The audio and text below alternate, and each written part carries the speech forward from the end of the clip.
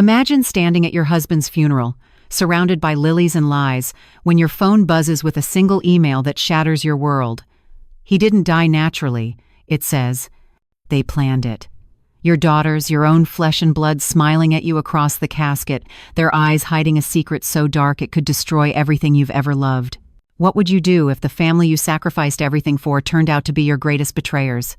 Stay with me, because my story, my truth, will leave you questioning who you can really trust. Welcome to Voices of Auntie Rose, where stories of family, forgiveness, resilience, and the courage to rise above betrayal come to life with heart and soul. We're so glad you're here, joining a community that celebrates the unbreakable human spirit. Don't forget to subscribe so you never miss an inspiring story. And it would be amazing if you could like this video, share it, or drop a comment letting us know what time it is and which city or country you're watching from. Your shares and comments are the greatest gift, the powerful inspiration that keeps this channel growing and spreading meaningful life lessons every single day.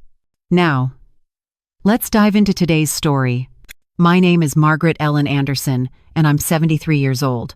What I'm about to tell you shattered every illusion I had built over a lifetime of unconditional love.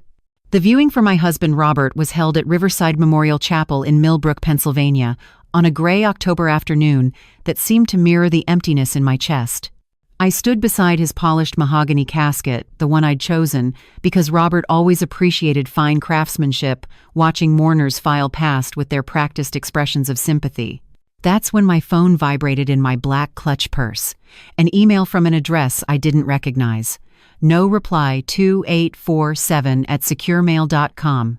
The subject line read, "He didn't die naturally." My hands trembled as I opened it, standing right there beside Robert's body, surrounded by the cloying scent of lilies and roses that people send when they don't know what else to do. "Margaret, your husband's death wasn't an accident. They planned it, every single detail. Don't trust your daughters, especially Sarah and Jessica," Emily tried to warn him. "That's why she's missing. Check his diabetes medication. The truth is in the pills. Someone who cares." The phone slipped from my fingers and clattered onto the carpet. I looked up, my vision swimming, and saw them, my 3 daughters. Or rather, 2 of them. Sarah stood nearest the casket in a sleek black Chanel suit that cost more than my monthly pension, her perfectly manicured hand resting possessively on the polished wood. Jessica lingered near the guest book, her designer sunglasses hiding eyes. I suddenly realized I couldn't read anymore. But Emily, my youngest, my sweet Emily, was nowhere to be seen. "Mother," Sarah's voice cut through my shock, cold and sharp as January ice. She'd stopped calling me Mom 3 years ago, right after she married Preston Whitmore and moved to their brownstone in Manhattan. "You look pale. Perhaps you should sit down. We wouldn't want you making a scene at Daddy's funeral." Making a scene. As if my grief, my devastation at losing the man I'd loved for 47 years was an inconvenience to her social calendar. Jessica glided over, her 3-inch Louboutin heels clicking on the funeral home floor like a countdown timer. "Sarah's right, Mother. You're not getting any younger. At 73, emotional distress can be dangerous.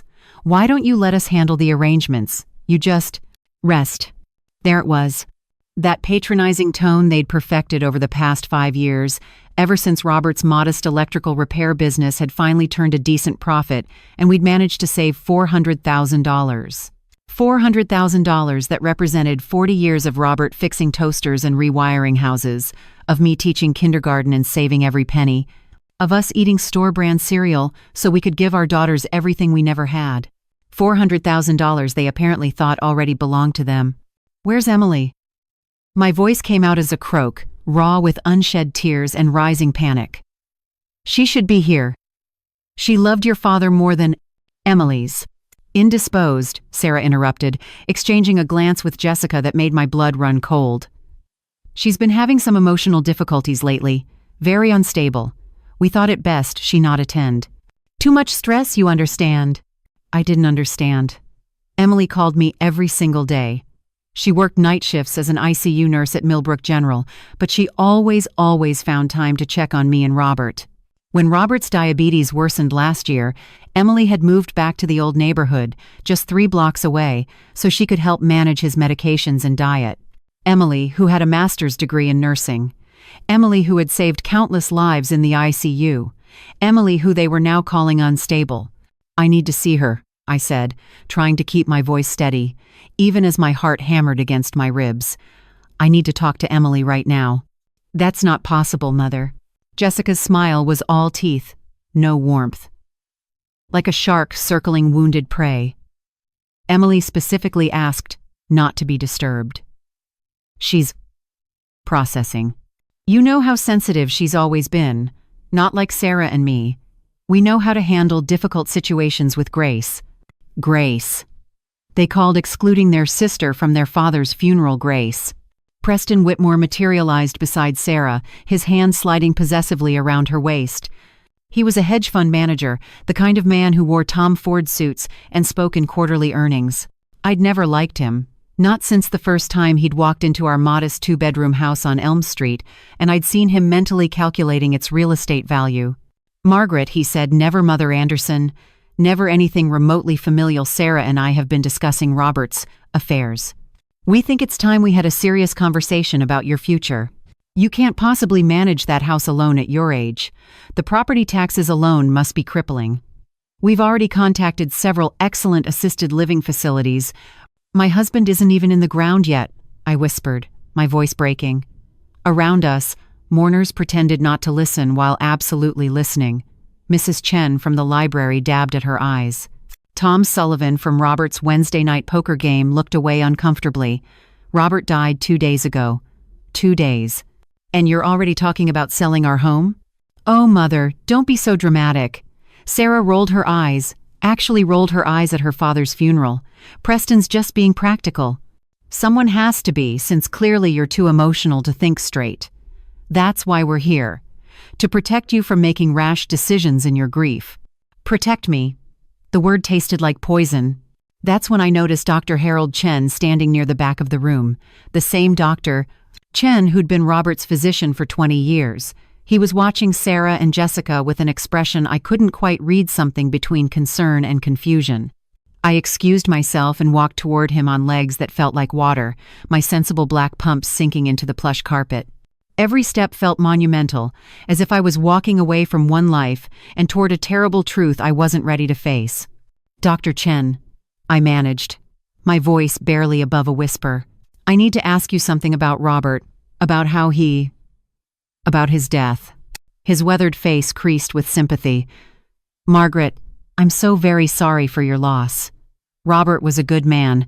I still can't quite believe." "His diabetes," I interrupted, the email burning in my mind. "You said his blood sugar crashed. That he went into hypoglycemic shock and had a heart attack. But Robert was so careful. He checked his levels 5 times a day. He never missed his insulin. Never." Dr. Chen's expression shifted, just slightly. A flicker of something, doubt, suspicion, crossed his features. "Margaret, The hospital ran standard toxicology, but given his age and medical history, there was no reason to suspect. What if there was a reason? I gripped his arm, desperation making me bold. What if someone wanted it to look natural? What if someone replaced his medication with something else? With fake pills? Would you even have checked? The silence stretched between us like a chasm. Behind me, I could hear Sarah's laugh, high and bright and utterly false, as she greeted another mourner. The sound felt like fingernails on a chalkboard. "Margaret," Dr. Chen said softly, glancing toward my daughters and then back to me. "Are you suggesting what I think you're suggesting?" I thought about Emily, missing from her father's funeral, about the email warning me not to trust Sarah and Jessica, about the way they'd already moved on to discussing real estate and assisted living facilities before Robert's body was even cold, about $400,000 and 2 daughters who'd learned to measure love in dollar signs, about the bottle of diabetes medication I'd found in Robert's nightstand drawer that morning, the one that rattled differently than it should have. "Yes," I whispered, feeling something inside me crack and reshape itself into steel. "Yes, Dr. Chen, I'm suggesting exactly that. And I need you to help me prove it before they try to..." My phone buzzed again. Another email from the same anonymous address. "They're watching you right now. Be careful what you say. Check the medication today. Emily found out and tried to stop them. Now she's gone. You're next if you don't play along. The life insurance is $1 million, Margaret. 1 million. Think about what people would do for that money. Even family. Especially family. $1 million. I'd never told my daughters about the policy Robert had taken out last year, after his business partner died and left his widow with nothing. It was supposed to be my safety net, my security in case anything happened to him. The premiums had been steep $800 a month, but Robert had insisted. I need to know you'll be taken care of, he'd said, kissing my forehead in our tiny kitchen while chicken roasted in the oven. I need to know that no matter what, you'll be okay. Only I'd mentioned it once, just once, during a Sunday dinner 6 months ago. Emily had been washing dishes. Sarah had been checking her phone. Jessica had been complaining about her mortgage payments on her waterfront condo in Boston, and they'd all stopped talking. For just a moment, the kitchen had gone utterly silent. Then Sarah had said casually, too casually, "Well, that's certainly generous of Daddy. $1 million. I suppose that makes you quite the wealthy widow, Mother. You'll need to be very careful. People take advantage of vulnerable older women all the time." I looked across the funeral parlor at my eldest daughter now, saw her whispering to Preston, saw them both look at me with expressions I could no longer pretend were loving concern.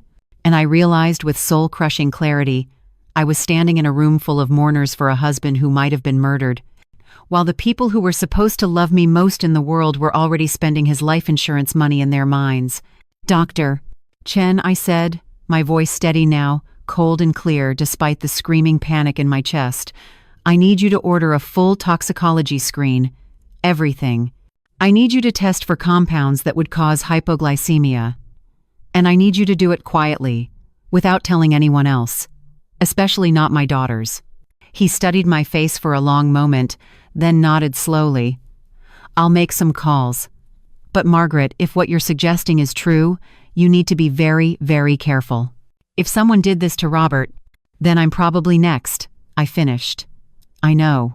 That's why I need proof. Before they can make it look like grief-induced dementia or depression or whatever story they've already prepared." As I walked back toward the casket for one final goodbye to my husband, I felt Sarah's eyes on me like a physical weight. She smiled, that professional practice smile she used on clients and cameras, and I smiled back. But inside, beneath the grief and shock and betrayal, something new was awakening, something fierce and protective and absolutely done with being manipulated. They thought I was just a confused old woman, easy to control, easy to rob, easy to silence. They had no idea who they were really dealing with. And they had no idea that their missing sister Emily might be the key to bringing their entire house of cards crashing down. If I could find her before they did something to silence her forever.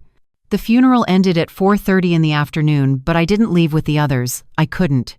While Sarah and Jessica stood in the parking lot accepting condolences with their practiced grace, Jessica's hand clasped over her heart in manufactured grief. Sarah dabbing at perfectly dry eyes with a monogrammed handkerchief, I stayed behind in the empty chapel, my body collapsing into the front pew as if someone had cut my strings. The silence roared in my ears. Through the tall windows, autumn sunlight slanted across Robert's casket, and suddenly, brutally, I was 26 years old again. Pittsburgh, 1977. The Three Rivers Cafe on a Wednesday morning, when the world still smelled like possibility. I'd been wearing my yellow sundress, the one I'd sewn myself, because teachers' salaries barely covered rent, and Robert had walked in wearing coveralls stained with electrical grease, his toolbox banging against his leg. Our eyes met across the chipped Formica counter, and something in my chest had simply known. "You look like you could use some good coffee," he'd said, sliding onto the stool beside me even though a dozen others sat empty. His smile was crooked, genuine, the smile of a man who'd never learned to lie. "The coffee here is terrible," I'd replied, surprising myself with boldness I didn't know I possessed. "I know." His grin widened. "But I come here every Wednesday anyway. Makes the rest of the week taste better by comparison." We'd married 6 months later in a ceremony that cost $87.17 for my dress from Goodwill, $40 for the justice of the peace, $30 for a cake my sister Helen baked. We honeymooned in his studio apartment above the hardware store, eating canned ravioli and making love on a mattress we'd found on the sidewalk and disinfected 3 times. We had nothing. We had everything. Robert worked 70-hour weeks rewiring houses and fixing broken appliances, his hands rough and permanently stained. I taught kindergarten at Millbrook Elementary, coming home with finger paint in my hair and construction paper stuck to my shoes. Together, we saved $11.37 a week, I remembered, because I'd kept a ledger in my neat teacher's handwriting, every penny accounted for. The house on Elm Street cost $42,000 in 1981. It took us 4 years to save the down payment. 4 years of eating beans and rice, of darning socks until they were more patch than original fabric, of Robert canceling his haircut appointments so I could get mine twice a year. I remembered the day we got the keys, how Robert had carried me over the threshold of that tiny 2-bedroom house with the leaking roof and the avocado green appliances, spinning me around in the empty living room while I laughed and cried simultaneously. "We did it, Maggie," he'd whispered into my hair. "We actually did it. A home. Our home." Sarah was born 11 months later. I'd labored for 18 hours in the small bedroom that would become hers, Robert's hand crushed in mine, his voice hoarse from talking me through each contraction. When they placed her in my arms, 7 pounds, 3 ounces of screaming, red-faced fury, Robert had wept openly. "She's perfect," he'd breathed, tracing one calloused finger down her tiny cheek. "Margaret, look what we made. Look at her. She's absolutely perfect." Perfect. God, she'd been perfect once. The memory stabbed through me like a physical blade. Jessica arrived 2 years later. Easier birth, but colicky baby who screamed for 6 months straight. Robert had walked her every night, singing off-key lullabies while I collapsed into exhausted sleep. "You teach all day," he'd insisted. "I can handle the night shift." "And Emily?" My sweet Emily, born when I was 39 and the doctors said I was too old, that the risks were too high. But she'd come into the world quietly, peacefully, her eyes already wise and knowing. Robert had held her and said, "This one's going to be special, Maggie. This one's going to change the world." He'd been right about that, at least. The chapel door creaked open behind me. I didn't turn around, couldn't, my body frozen in this pew where I'd sat during what should have been a sacred goodbye, but had instead become theater for my daughter's Oscar-worthy performances. "Mrs. Anderson?" A woman's voice, unfamiliar and hesitant. "I'm sorry to intrude, but I needed to speak with you, away from your daughters." I turned slowly, my neck creaking like an old hinge. The woman was perhaps 40, with auburn hair pulled into a messy ponytail and the exhausted eyes of someone who worked night shifts. She wore surgical scrubs under a winter coat teal blue with cartoon teddy bears, the kind pediatric nurses wore. "I'm Olivia Chen," she said quickly, glancing toward the parking lot as if afraid of being caught, Dr. Chen's daughter. "I work with Emily at Millbrook General, ICU, night shift." My heart stopped, then restarted with a painful lurch. "You know Emily. You've seen her. Is she?" "She's alive," Olivia interrupted, her voice dropping to barely above a whisper. "But Mrs. Anderson, she's terrified, absolutely terrified. She made me promise not to tell anyone where she is. But when I saw you at the funeral, saw how your other daughters were circling you like vultures." She stopped, flushed. "I'm sorry. That was inappropriate." "It was accurate," I said flatly. My hands were shaking so badly I had to clasp them together in my lap. "Please, tell me everything. Where is Emily? Why didn't she come to her father's funeral? Does she know about what I suspect?" Olivia glanced at the parking lot again, then sat down beside me, her words tumbling out in a rush. 3 weeks ago, Emily came to me during shift change. She was crying. "Emily never cries, Mrs. Anderson. She's the strongest nurse I know. She told me she'd made a terrible mistake. That she'd been visiting your house to help with your husband's medications, and she'd accidentally walked in on Sarah and Jessica in the kitchen." They didn't know she was there. They were. They were discussing something. About your husband's insulin, about how easy it would be to replace it, I finished, nausea rising in my throat. To swap it for saline or sugar water or something that looked identical but wouldn't actually control his blood sugar. Olivia nodded miserably. Emily panicked. She didn't know what to do. She wanted to warn your husband, but she was afraid. These are her sisters, Mrs. Anderson, her own family. She thought maybe she'd misheard, maybe she was being paranoid, but then 3 days later, your husband collapsed. And Emily checked the insulin vial in his medication kit. She's an ICU nurse, she knows how to run basic tests. And Mrs. Anderson, there was no insulin in that vial. None. It was just sterile saline solution. The chapel tilted sideways. I gripped the pew in front of me, splinters biting into my palms, trying to anchor myself to reality even as it disintegrated around me. My vision sparked with white spots.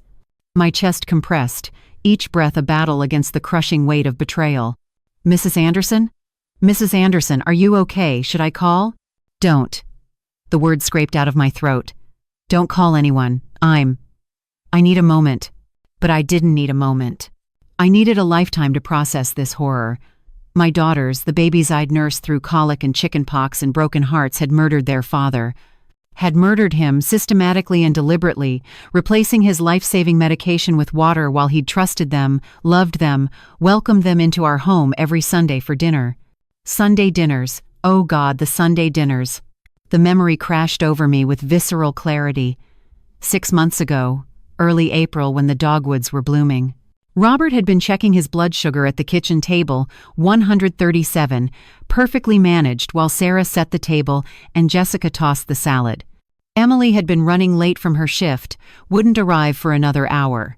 I'd been at the stove, stirring gravy, when I'd heard Sarah's voice from the dining room, pitched low but carrying, "Mother's getting older, so forgetful lately." The other day she couldn't remember where she'd put her reading glasses. "They were on her head," Jessica had replied, amusement in her tone. "Classic early dementia symptoms. Dr. Whitmore Preston's colleague says it starts exactly like that. Forgetting small things, misplacing objects, confusion about routine tasks." "How convenient," Sarah had murmured. And then, even quieter, "how financially convenient if it progresses." I'd thought nothing of it at the time, just worried daughters discussing their aging mother. Now the conversation replayed in my mind like a horror movie where you suddenly understand the monster was in the room the whole time. "Where is Emily now?" I demanded, forcing the words through my constricted throat. "I need to see her. She's staying at a women's shelter in Harrisburg," Olivia whispered.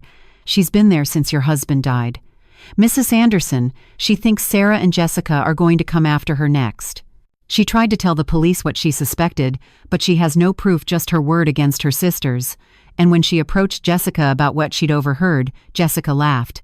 Actually laughed and said Emily was having another one of her paranoid episodes. Another one. Implying there had been others. Building a narrative of an unstable younger sister, unreliable, prone to delusions. Preparing a story in case Emily became a problem. My daughters weren't just murderers. They were tactical murderers, strategic, patient. "My father ran the preliminary blood test this morning," Olivia continued, pulling a folded paper from her coat pocket. "Unofficial, you understand. He can't submit this as evidence without a formal police request, but Mrs. Anderson, your husband's post-mortem glucose levels were 28. 28. That's hypoglycemic crisis level. Fatal. And his insulin levels were undetectable. As if he hadn't taken any medication in weeks, even though his logbook shows daily doses. 28. Robert had died slowly, his body cannibalizing itself while his devoted daughters, the ones he'd worked 70-hour weeks to support through college, the ones he'd given everything, smiled, and brought him Sunday dinners and waited for nature to take its course. Except nature had needed help, and they'd provided it. The chapel door burst open. Sarah's sharp voice cut through the air like a blade. "Mother? What are you still doing here? We've been looking everywhere for you." Olivia stood abruptly, shoving the paper into my hands. "I was just offering my condolences," she said loudly, her voice artificially bright. Emily always spoke so lovingly about Mrs. Anderson. Such a devoted daughter. Sarah's eyes narrowed. She moved into the chapel with Jessica trailing behind, both of them studying Olivia with the intensity of predators assessing a threat. "How kind," Sarah said coldly. "And you are?" "Olivia Chen. I work with Emily at the hospital." "Ah." Jessica's smile was all teeth. "How is dear Emily? Still having her episodes?" The contempt in her voice made me want to vomit. This was my daughter. My middle child, the one who used to crawl into my lap during thunderstorms, who'd made me breakfast in bed every Mother's Day until she turned 18. The girl who'd sobbed in my arms when her first boyfriend broke her heart, who'd made me promise I'd always be there for her, always love her no matter what. And she'd killed her father. Had stood in our kitchen, where we'd shared 47 years of meals and laughter, an ordinary beautiful life, and plotted murder. "Emily is doing just fine," Olivia said quietly. "Better than fine, actually. She's thinking very clearly these days, remembering details, dates, conversations. She's even considering writing everything down, for clarity." The threat hung in the air between them. Sarah's face went white, then flushed an ugly red. "How fascinating," she bit out. "Mother, we need to go. Now. We have dinner reservations at the Riverside Inn, your favorite, remember? Our treat. To celebrate Daddy's life." Celebrate. They wanted to celebrate, probably with my money, at the restaurant where Robert had taken me for our 30th anniversary because the early bird special made it almost affordable. "I'm not hungry," I said, my voice emerging stronger than I expected. "I'm going home." "Don't be ridiculous." Jessica moved closer, her hand reaching for my elbow in a grip that looked supportive but felt controlling. "You can't be alone tonight. You'll spiral. We're family, Mother. We take care of each other." Take care of each other, like they'd taken care of Robert. I stood, yanking my arm away with enough force that Jessica stumbled backward. "I said I'm going home. Alone. I need time to end. Process." Mother Sarah began, but I was already walking toward the exit, Olivia's paper clutched in my hand like a grenade. Behind me, I heard Sarah's hiss. "Who the hell is she, and why was she alone with Mother?" "I'll find out," Jessica replied. "Don't worry. We'll handle it." Handle it, like they'd handled Robert. Like they were planning to handle me. I made it to my car, Robert's old Honda Civic, the one he'd maintained meticulously for 17 years before the shaking started. I gripped the steering wheel and watched my hands tremble like leaves in a hurricane, watched my entire body betray the control I was desperately trying to maintain. Then the sobs came. Violent, wrenching sounds that I'd been holding back for 2 days, that I'd suppressed during the viewing and the funeral and the practiced sympathy. I cried for Robert, for the death he'd died confused and weak while his body shut down. I cried for the daughters I'd lost somewhere along the way, the sweet girls who'd been replaced by these cold, calculating strangers. I cried for Emily, hiding in a shelter, terrified of her own sisters. And I cried for myself for the fool I'd been, the blind, trusting fool who'd never suspected, never questioned, never saw the monsters growing in her own home. When the tears finally stopped, I unfolded Olivia's paper with shaking hands. The blood test results confirmed it. Robert had been murdered. And I was next. I sat in Robert's Honda for 20 minutes before I could trust my legs to carry me. The steering wheel bore the impression of his hands worn smooth where his palms had gripped it during 40,000 commutes to job sites across 3 counties. Even now, 2 days after his death, I could smell him in this car. Old Spice aftershave and electrical wire insulation, coffee from the thermos I'd filled every morning for 47 years, and beneath it all, just Robert. The scent of safety. Of home. That home was a lie.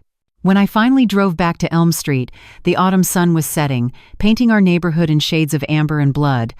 I'd lived on this street for 43 years. I knew every crack in the sidewalk, every family behind every door. The Johnsons at number 42 had helped us move our furniture in back in '81. Mrs. Patterson at number 38 had brought casseroles when each of my girls was born. This was supposed to be my forever place, my sanctuary. Now it felt like a mausoleum. Inside, the house was exactly as I'd left it that morning, frozen in time like a museum exhibit of a life that no longer existed. Robert's reading glasses sat on the side table next to his recliner, folded carefully on top of the library book he'd never finish. His coffee mug, the chipped one that said "World's Best Electrician" that I'd given him in 1992, waited by the sink, still bearing the faint lipstick mark from where I'd kissed the rim before filling it that last morning. The last morning he'd been alive. The last morning before my daughter's careful murder had reached its conclusion. I couldn't breathe. The walls pressed in, and suddenly I was running to the bathroom, falling to my knees in front of the toilet, retching violently even though I hadn't eaten since yesterday. My body purged itself of everything: grief, betrayal, the poison of knowing what I now knew. When there was nothing left, I dry heaved until my ribs ached and my throat burned raw. This was what betrayal tasted like, bile and blood and the metallic tang of a mother's love curdling into something unrecognizable. I don't know how long I lay on that cold tile floor, my cheek pressed against the bath mat Robert had installed himself because he'd worried about me slipping. Always worried about me, always protecting me. Right up until he couldn't protect himself from the daughters we'd created together. The doorbell rang. My entire body went rigid. Through the frosted bathroom window, I could see a car in the driveway, sleek, black, expensive. Sarah's Mercedes. Of course she'd followed me. Of course she couldn't let me be alone with my thoughts, my grief, my growing suspicions. The doorbell rang again, more insistent. Then Sarah's voice, sharp with manufactured concern. "Mother? Mother, I know you're in there. Open the door. We need to talk about your behavior today. You're worrying us, worrying them, as if I were the problem, as if my grief were inconvenient, my presence at my own husband's funeral an obstacle to be managed." I stood slowly, catching sight of myself in the bathroom mirror. I looked ancient, hollowed out. My face was the color of old newspaper, my eyes sunken into bruised sockets. I'd aged 10 years in 2 days. Sarah and Jessica had done that to me. They'd murdered their father and aged their mother into a ghost. "Mother!" Now it was Jessica's voice, honeyed and false. "Please, you're being irrational. We just want to make sure you're okay. Let us in. Let us take care of you. Take care of me, like they'd taken care of Robert." I walked to the front door on legs that felt disconnected from my body. Through the peephole I could see them both, Sarah in her funeral black, already impatient, checking her phone. Jessica beside her, arms crossed, face set in that particular expression of aggrieved entitlement she'd perfected by age 16. And behind them, leaning against Sarah's Mercedes, was Preston. Even through the distorted fisheye lens, I could see him smirking. Actually smirking at my door, at my grief, at what he surely saw as his wife's imminent inheritance. I opened the door exactly 6 inches, the security chain Robert had installed catching it. "Mother, really?" Sarah's eyebrows arched in exasperation. "The chain? You're locking out your own daughters?" "What do you want?" My voice emerged flat, dead. I didn't recognize it as my own. "We want to come in and have a civilized conversation," Jessica said, her smile bright and brittle. "We're concerned about you. That woman at the funeral, Olivia Chen, what did she say to you? What did she give you?" So, they had been watching, calculating, already working to contain whatever damage Emily's friend might have done. "She offered her condolences," I replied. "Emily spoke highly of me, apparently." Imagine that, a daughter who thinks well of her mother. The barb landed. Sarah's face flushed. "Emily is sick, Mother. Mentally unstable. You know that. We've discussed her episodes, her paranoid delusions, whatever she's been telling her coworkers, whatever poison she's been spreading." "Emily isn't here," I interrupted. "Emily didn't come to her father's funeral." "Why is that, Sarah? What could possibly keep my youngest daughter from saying goodbye to the man who adored her?" "She couldn't handle it," Jessica snapped, her patience visibly fraying. "She's weak. She always has been. Too emotional. Too sensitive. Not like Sarah and me. We're strong enough to do what needs to be done." "What needs to be done?" The phrase hung in the air between us like a noose. "Mother." Sarah's voice shifted, taking on that particular tone she used in boardroom negotiations, the one that pretended to be reasonable while actually being a threat. "We need to discuss Father's estate. His will, his accounts, the house. There are decisions that need to be made quickly, and frankly, you're not in a state to make them. That's why Jessica and I have arranged for you to meet with our attorney tomorrow morning, Mr. Harrison Blackwood, from Blackwood and Associates. He specializes in elder law and estate planning." "I have an attorney," I said. "Mr. Weber. He's handled our affairs for 30 years. "That old fool?" Preston's voice drifted from the Mercedes, casual cruelty wrapped in a chuckle. "Weber hasn't practiced anything but small-town nonsense in decades. You need real legal representation, Margaret. Sophisticated counsel, people who understand complex financial instruments and asset protection." Asset protection. They weren't even pretending anymore. "Sarah," I said quietly, "do you remember your 8th birthday? She blinked, thrown by the apparent non sequitur. What does that have to— You wanted a Princess Jasmine doll. The one from Aladdin. It cost $47.99 at Toys R Us. We didn't have $47.99.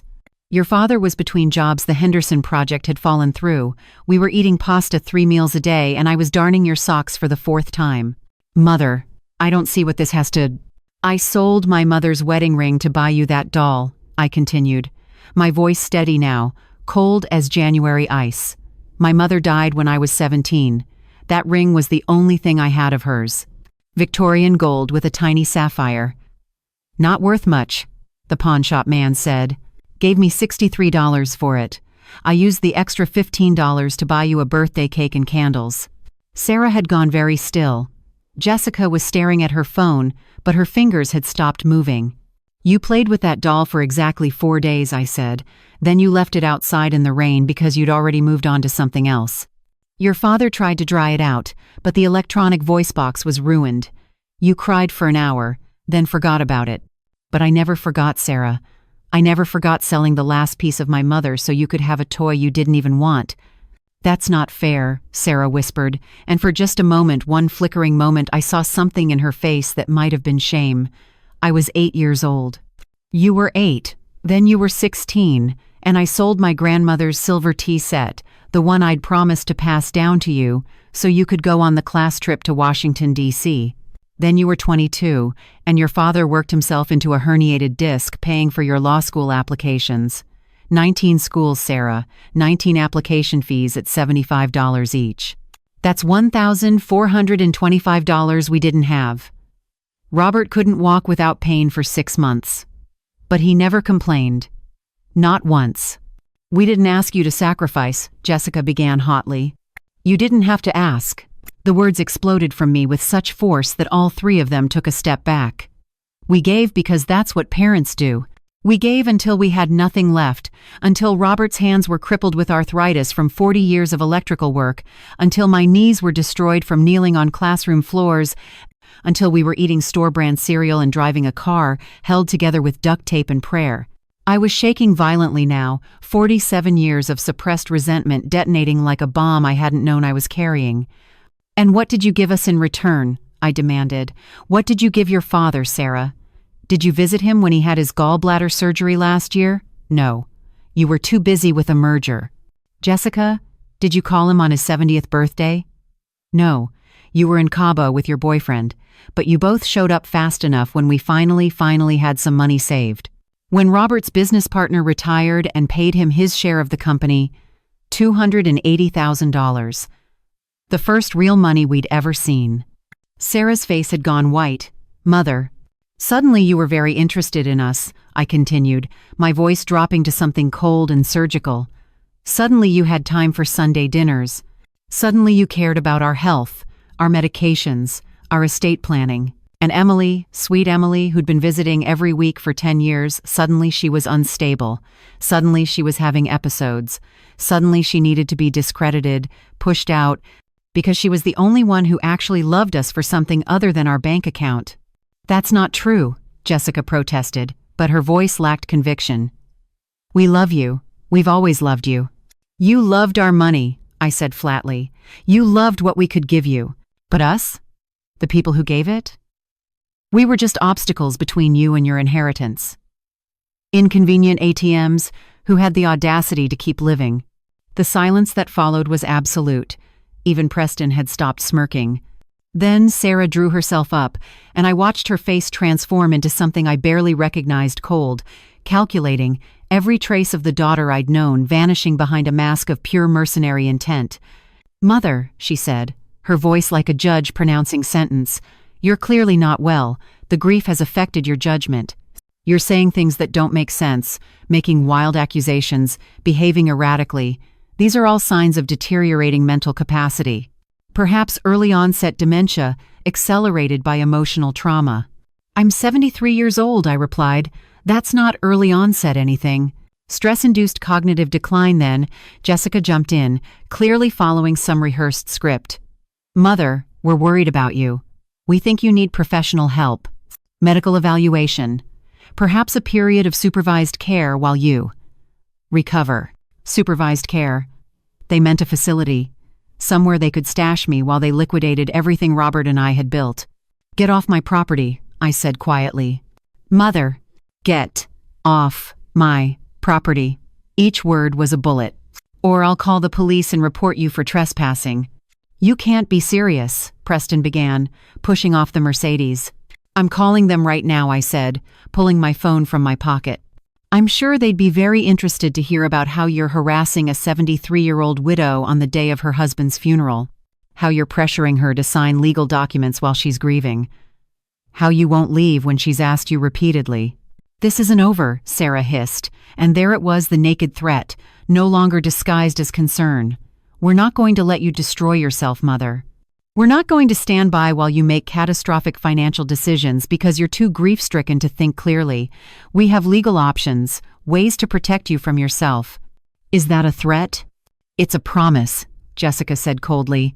We're your daughters. We're your next of kin. If you're incompetent to manage your own affairs, and Mother, you're certainly acting incompetent, we have every right to intervene. For your own good. They left finally, tires squealing against asphalt in a display of petulant rage. I watched through the window until the Mercedes disappeared around the corner, until I was certain they were truly gone. Then I collapsed against the door and slid down to the floor, my body folding in on itself as the adrenaline drained away and left only a hollow, echoing devastation. This was my family, the babies I'd nursed, the children I'd raised, the young women I'd sacrificed everything for, and they just threatened to have me declared incompetent so they could steal everything Robert and I had built. No, not steal. They'd already stolen. They'd stolen Robert's life. Now they just wanted to make it legal. I pulled myself up and walked through the house like a ghost, seeing it with new eyes. Every piece of furniture held a memory now poisoned by betrayal. The dining table where Sarah and Jessica had sat eating Sunday dinners while plotting their father's murder. The kitchen where they'd smiled and laughed and hugged me while planning to swap insulin for saline. The living room where Robert had played on the floor with them when they were small, building elaborate structures with blocks, never imagining those babies would grow up to end his life. In our bedroom, my bedroom now, a widow's bedroom, I opened the closet. Robert's shirt still hung there, flannel and denim, washed soft by decades of wear. I pulled one out and buried my face in the fabric, breathing in the ghost of him, and finally, blessedly, the tears came again. But these weren't the violent sobs from before. These were quiet, endless tears of pure grief. For the husband I'd lost, for the daughters I'd never really had, for the woman I'd been yesterday who still believed in family, in loyalty, in the basic goodness of the people she'd created. That woman was dead now too. And in her place was someone new, someone harder, someone who understood that love without boundaries was just another word for victim. Someone who was going to make absolutely certain that Robert's murder didn't go unpunished, even if it meant destroying the last remnants of the family we'd built together. The phone rang at 6:47 the next morning, shattering what little sleep I'd managed to scrape together. I'd spent the night in Robert's recliner, unable to face our bed alone, drifting in and out of consciousness while my mind replayed every Sunday dinner, every holiday, every moment I'd missed the signs that my daughters were capable of murder. I knew who it was before I answered. The screen displayed Sarah Mobile in that crisp font that somehow managed to look judgmental. Mother. No greeting, no warmth, just that single word, sharp as a scalpel. We need to meet. Today. This morning. There are papers that require your immediate signature. My throat was sandpaper dry. I hadn't eaten since the funeral, hadn't had water since collapsing on the bathroom floor. What papers? Estate documents. Father's accounts need to be transferred. Assets need to be secured.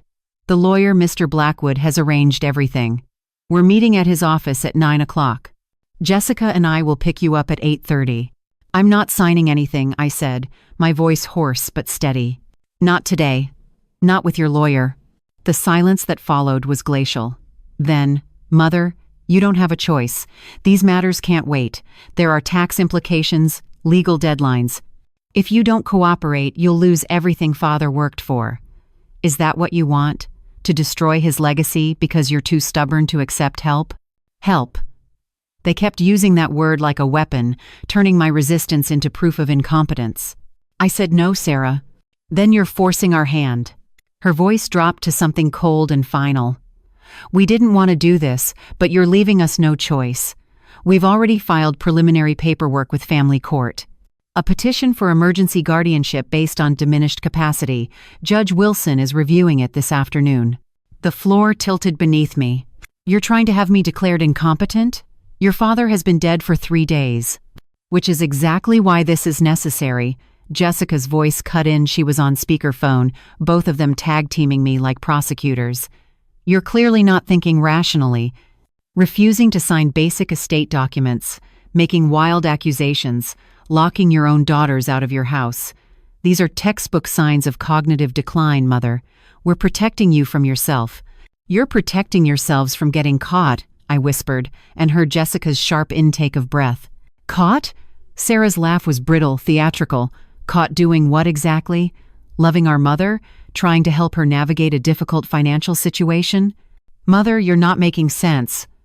This is exactly what we're talking about. This paranoia. These delusions." "Stop calling me Mother." The words exploded from me with such venom that they both went silent.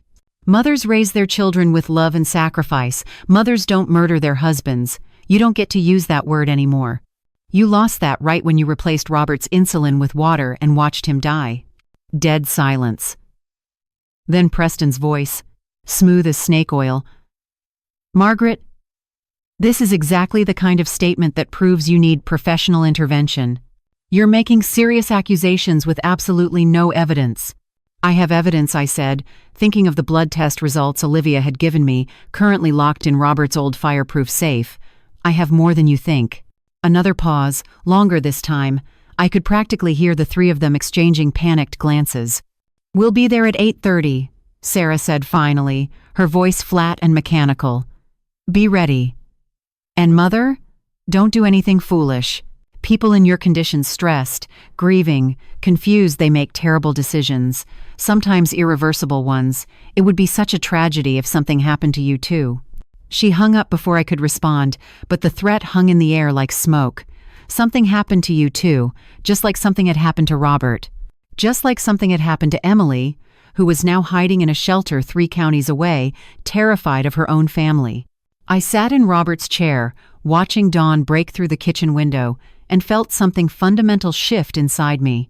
I'd spent 73 years being nice, being accommodating, being the good wife, the good mother, the woman who sacrificed everything and never complained. That woman had gotten her husband killed and was about to be declared incompetent so her daughters could steal everything she had left. That woman needed to die, and someone harder needed to take her place. At 7:15, I called Mr. Weber, my attorney. He answered on the second ring, his elderly voice rough with concern. "Margaret, I heard about Robert. I'm so terribly sorry. He was a good man." "Howard," I said, using his first name for the first time in 30 years, "I need your help. My daughters are trying to have me declared incompetent. They've filed paperwork for emergency guardianship. And Howard, I think they murdered Robert." The silence stretched so long I thought the call had dropped.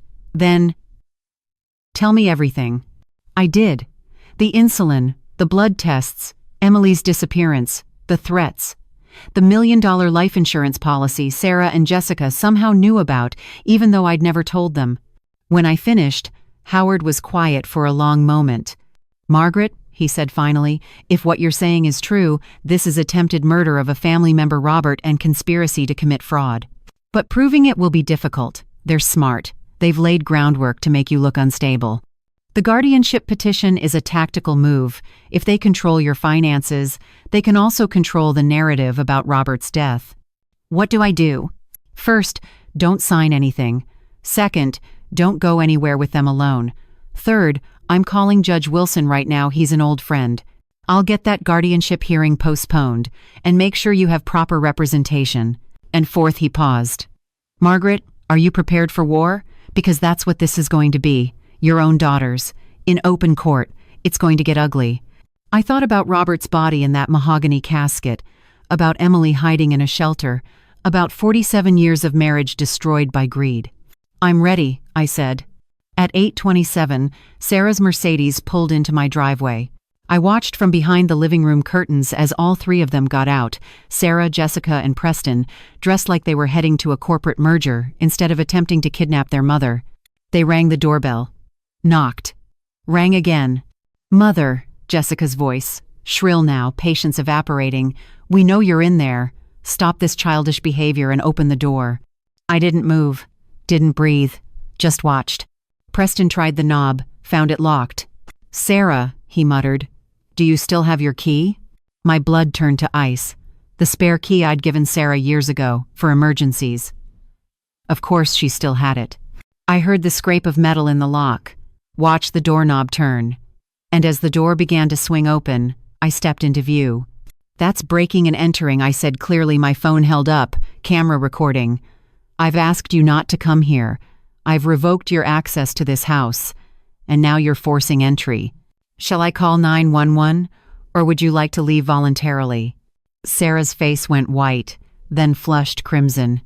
"You're recording us? Your own daughters?" "I'm documenting harassment and trespassing by 3 individuals who are attempting to coerce me into signing legal documents under duress." I kept my voice level, factual. Howard had coached me through this. "I have witnesses who will testify that I'm of sound mind. I have medical documentation of my cognitive capacity. And I have legal representation who has already filed motions to block your fraudulent guardianship petition." "Fraudulent?" Preston stepped forward, and something in his face made me instinctively take a step back. "You stupid old woman. Do you have any idea what you're doing? That money you're sitting on, it's wasted on you. You'll just hoard it until you die, and then the government will take half in taxes. We could invest it, grow it, do something meaningful with it. But no, you want to clutch your little nest egg like a dragon hoarding gold, pretending it makes you important." Preston Sarah began, but he talked over her. "She's pathetic," he continued, his mask of civility completely shredded now. "Look at her. 73 years old, no education beyond a teaching certificate, no understanding of finance or investment. She spent her entire life in this tiny house in this nowhere town, teaching finger painting to 5-year-olds. And now she thinks she's qualified to manage $400,000? It's laughable." "That's my money," I said quietly. "Mine and Robert's. We earned every penny." "Robert's dead," Preston shot back. "He doesn't need it. And you won't live forever. Face reality, Margaret. You're old. You're alone. You're going to die in this house, probably in that same ratty recliner, and no one will find you for days. Wouldn't it be better to let people who actually know what they're doing manage your assets, to ensure your legacy isn't wasted?" My legacy? I felt something crack inside me, not breaking, but hardening, crystallizing into diamond-hard resolve. My legacy is 47 years of marriage. 3 daughters I raised and sacrificed everything for, a lifetime of teaching children to read and write and dream. And you, a man who married my daughter for her future inheritance, dare to lecture me about legacy? "I married Sarah because she's brilliant and ambitious," Preston snapped. "Because she's not content to waste her life in mediocrity like you did, because she wants more than this." He gestured dismissively at my home, my life, everything Robert and I had built. "We both do, and we're going to get it, with or without your cooperation. Get out." My voice was steel now, "all 3 of you. Get out of my house." "Make us," Jessica said, and there was something feral in her smile. "Go ahead, Mother, call the police, tell them your daughters are harassing you, and then watch what happens when we produce the psychiatric evaluation." Dr. Morrison signed yesterday. "Yes, we already have one stating that you're experiencing paranoid delusions consistent with early dementia. Tell them how you've been making wild accusations about murder. See who they believe."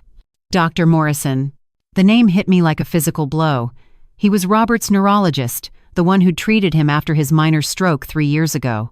Sarah must have contacted him, fed him some story about my declining mental state, gotten him to sign off on an evaluation he'd never actually conducted. They'd thought of everything, planned for every contingency. This wasn't impulsive greed, this was calculated, strategic destruction of everything I was, everything I had.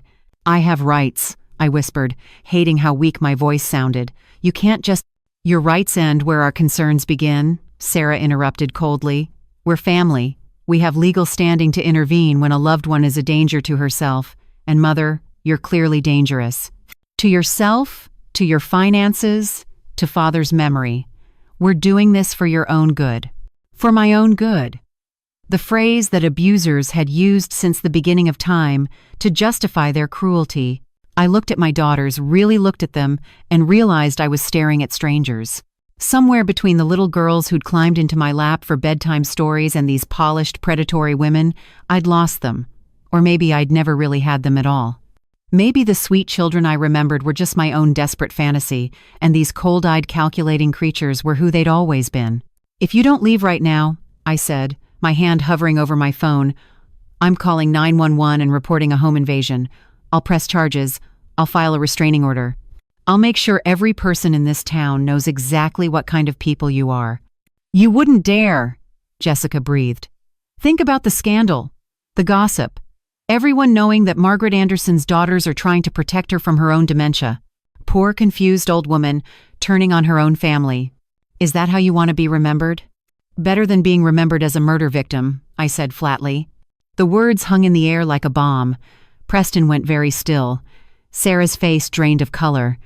Jessica took an involuntary step backward. "What did you say?" Sarah whispered. "You heard me." And suddenly I was done being afraid, done being defensive, done letting them control the narrative. "I know what you did. I know about the insulin. I know Emily tried to warn Robert. I know she saw you planning it. And I know that if I let you take control of my finances, I'll be dead within 6 months. Tragic accident. Heart attack brought on by grief. Something untraceable and convenient that gets you the rest of the money." "You're insane," Preston said, but his voice lacked conviction. "No," I replied. "I'm finally sane. For the first time in years, I'm seeing clearly. And what I see is 2 daughters who murdered their father for money and a son-in-law who encouraged it. 3 people who view human life as nothing more than an obstacle to wealth. 3 people who are about to learn that I'm not as helpless as I look." The sirens started, then distant but approaching. Sarah's eyes widened. "You didn't. You couldn't have already." "I called them before you arrived," I lied smoothly. In truth, Howard had called them for me, part of our contingency plan. I told them 3 people were attempting to break into my home and coerce me into signing legal documents, that I felt physically threatened, that I needed immediate assistance. The sirens were louder now, maybe 3 blocks away. Preston grabbed Sarah's arm. "We need to leave. Now." "This isn't over," Sarah hissed at me, backing toward the door. "You're going to regret this. We have resources, Mother. Lawyers, doctors, judges who owe us favors. You're just one old woman with no power, no connections, nothing but stubborn pride. You can't win." "Watch me," I said. They left, practically running to the Mercedes, tires squealing as they fled just as the police cruiser turned onto Elm Street. Officers Ramirez and Chen, the same Chen family as Dr. Chen and Olivia, I realized approached my door with hands near their weapons, responding to a possible home invasion. I invited them in, made coffee, showed them my phone recording, explained about the guardianship petition, the forged psychiatric evaluation, the attempts to force me to sign documents. Officer Ramirez, a woman perhaps 40 with kind eyes, listened carefully. "Ma'am, have you considered getting a restraining order?" "I'm meeting with my attorney this afternoon to file for one." "Good," she made notes in her pad. "I have to tell you, Mrs. Anderson, cases like this financial elder abuse by family members, they're more common than people think. And they're hard to prosecute because the victims often won't testify against their own children." "I'll testify," I said firmly. "Against anyone who tries to take what my husband and I built. Against anyone who threatens me, even if they're my own daughters." After they left, I sat in Robert's recliner and finally allowed myself to feel something other than fear. It wasn't quite triumph, the battle was far from over, but it was something close to hope. The fragile, fierce hope that maybe, just maybe, I could survive this. That I could make them pay for what they'd done to Robert. That justice, however belated, might still be possible. Outside, autumn leaves fell like tears from the trees Robert had planted when we'd first moved to Elm Street. 43 years ago, when the world had been full of promise and I'd believed that love was enough to protect the people you cherished. I'd been so young then, so foolish, but I was learning. And my daughters were about to learn too that the woman they'd dismissed as a helpless old fool was actually a mother who'd spent her entire life fighting for her children. I just never imagined I'd have to fight against them instead. The afternoon sun was slanting through the kitchen window when my phone rang again, a number I didn't recognize. Area code from Boston, Jessica's city. My hand trembled as I answered, half expecting another threat, another manipulation, another knife twisted into the wound where my heart used to be. "Mrs. Anderson?" A woman's voice, professional but with an edge of urgency. "This is Patricia Mendez from First National Bank of Boston. I'm calling regarding an outstanding loan co-signed by you and your late husband Robert Anderson." The world tilted sideways. "I never co-signed any loan. According to our records, ma'am, you co-signed for a personal loan of $175,000 for Jessica Marie Anderson Brooks in March of this year. The loan is now 63 days past due, and we're required to notify all parties responsible for the debt. $175,000. The number was so astronomical it didn't even sound real. Jessica had forged our signatures, mine and Robert's, for almost $200,000. My vision sparked with white spots. I gripped the kitchen counter to keep from falling. "Mrs. Anderson, are you still there?" Yes. I never signed anything. That's fraud. Identity theft. I understand your concern, ma'am, but we have documentation with signatures verified by a notary. The loan was approved based on the collateral of your property at 42 Elm Street, Millbrook, Pennsylvania, appraised value $420,000. They'd used my house. The house Robert and I had spent 4 years saving to buy. The house where we'd raised our daughters, where every wall held memories of birthday parties and Christmas mornings and ordinary beautiful life. Jessica had put it up as collateral for her gambling debts because that's what this was, wasn't it? Her investment properties that weren't investments at all, just desperate bets that had all come up empty. "If payment isn't received within 30 days, Patricia Mendez continued, her voice apologetic but firm, "the bank will begin foreclosure proceedings on the property." "I'm very sorry, Mrs. Anderson. I know this is difficult, especially so soon after your husband's passing." After she hung up, I stood frozen in my kitchen, Robert's kitchen, our kitchen, and felt something inside me finally shatter completely. Not break, I'd been breaking for days. This was different. This was the total obliteration of every last illusion I'd been clinging to. They weren't just trying to steal my money, they were trying to take my home. The physical space where Robert's spirit still lingered in every creaking floorboard and faded wallpaper seam. They wanted to erase us completely, turn 47 years of marriage into liquidated assets and quarterly returns. I made it to the bathroom just in time before my body purged itself again, violent, wrenching heaves that brought up nothing but bile and betrayal. My chest felt like someone was standing on it, crushing my ribs inward. My left arm tingled ominously. Was this a heart attack? Was this how Robert had felt in his final moments? His body shutting down while his daughters, our daughters, watched and waited? The phone rang again. Sarah's number this time. I let it ring. And ring. And ring. Then a text. "Mother, we need to discuss Jessica's loan situation. She made some mistakes, but we're family. We fix these things together. Call me back." Mistakes. She called, forging my signature and gambling away $175,000 of money. I didn't have mistakes. Like it was a typo on a grocery list instead of theft that could make me homeless. Another text from Jessica. "Mom, please answer. I can explain everything. It was an investment that went bad. I was going to pay it back before you ever found out.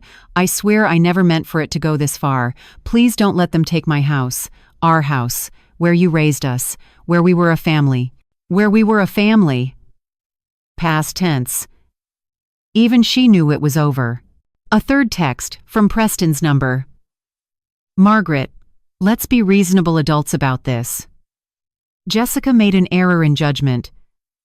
But you're not without culpability. You and Robert lived so far below your means that your daughters grew up watching you struggle unnecessarily. Is it any wonder they developed unhealthy relationships with money? You created this situation. Now you need to help fix it." I read that message 3 times, each reading making my blood pressure spike higher. Preston, a man who'd married into our family for money he hadn't earned, was blaming me for my daughter's fraud because Robert and I had lived modestly, Because we'd worn thrift store clothes and driven old cars and taught our children that love was more valuable than luxury. Apparently, we'd taught them wrong. Apparently, we should have taught them that money was everything, that ends justified means, that family was just another resource to exploit. My phone rang yet again. This time it was Howard Weber. "Margaret," he said without preamble, "I just received an email from Harrison Blackwood, Sarah's attorney. He's threatening to file an emergency motion claiming you're attempting to hide assets. Says you've been acting erratically, refusing to cooperate with the state administration, and that there's concern you might try to liquidate or transfer funds to avoid your legal obligations." Legal obligations? My voice came out strangled. "Howard, Jessica forged my signature on a loan for $175,000. The bank just called. They're going to foreclose on my house if it's not paid in 30 days. The silence on the other end was deafening. Then, Jesus Christ. "Margaret, that's felony fraud. Multiple felonies, actually. Forgery, identity theft, possibly wire fraud if she used electronic signatures.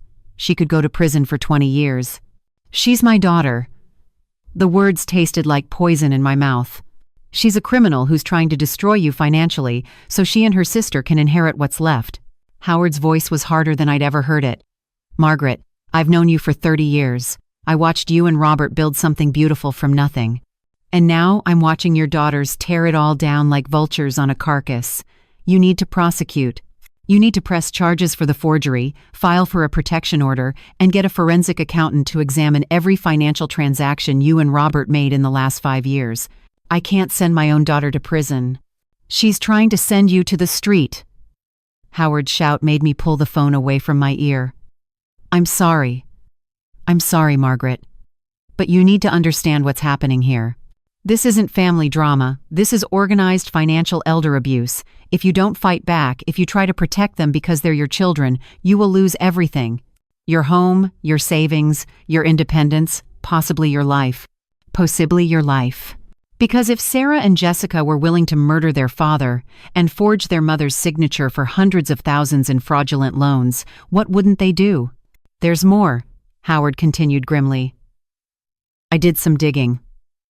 Sarah increased the life insurance policy on Robert 6 months ago, changed it from $100,000 to $1 million without his knowledge.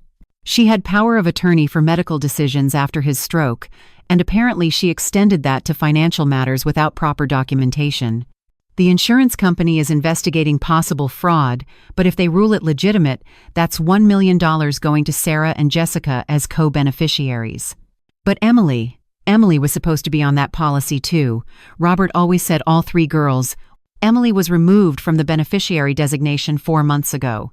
Sarah filed the paperwork, claiming it was Robert's wish because Emily was mentally unstable and might waste the money.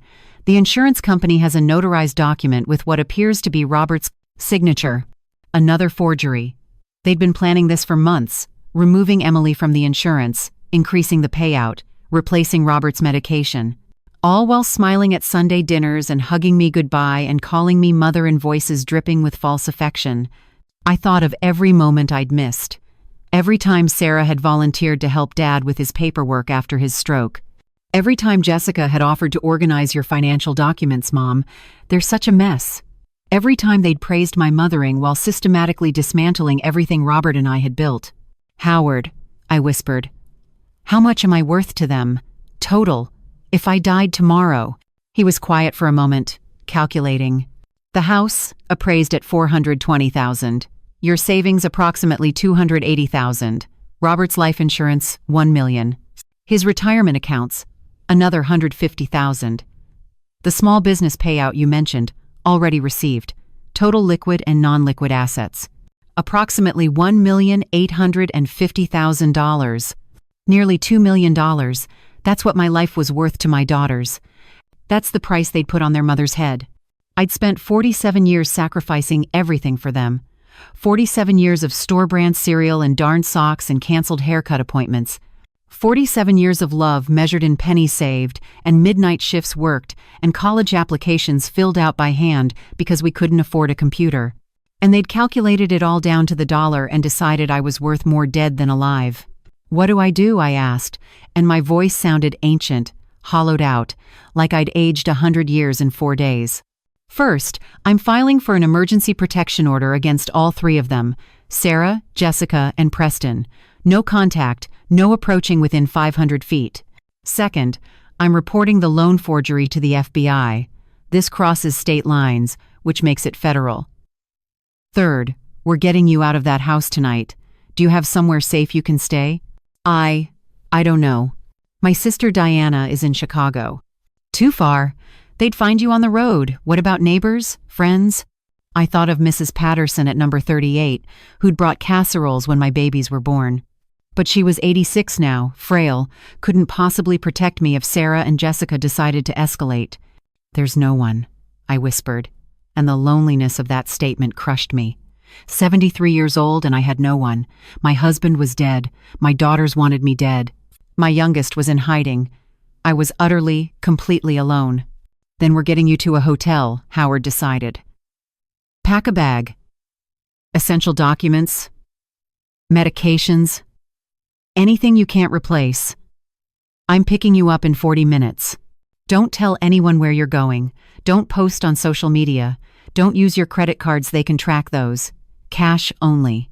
Howard, I'm scared. The admission felt like weakness, but it was the truth. I was terrified. Of my own children. Of the people I'd grown inside my body and nursed and loved with every molecule of my being. You should be scared, he said quietly. But Margaret? You're also strong. Stronger than they think. Robert knew that. That's why he worked so hard to build something for you. And we're going to make damn sure his sacrifice wasn't in vain. After we hung up, I walked through my house like a ghost, touching things Robert had touched. The doorframe where we'd marked the girls' heights every birthday, Sarah's mark stopping at age 12, Jessica's at 14, only Emily's continuing through high school because she'd still lived close enough to visit. The kitchen table where we'd eaten 10,000 meals together. The bedroom where we'd made love and made plans and made a life that was supposed to last forever. In the closet, I pulled out the small overnight bag we'd bought for our honeymoon 47 years ago, faded blue canvas with Robert's initials stitched in my uneven hand. I'd been learning embroidery then, trying to make our poverty feel intentional, artistic, beautiful. I packed mechanically. Documents from the fireproof safe deeds, insurance policies, bank statements, the blood test results showing Robert's murder. My medications. A change of clothes.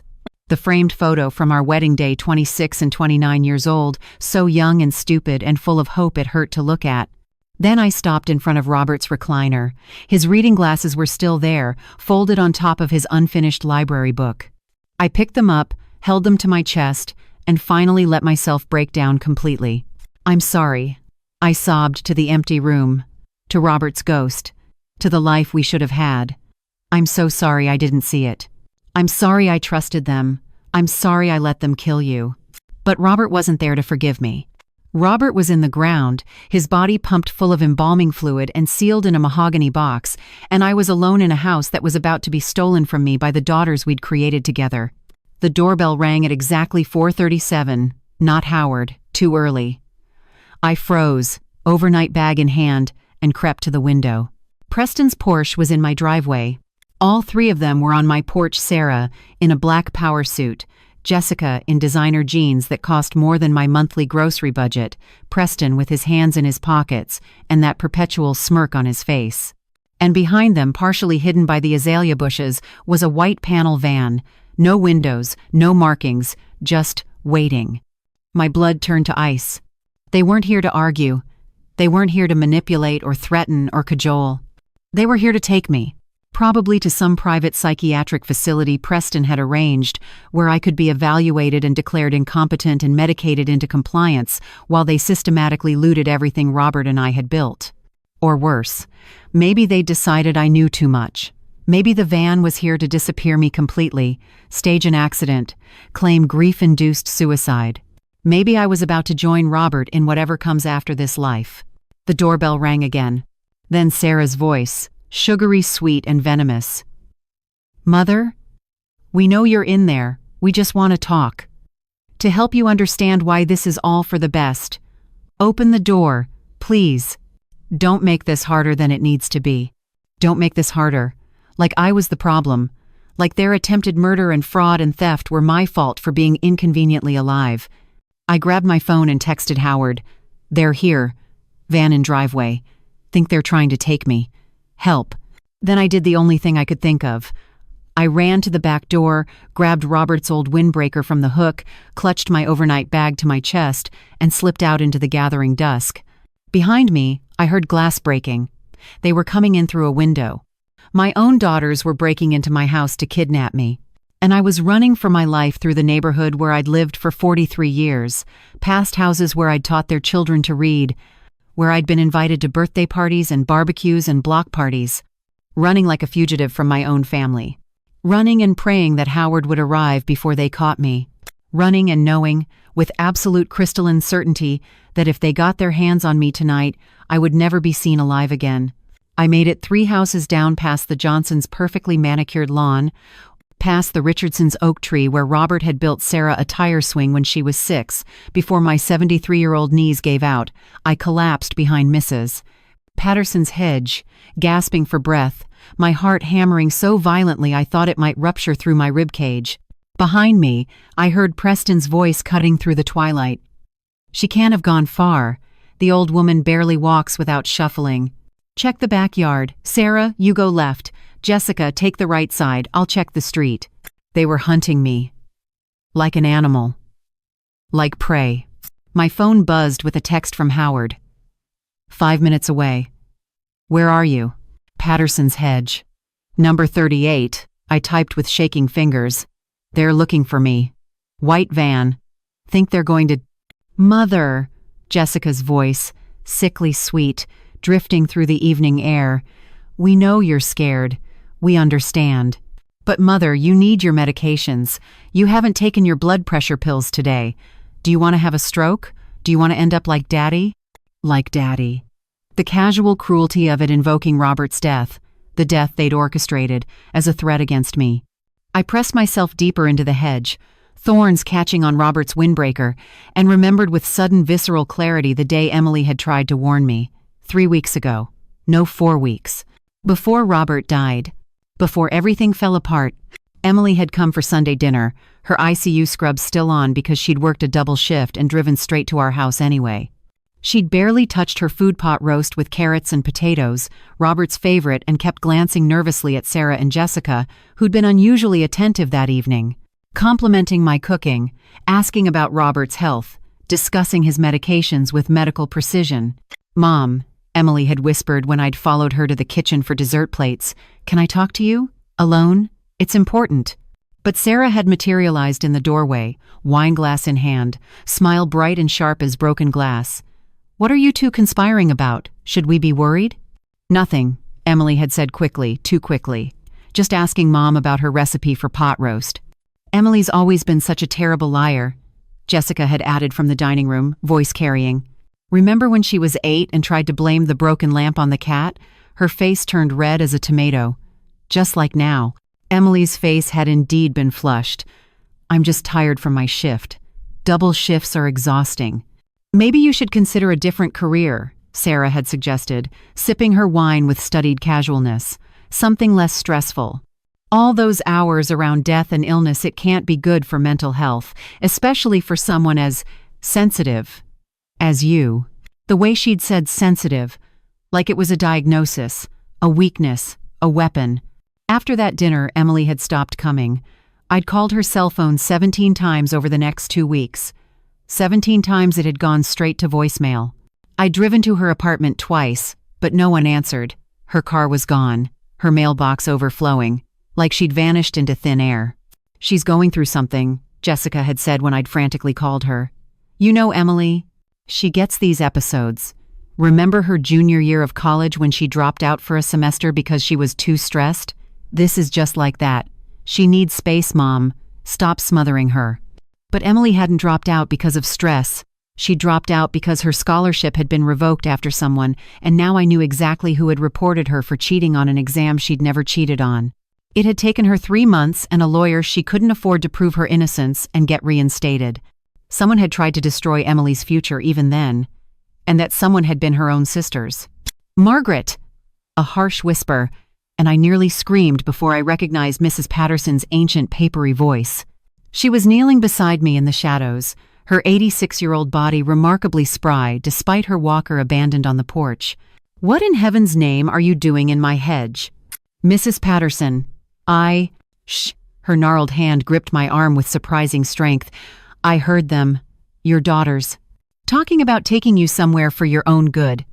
Child, I've been alive long enough to know what for your own good means when said in voices like that. Come." She pulled me toward her house, surprisingly strong for someone who'd seemed frail for the past decade. We made it to her back door just as I heard Preston's footsteps on the sidewalk, heard him call out, "Mrs. Patterson, have you seen my mother-in-law, Margaret Anderson? We're worried about her. She's not well." Mrs. Patterson straightened, transforming from conspirator to concerned elderly neighbor in a heartbeat. "Preston, is it?" "No, dear. I haven't seen Margaret since the funeral. Poor woman. Such a tragedy about Robert. Are you sure she's missing? Perhaps she just needed some time alone." "Her car is still in the driveway," Preston replied, and I could hear the frustration in his voice. "She couldn't have gone far on foot." "Well, I hope you find her soon. These autumn evenings get cold for people our age." Mrs. Patterson's voice was all innocence. "I'll keep an eye out. If I see her, I'll call you right away." She closed the door and locked it deadbolt, chain, everything, then turned to me with eyes that were sharper than I'd ever noticed before. "Those girls of yours," she said flatly, "they're no good. I've watched them grow up, Margaret. Watched you sacrifice everything. And I watched them turn into something that would have broken Robert's heart if he'd lived to see it fully." "He did see it," I whispered, sinking into her ancient sofa. "That's why they killed him." Mrs. Patterson didn't seem surprised. She simply nodded, moved to her kitchen, and returned with a glass of water and a blanket that smelled like lavender and old memories. "Drink," she commanded, "and then you're going to tell me everything, every single thing. Because, Margaret, I'm 96 years old next month, and I've lived through a depression and 2 wars and more family betrayals than you can imagine. And in all those years, I've learned one fundamental truth. Evil doesn't announce itself with horns and pitchforks. It comes wearing your daughter's face and calling you mother while planning your funeral." So I told her everything. The insulin replaced with saline, the forged loan, the life insurance policy, Emily's disappearance, the white van waiting in my driveway like a hearse for someone still breathing. Mrs. Patterson listened without interrupting, her ancient face growing harder and harder until it looked carved from granite. "Emily," she said when I finished, "that girl loved you and Robert more than her own life. I used to watch her visit 3-4 times a week, bringing groceries, helping with yard work. I remember last winter when you had that ice storm, Emily was out there at 6 in the morning with a shovel, clearing your driveway before Robert tried to do it himself and hurt his back again. Sarah said she was unstable. Sarah's a liar." Mrs. Patterson's voice was steel. "And Jessica's worse, she's a liar who believes her own lies." "But Emily? That girl's the only one of your children who inherited Robert's heart, and now she's hiding because she knows too much, doesn't she?" Before I could answer, my phone rang. Unknown number, but I answered anyway, desperate. "Mom?" Emily's voice, choked with tears, and I started crying before I could even respond. "Mom, Olivia told me what happened. That Sarah and Jessica came to the funeral. That they're trying to have you declared incompetent. Mom, I'm so sorry. I'm so sorry I left you. I should have stayed. I should have fought them. Emily, baby, where are you? Are you safe?" "I'm at Street Catherine's Women's Shelter in Harrisburg, under a fake name. Mom, they threatened me. After Dad died, after I confronted Jessica about what I heard them planning, Preston showed up at my apartment with 2 men. They said if I didn't stop spreading malicious lies about grieving daughters, I'd have an accident, that people would think I'd killed Dad and then killed myself out of guilt. My vision went white at the edges. They threatened to frame you for Robert's murder. They already planted evidence," Emily sobbed. "I found it when I went back to get some clothes. Empty insulin vials in my bathroom trash. Dad's medication bottles with my fingerprints hidden in my closet. They're building a case against me, Mom. If you die too, if anything happens to you, they'll say I did it. That I was mentally unstable and killed both my parents for inheritance money."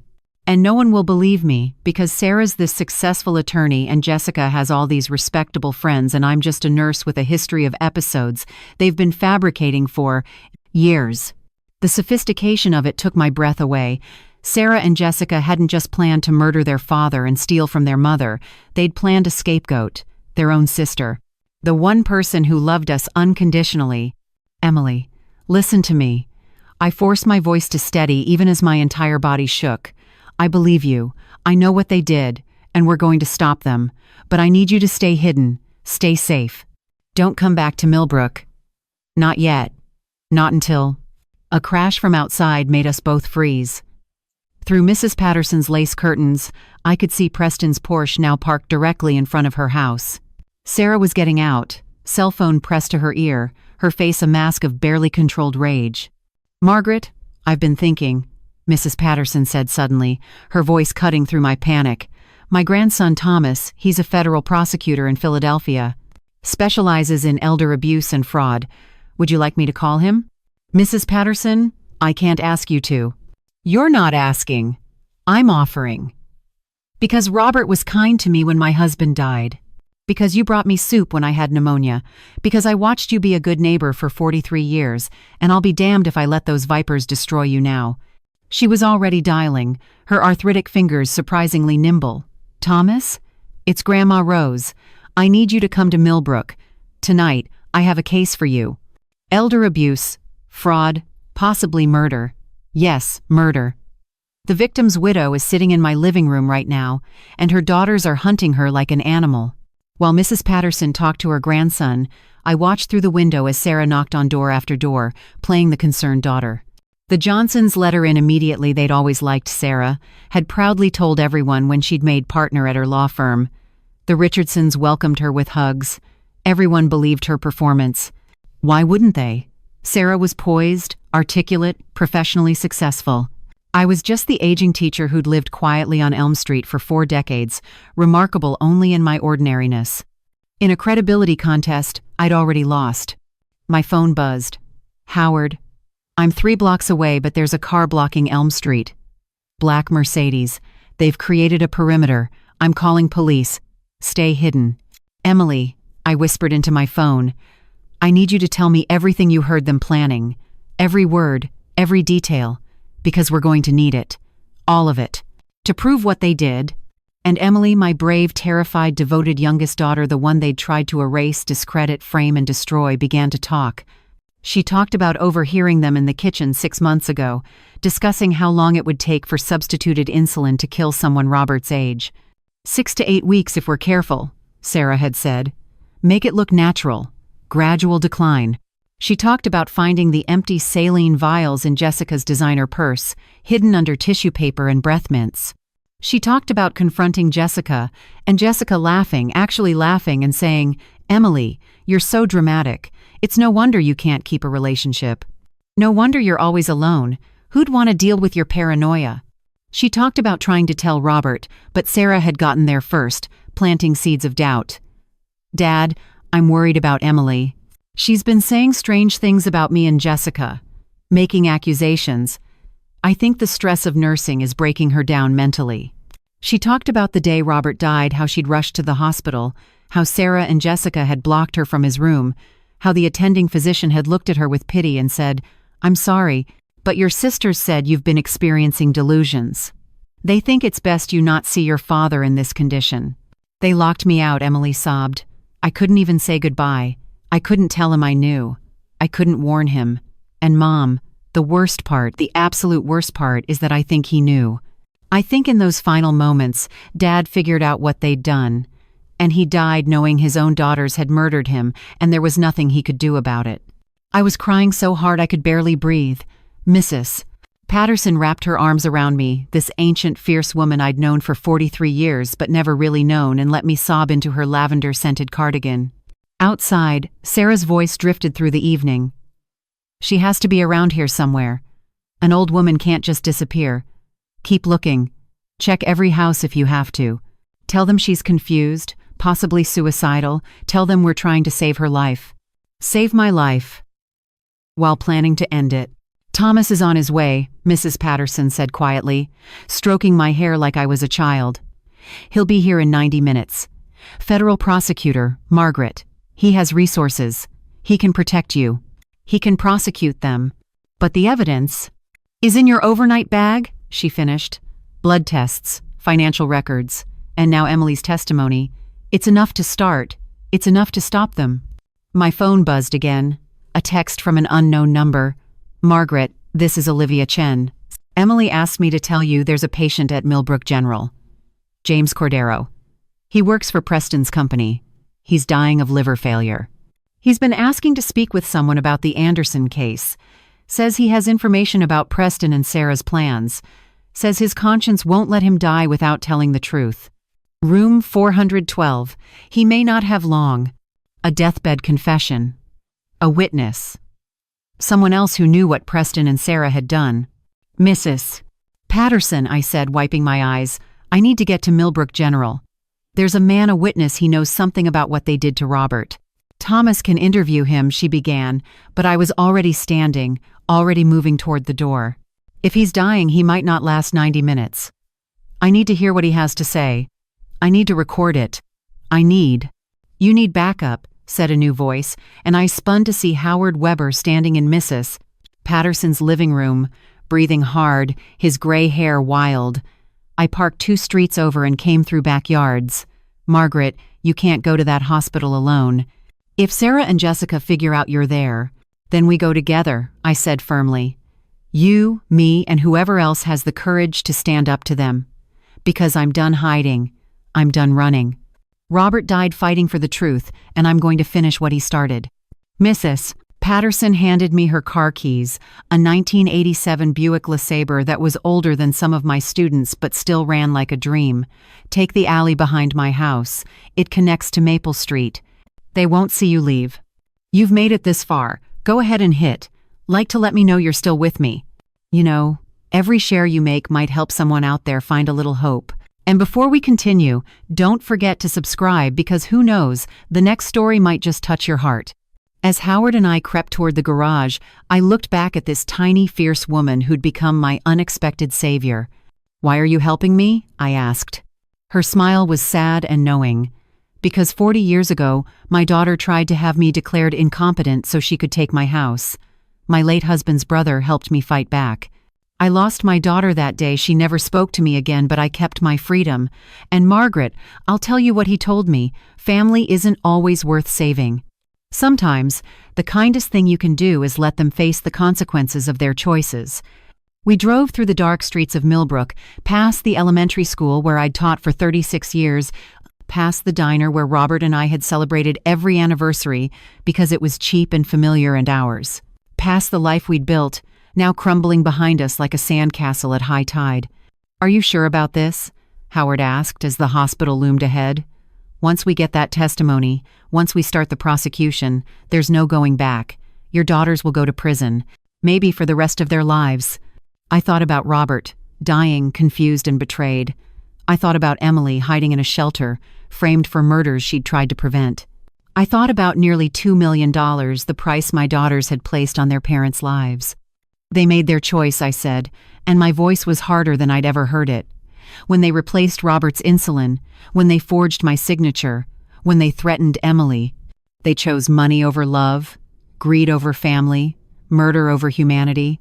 Now they get to live with that choice, in a cell, for decades, while I finally get to live free of them. We parked in the far lot, away from the main entrance, and made our way toward room 412 like thieves in the night.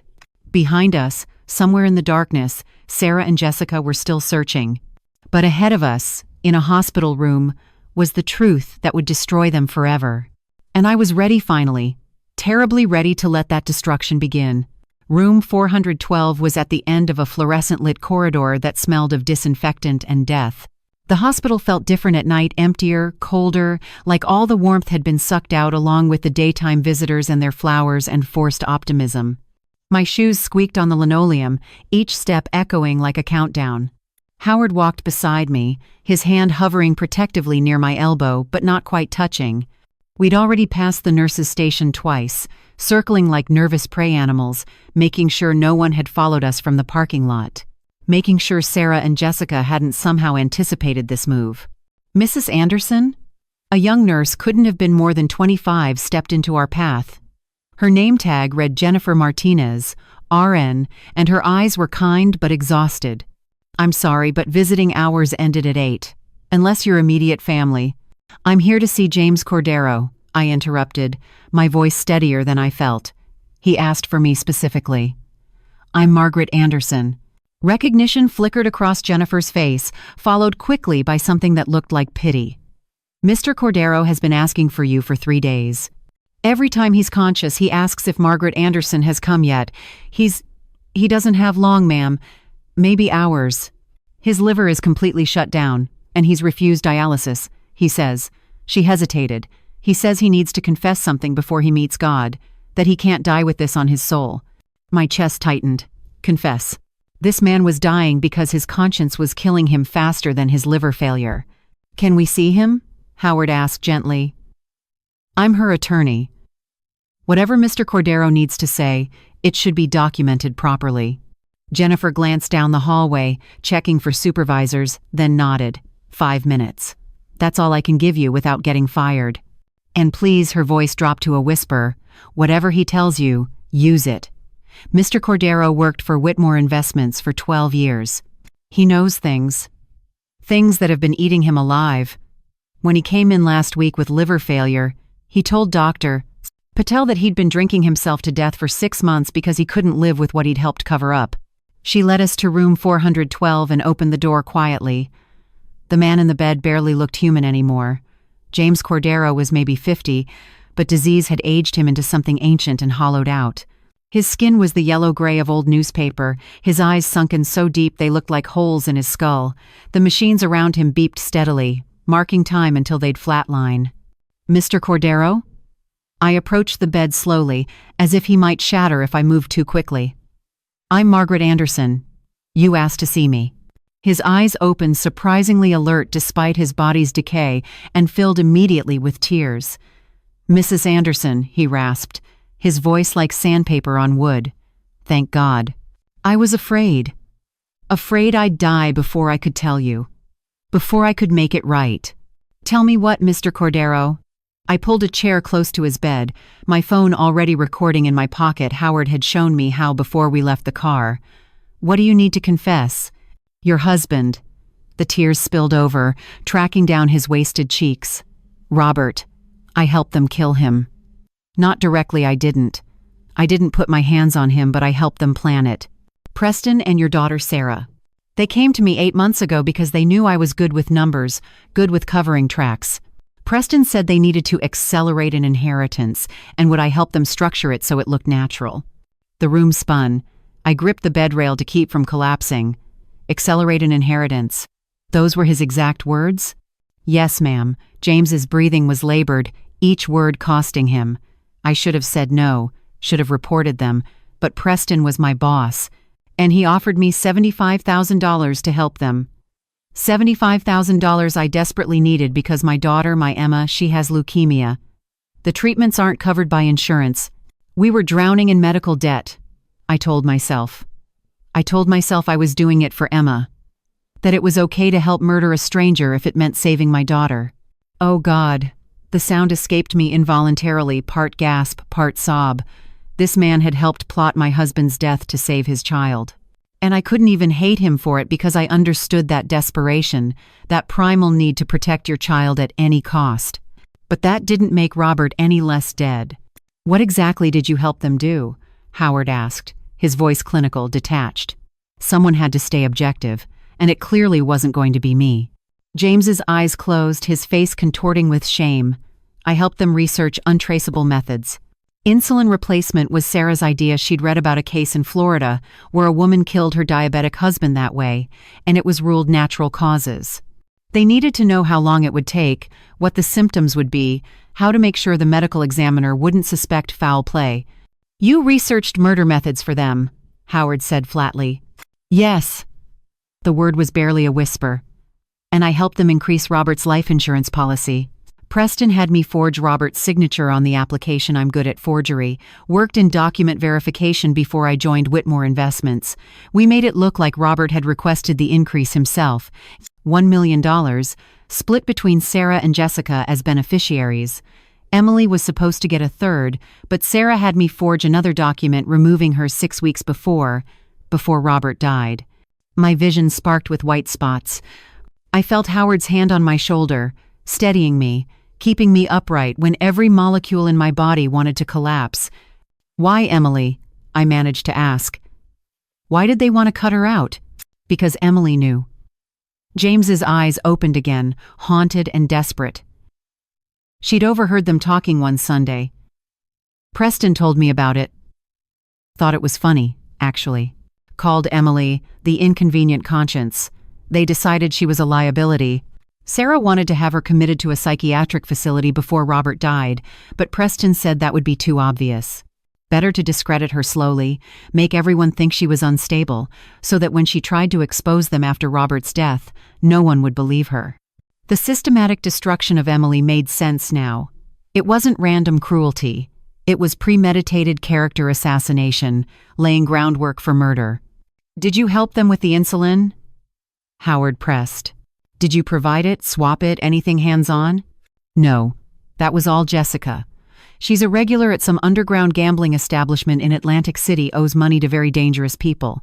One of them had connections to a pharmaceutical supplier who could provide unmarked saline vials that looked exactly like insulin vials. Jessica bought 50 of them. 50. Like she was stockpiling for a massacre. 50 vials. Enough to kill Robert 10 times over. Enough to kill me too, if they ever got the chance. They replaced the insulin gradually," James continued, his breathing more labored now. The machines beside his bed were beeping faster, more urgently, 1 vial at a time, over 6 weeks. They wanted it to look like natural decline. Old man with diabetes, not managing it well, systems slowly shutting down. By the time Robert realized something was wrong, his blood sugar had been uncontrolled for so long that his organs were failing. Heart, kidneys, brain, all of it compromised. I thought of Robert in those final weeks, how tired he'd been, how confused sometimes, forgetting words, misplacing things. I'd attributed it to age, to stress from some home repair project that had gone wrong. Never once had I suspected that our daughters, were systematically poisoning him. "He knew," I whispered. At the end, Robert knew something was wrong. He hired a private investigator. "Did you know about that?" James nodded weakly. "Preston found out about the investigator, has connections in the PI community, paid someone to tip him off. That's when they accelerated the timeline. They'd planned to stretch it out over 3 months, but once they knew Robert was suspicious, they doubled the replacement rate. 2 weeks later, he was dead." "You murdered him," I said, and my voice was ice. "All of you. You, Preston, Sarah, Jessica, you all murdered my husband." "Yes, ma'am." James was crying openly now.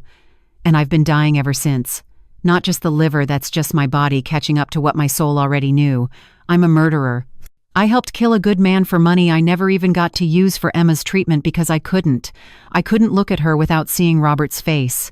Couldn't hold her hand without feeling his blood on mine. So I drank, and I drank, and I drank until my liver gave out, and now I'm dying the way I deserve to die." "Mr. Cordero," Howard said quietly, "are you willing to testify to all of this? In court? Under oath?" "I won't live long enough for a trial," James rasped. "But I'll sign whatever you need. Write it all down. Record it. Video testimony if you want. I'll confess to everything. Every detail, every conversation I overheard, every document I forged, every dacu." He broke off, coughing violently. Blood flecked his lips. "Every sin I committed for money I never spent to save a daughter who's going to grow up knowing her father was a murderer." Jennifer appeared in the doorway, her face pale. "His oxygen levels are dropping. He doesn't have much time." "Then we work fast," Howard said, pulling out his laptop. "Mr. Cordero, I'm going to type your statement while you speak. Mrs. Anderson will video record. And Jennifer, we need you as a witness to verify that Mr. Cordero is of sound mind and giving this testimony voluntarily." For the next 23 minutes, James Cordero confessed everything. Every meeting with Preston and Sarah, every forged document, every researched method of murder, Every detail of the conspiracy that had stolen Robert's life and was trying to steal mine. His voice grew weaker as he spoke, his breathing more labored, but he never stopped. It was as if he'd been holding this confession inside for so long that now that the dam had broken, it all had to come out or he'd drown in it.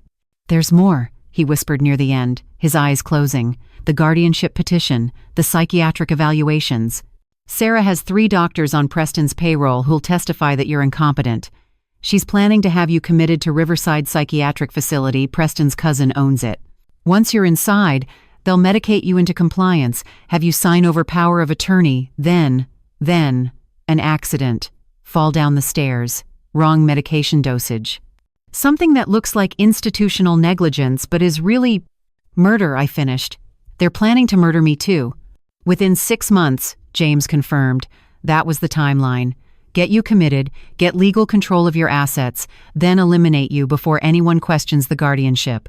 Preston said it would be cleaner than the insulin method because psychiatric facilities have high rates of patient accidents. No one would investigate too closely. The machines beside his bed began screaming. James's body convulsed once, violently, then went still. Jennifer rushed in with 2 other nurses, began chest compressions, called for the crash cart. But James Cordero was already gone. He'd held on just long enough to confess, just long enough to damn my daughters and their accomplice, just long enough to give me the ammunition I needed to destroy them. The nurses worked on him for 18 minutes before Dr. Patel called time of death at 9:47 p.m.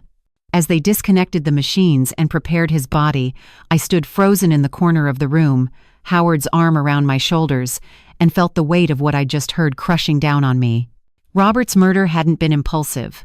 It hadn't been a crime of opportunity or passion. It had been calculated, researched, planned down to the smallest detail. My daughters had spent 8 months preparing to kill their father. 8 months during which they'd sat at our Sunday dinners, hugged us goodbye, smiled and laughed and pretended to be human while plotting murder. And now they were planning mine with the same cold efficiency.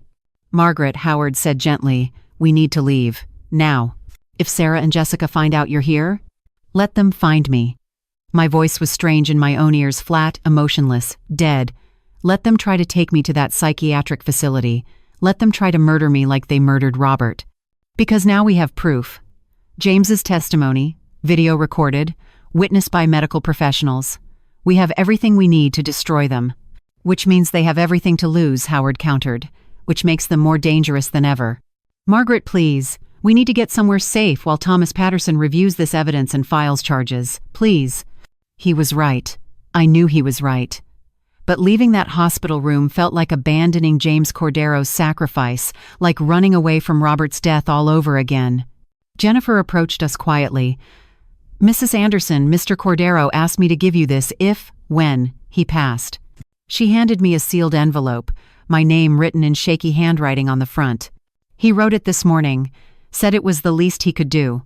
I opened it with trembling hands. Inside was a single page, every word a confession and an apology. "Mrs. Anderson, I helped kill your husband for money I never spent. I can't undo that, can't bring him back, can't make you unwidowed or your daughters unmonstrous. But I can give you this, the truth. Every word I spoke tonight is true. Every document I forged. Every conversation I heard. I am guilty of conspiracy to commit murder, and I'm going to hell for it. But your daughters, they're guilty of so much more. They didn't just kill your husband, they killed their father, killed the man who raised them, loved them, sacrificed for them. That's a sin I can't even comprehend. Use my testimony. Destroy them. Make sure Robert's death wasn't meaningless. Make sure my Emma grows up in a world where people like Preston Whitmore and Sarah Anderson don't get away with murder. I'm sorry. I'm so sorry. James Cordero." I folded the letter carefully and placed it in my overnight bag, next to the blood test results and financial records. Another piece of evidence. Another nail in my daughter's coffins. As we left the hospital, my phone buzzed. Text from an unknown number. "Mother, we know you're at Millbrook General. We're in the parking lot. There's nowhere left to run. Come quietly. Let us help you. Or force our hand and see what happens to old women who don't know when to give up." I showed Howard the text. His face went pale. "There." He pointed toward the emergency exit at the far end of the corridor. We go through the ER, out the ambulance bay. Mrs. Patterson's car is in the south lot we can circle around. But it was too late. The elevator at the end of the hallway dinged, and the doors opened to reveal Sarah, Jessica, and Preston, flanked by two large men in dark suits I didn't recognize. Private security. Or worse, the same men who'd threatened Emily. "Hello, Mother," Sarah said, her voice echoing down the empty corridor. Her smile was radiant, victorious. "We've been looking everywhere for you. You've given us quite a scare. But it's okay now. We're here to take you somewhere safe. Somewhere you'll get the help you so desperately need." Behind her, one of the security guards pulled out a syringe. And I realized with crystal clarity that they weren't planning to take me to any facility. They were planning to finish what they'd started with Robert. Right here, right now, in this hospital.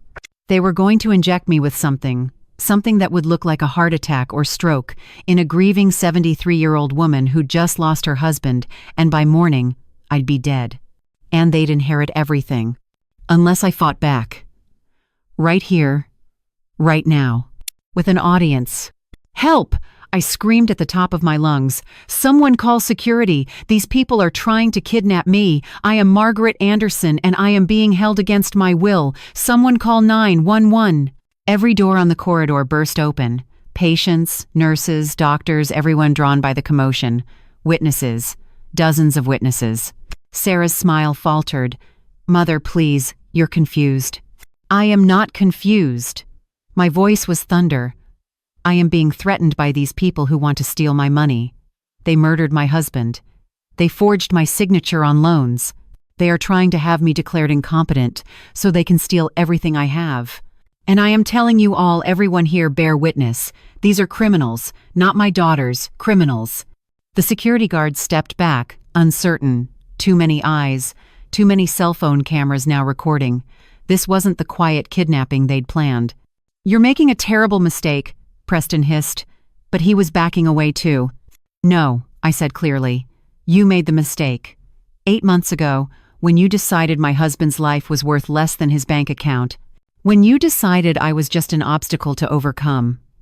When you underestimated how much a mother can love her children and how much stronger that love becomes when it turns to righteous fury." Hospital security arrived, then police, the same officers Ramirez and Chen from earlier. Chen's eyes widened when he saw the scene. "Mrs. Anderson, these are the people who tried to break into your home?" "Yes," I said firmly. "And they're here to kidnap me. Possibly to kill me. I want them arrested. All of them. For trespassing, for harassment, for attempted kidnapping," and I looked Sarah directly in the eyes, watched her confident mask finally crack, "for the murder of Robert Anderson. My husband. Their father." For the first time since this nightmare began, I saw real fear in Sarah's face. And I smiled. Because the hunter had just become the hunted. And this prey had developed very, very sharp teeth. The Millbrook police station at 10:30 p.m. was a study in contrasts. On one side of the interrogation area sat Sarah, Jessica, and Preston, impeccably dressed, confident despite the circumstances. Their expensive lawyer, Harrison Blackwood, already making calls and issuing threats about lawsuits for false arrest and defamation. On the other side sat me, Howard, and Officer Ramirez, with a file folder that was growing thicker by the minute. "This is outrageous," Preston declared for the 4th time. "Margaret is clearly experiencing a psychotic break. We came to the hospital out of genuine concern for her welfare, and she's twisted it into some paranoid fantasy about murder and kidnapping. This is elder dementia, pure and simple. We should be discussing psychiatric intervention, not arrests." "Mr. Whitmore," Officer Ramirez said calmly, her voice carrying the weight of someone who'd heard every excuse imaginable, "we have multiple witnesses who saw you and your associates approaching Mrs. Anderson with what appeared to be a syringe. One of your security guards, a Mr. Marcus Trent, is currently being questioned about that syringe. Would you like to explain what was in it?" The color drained from Preston's face, but he recovered quickly. "Medication. Margaret requires blood pressure medication. We were simply trying to help her." "I don't take blood pressure medication," I interrupted, my voice steel. "I've never taken blood pressure medication. My blood pressure is 110/70. It's in my medical records, which you apparently didn't bother to check before inventing that lie. Harrison Blackwood leaned forward, his silver hair gleaming under the fluorescent lights. Officers, my clients came to the hospital to stage what amounts to a wellness intervention. Mrs. Anderson has been exhibiting increasingly erratic behavior since her husband's tragic death, refusing to sign estate documents, making wild accusations, cutting off all contact with her family. These are classic signs of grief-induced dementia. My clients were attempting to help her, not harm her. By bringing armed security guards and a mysterious syringe? Howard challenged. That's an interesting definition of help. Counselor. The security was for Margaret's protection, Sarah interjected smoothly. Her composure was remarkable, not a hair out of place, her voice steady and reasonable. Mother has been so confused lately. We were worried she might hurt herself, or that she might be influenced by opportunistic individuals who want to exploit her vulnerable state. Her eyes flickered to Howard, the implication clear. The audacity of it took my breath away. They were still trying to flip the narrative, still trying to make me the problem. Mrs. Anderson, Officer Chen entered the room, carrying a plastic evidence bag. Inside was the syringe Marcus Trent had been holding. We've had this analyzed by our on-duty pharmacist. Do you know what this contains? My heart hammered. No. Haloperidol, a powerful antipsychotic. 5 milligrams a dose high enough to render someone of your age and weight unconscious within minutes. Possibly cause respiratory depression. In someone with no psychiatric diagnosis, this could be extremely dangerous, potentially fatal. The room went silent. Even Harrison Blackwood looked shaken. That's a mistake, Jessica stammered, her confident mask slipping. We would never, that's not what we... Shut up, Sarah hissed at her sister. Don't say another word. Harrison, get us out of here. Now. But Officer Ramirez was already standing, her hand moving to her handcuffs. Sarah Anderson, Jessica Anderson Brooks, Preston Whitmore, you're being detained for attempted assault with a dangerous weapon. You have the right to remain silent. This is insane, Preston exploded. Standing so abruptly, his chair fell backward. You can't arrest us for trying to help an elderly woman with dementia. This is harassment. This is attempted murder, I said quietly, and the room fell silent again. I pulled out my phone, the video I'd recorded in James Cordero's hospital room already queued up, and I have proof. Video testimony from James Cordero, your employee at Whitmore Investments, given hours before his death. He confessed to helping you plan my husband's murder, to forging documents, to researching methods of killing Robert that would look natural, and he confessed that you were planning to do the same to me. I pressed play. James Cordero's wasted face filled the screen, his voice weak but clear.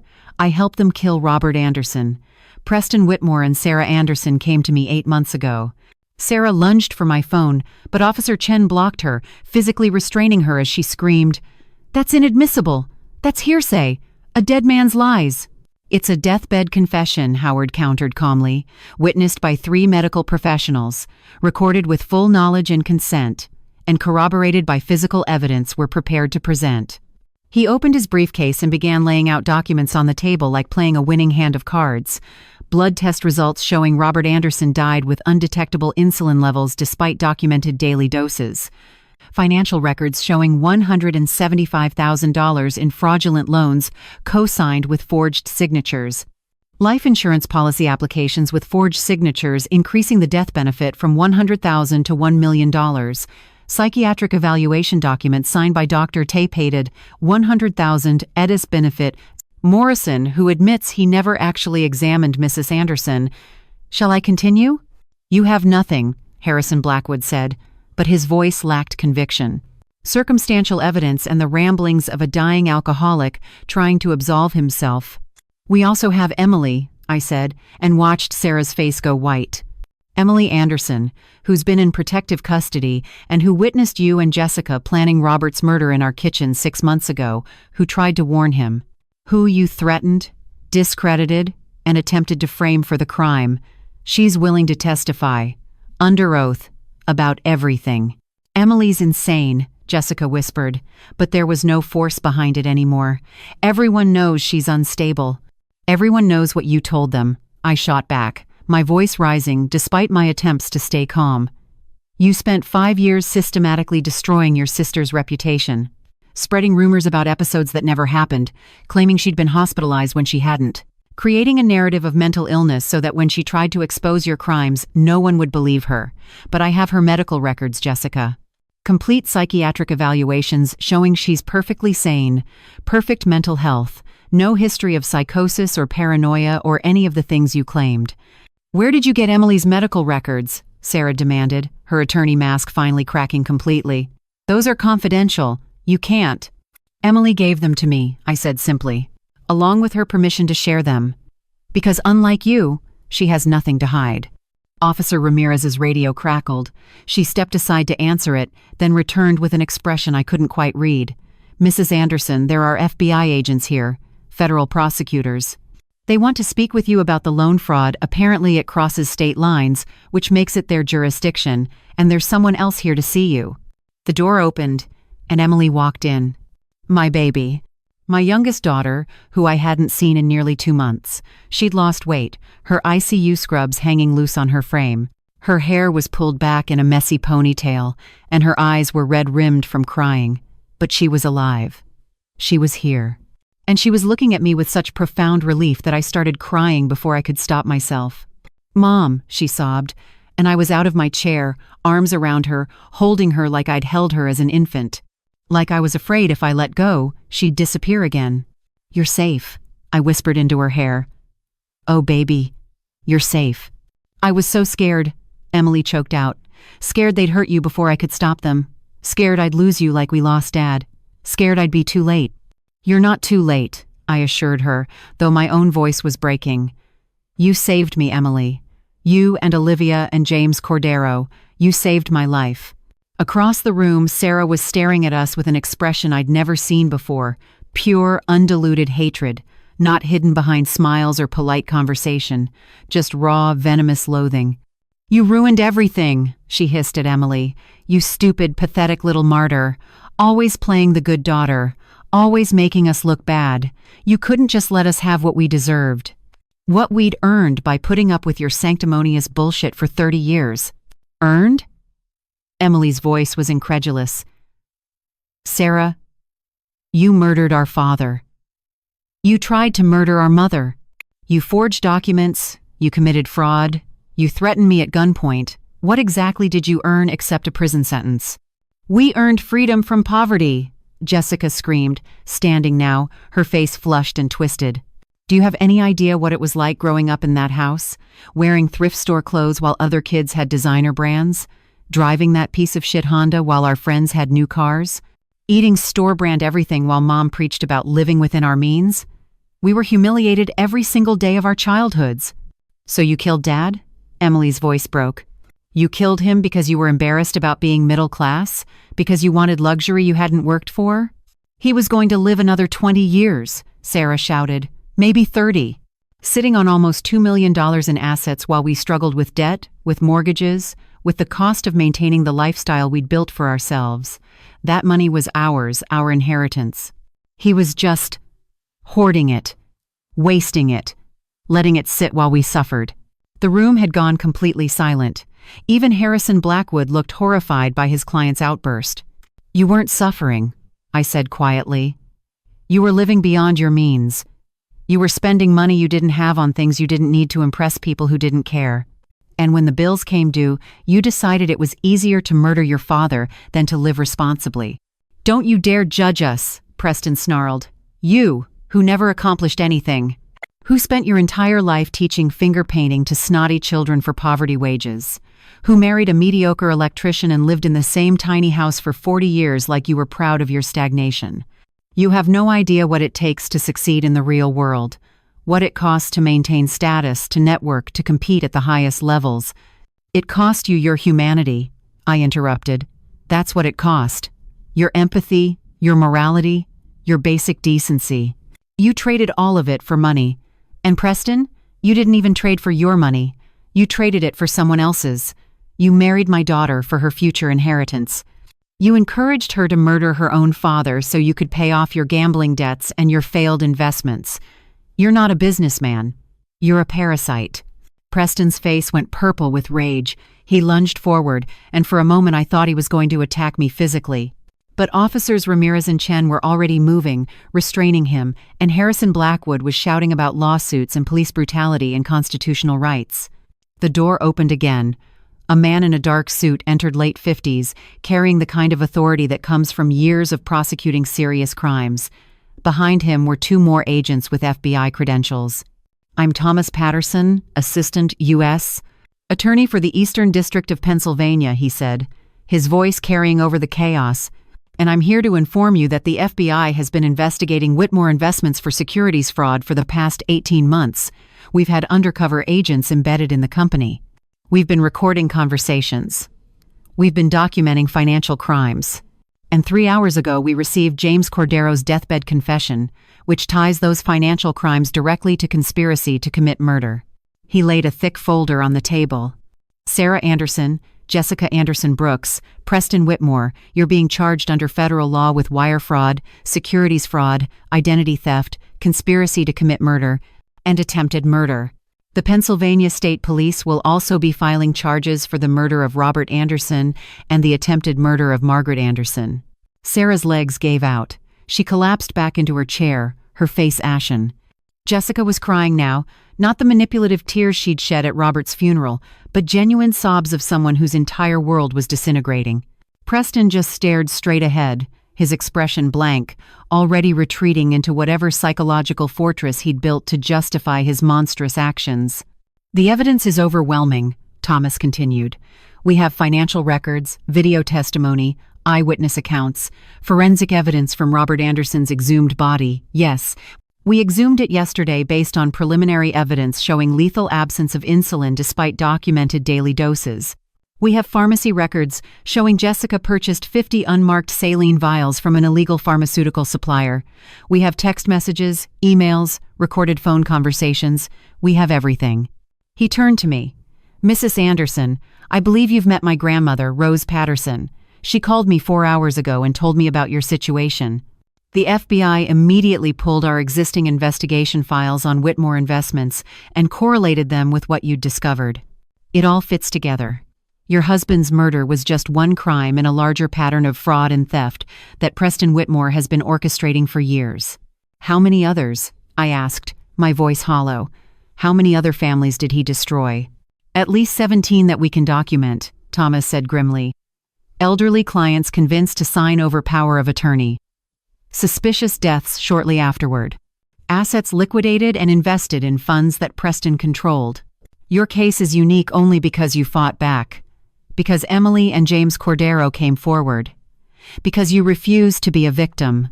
I looked at my daughters, these strangers wearing faces I'd once covered with kisses, wearing bodies I'd once nursed and bathed and held through nightmares. Sarah wouldn't meet my eyes. Jessica was still sobbing.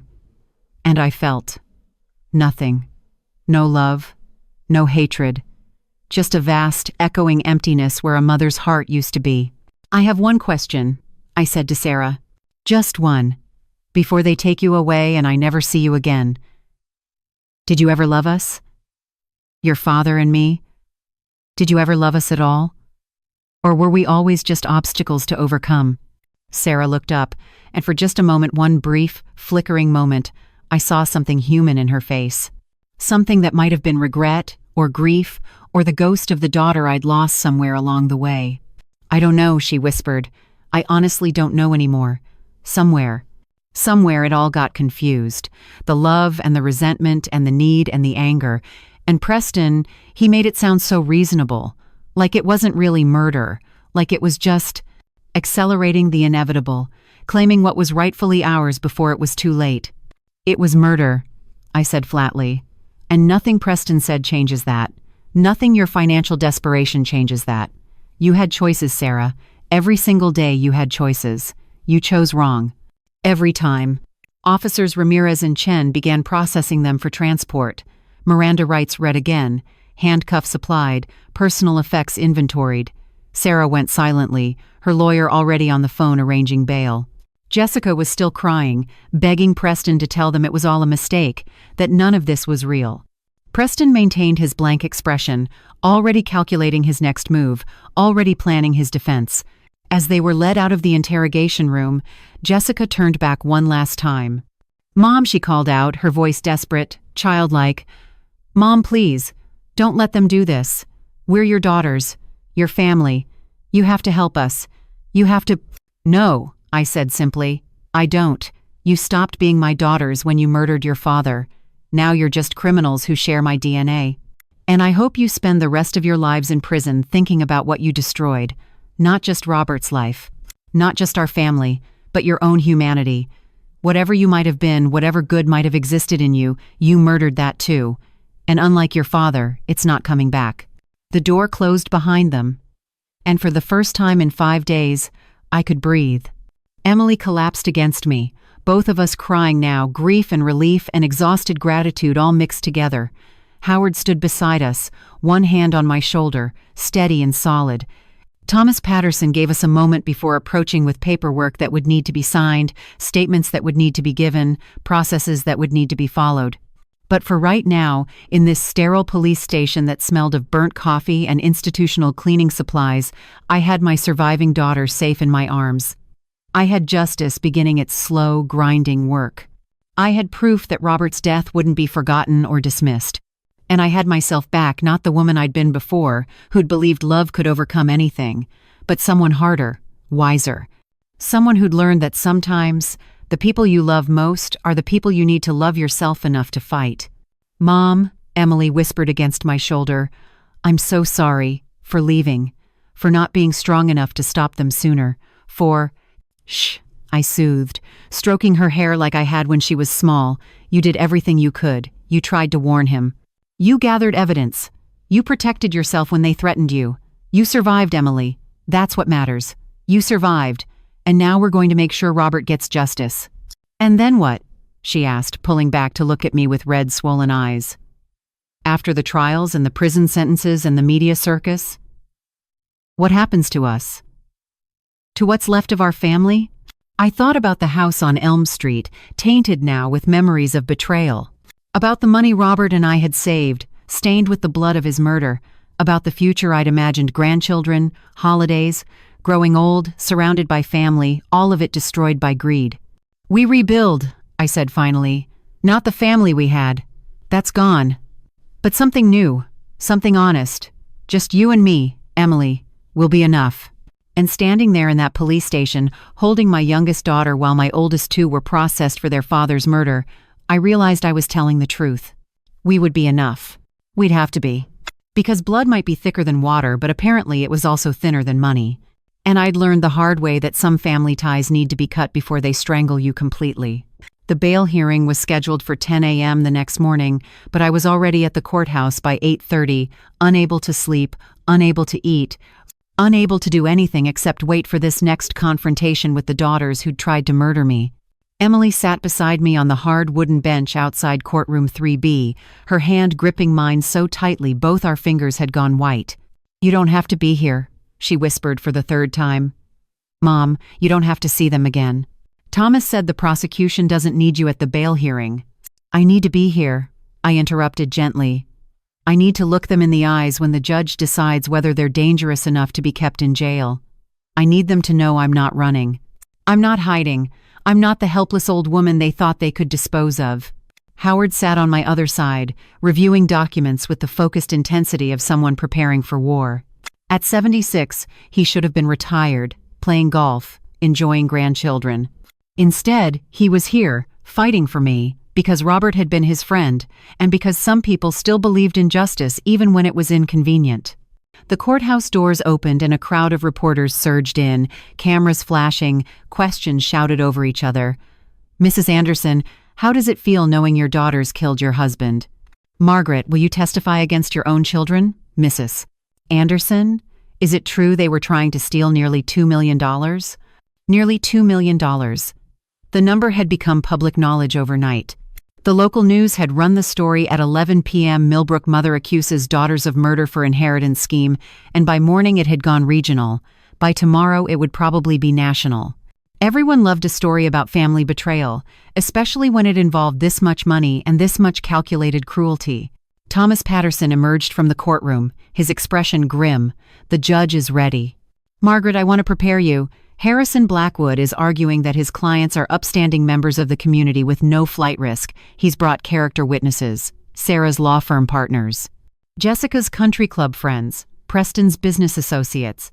They're going to paint them as pillars of society falsely accused by a grief-stricken elderly woman experiencing cognitive decline. They're going to call me crazy, I said flatly. They're going to try, Thomas confirmed, but we have James Cordero's testimony, we have the forensic evidence, we have Emily's eyewitness account, and Margaret, we have you. When that judge looks at you and hears you speak, she's going to see someone who's completely lucid, completely credible, and completely determined to see justice done. The courtroom was packed. I'd never seen so many people crammed into such a space. Reporters in the back rows, FBI agents along the walls, curious locals who'd known our family for decades, all of them waiting to watch the Anderson family destroy itself in public. Sarah, Jessica, and Preston sat at the defense table in orange jumpsuits that looked obscenely bright against the wood paneling. They'd been in county lockup for barely 12 hours, but it showed. Sarah's perfect hair was limp and unwashed. Jessica's face was puffy and blotched from crying. Preston looked like he'd aged 10 years overnight, the arrogant confidence completely gone. When Sarah's eyes met mine across the courtroom, I saw something I'd never seen before: genuine fear. Not of prison, I realized.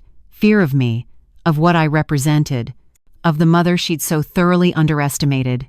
All rise, the bailiff announced, the Honorable Judge Patricia Morrison presiding. Judge Morrison was a black woman in her early 60s with close-cropped silver hair and the kind of piercing gaze that suggested she'd seen every variety of human evil and was thoroughly unimpressed by all of it. She took her seat, reviewed the files before her, and looked directly at the defense table.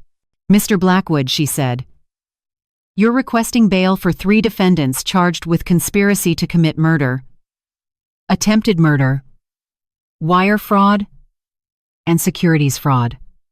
This is ambitious. Proceed. Harrison Blackwood stood, smoothing his expensive suit.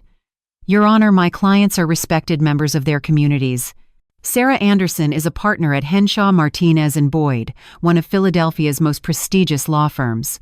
She has no criminal record, strong ties to the community, and a reputation for ethical practice that spans 15 years.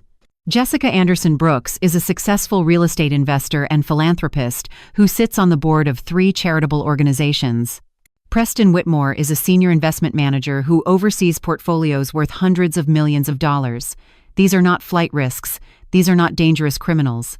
These are successful professionals who've been caught in a tragic family misunderstanding, exacerbated by their mother's declining mental state. Objection. Thomas Patterson stood. The prosecution has medical evaluations from 3 separate physicians confirming Mrs. Margaret Anderson is of sound mind and perfect cognitive capacity.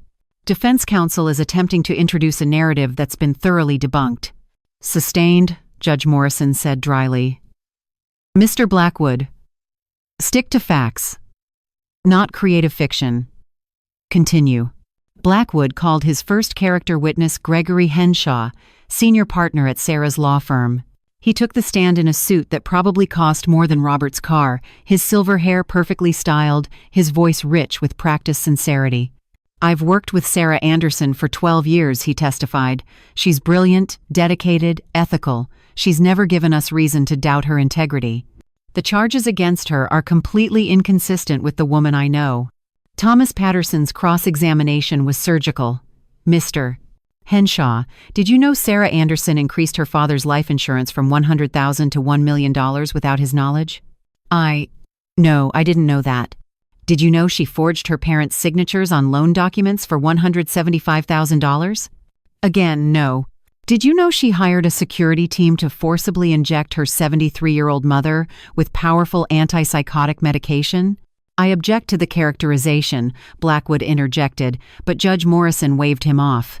The question stands. Answer, Mr. Henshaw.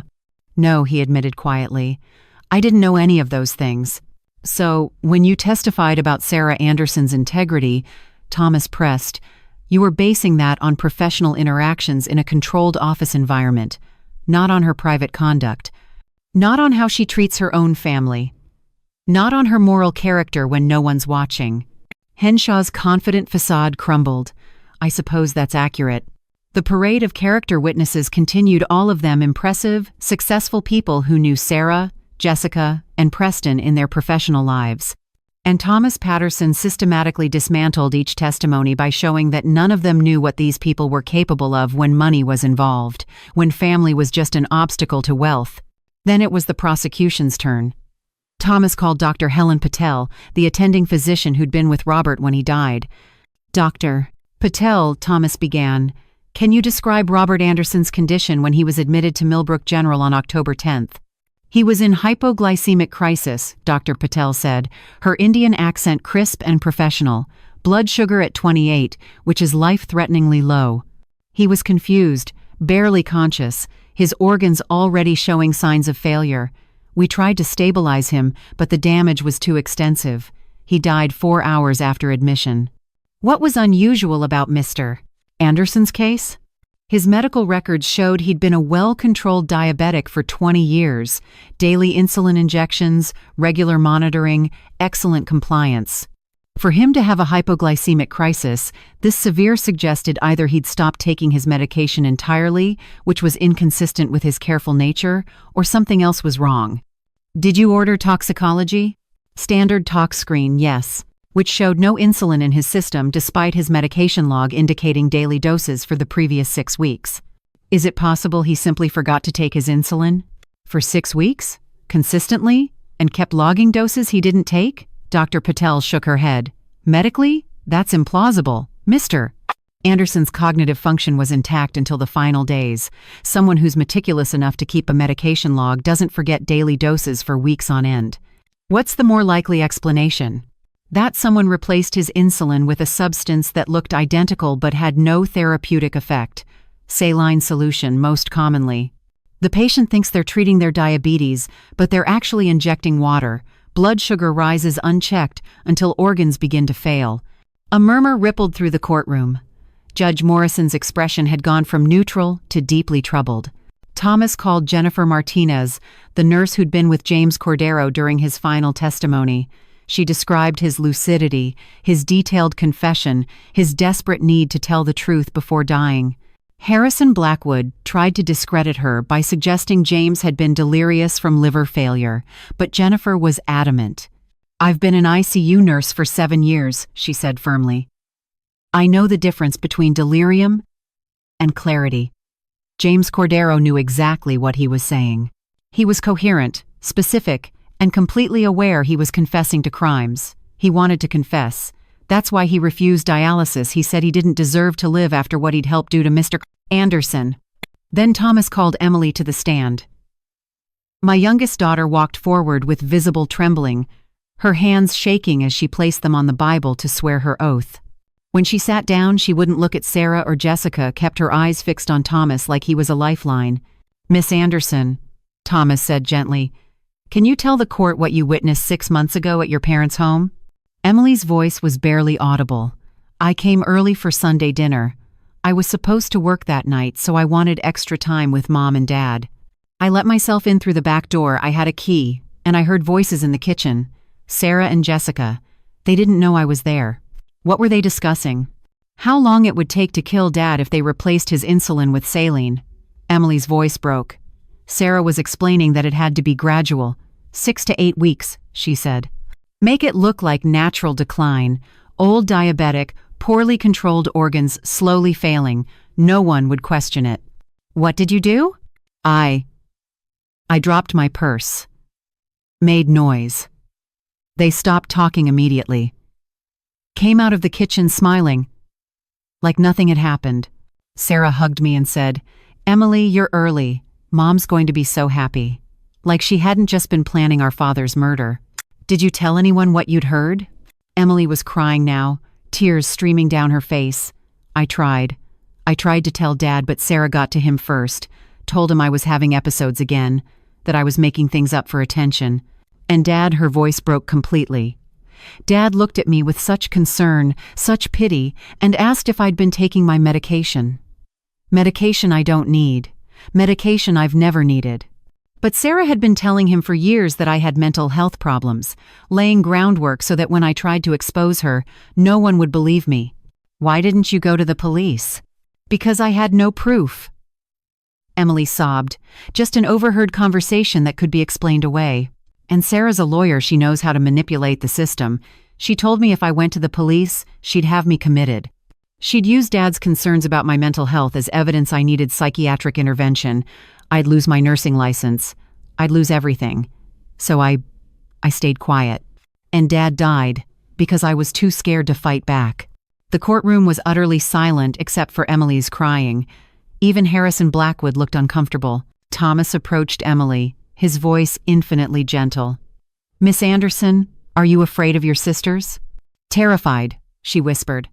"After Dad died, Preston came to my apartment with 2 men.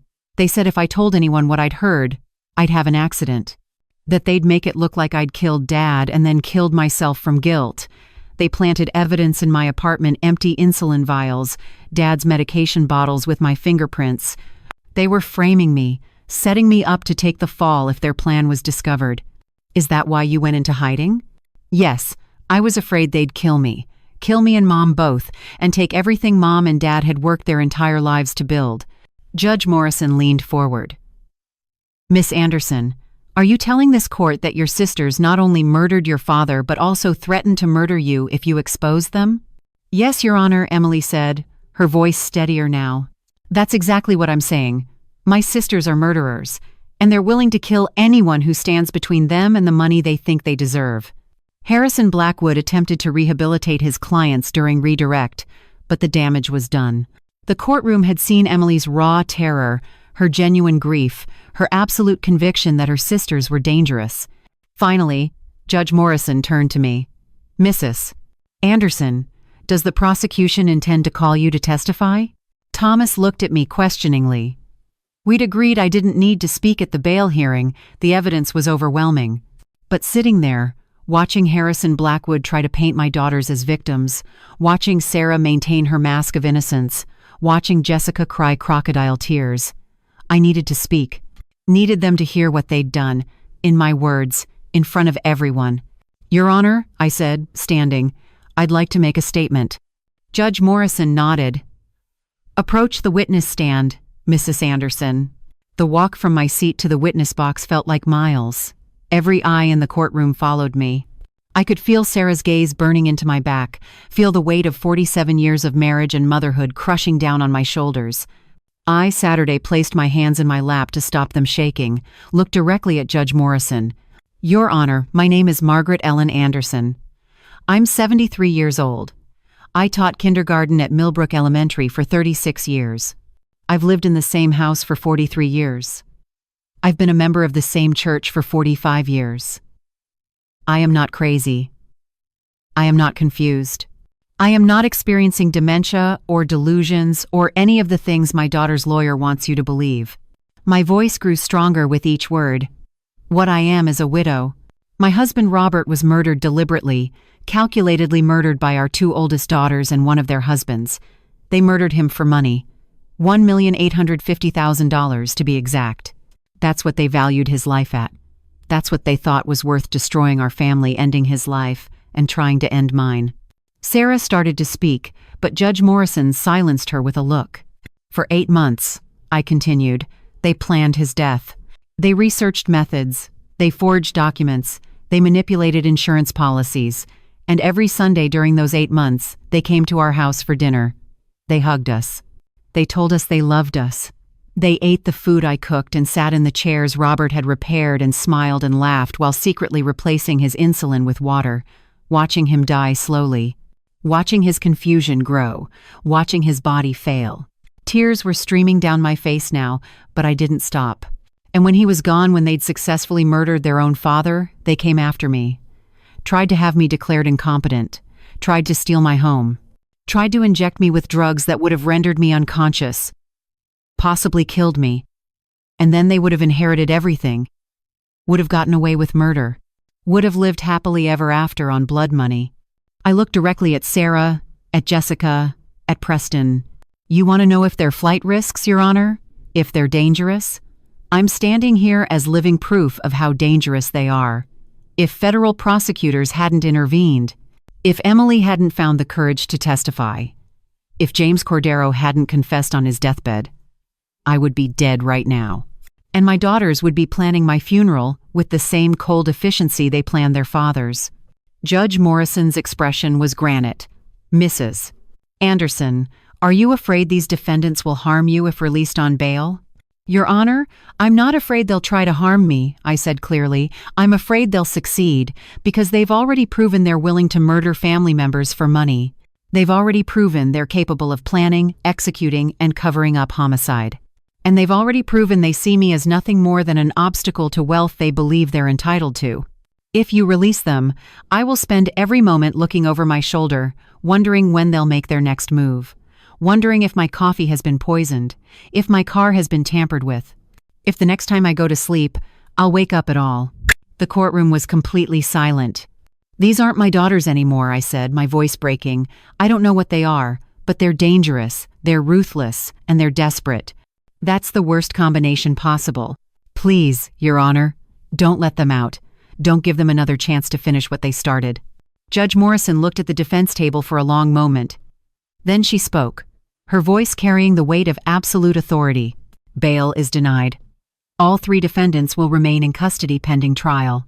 Given the severity of the charges, the strength of the evidence, and the clear and present danger they pose to potential witnesses, specifically Mrs.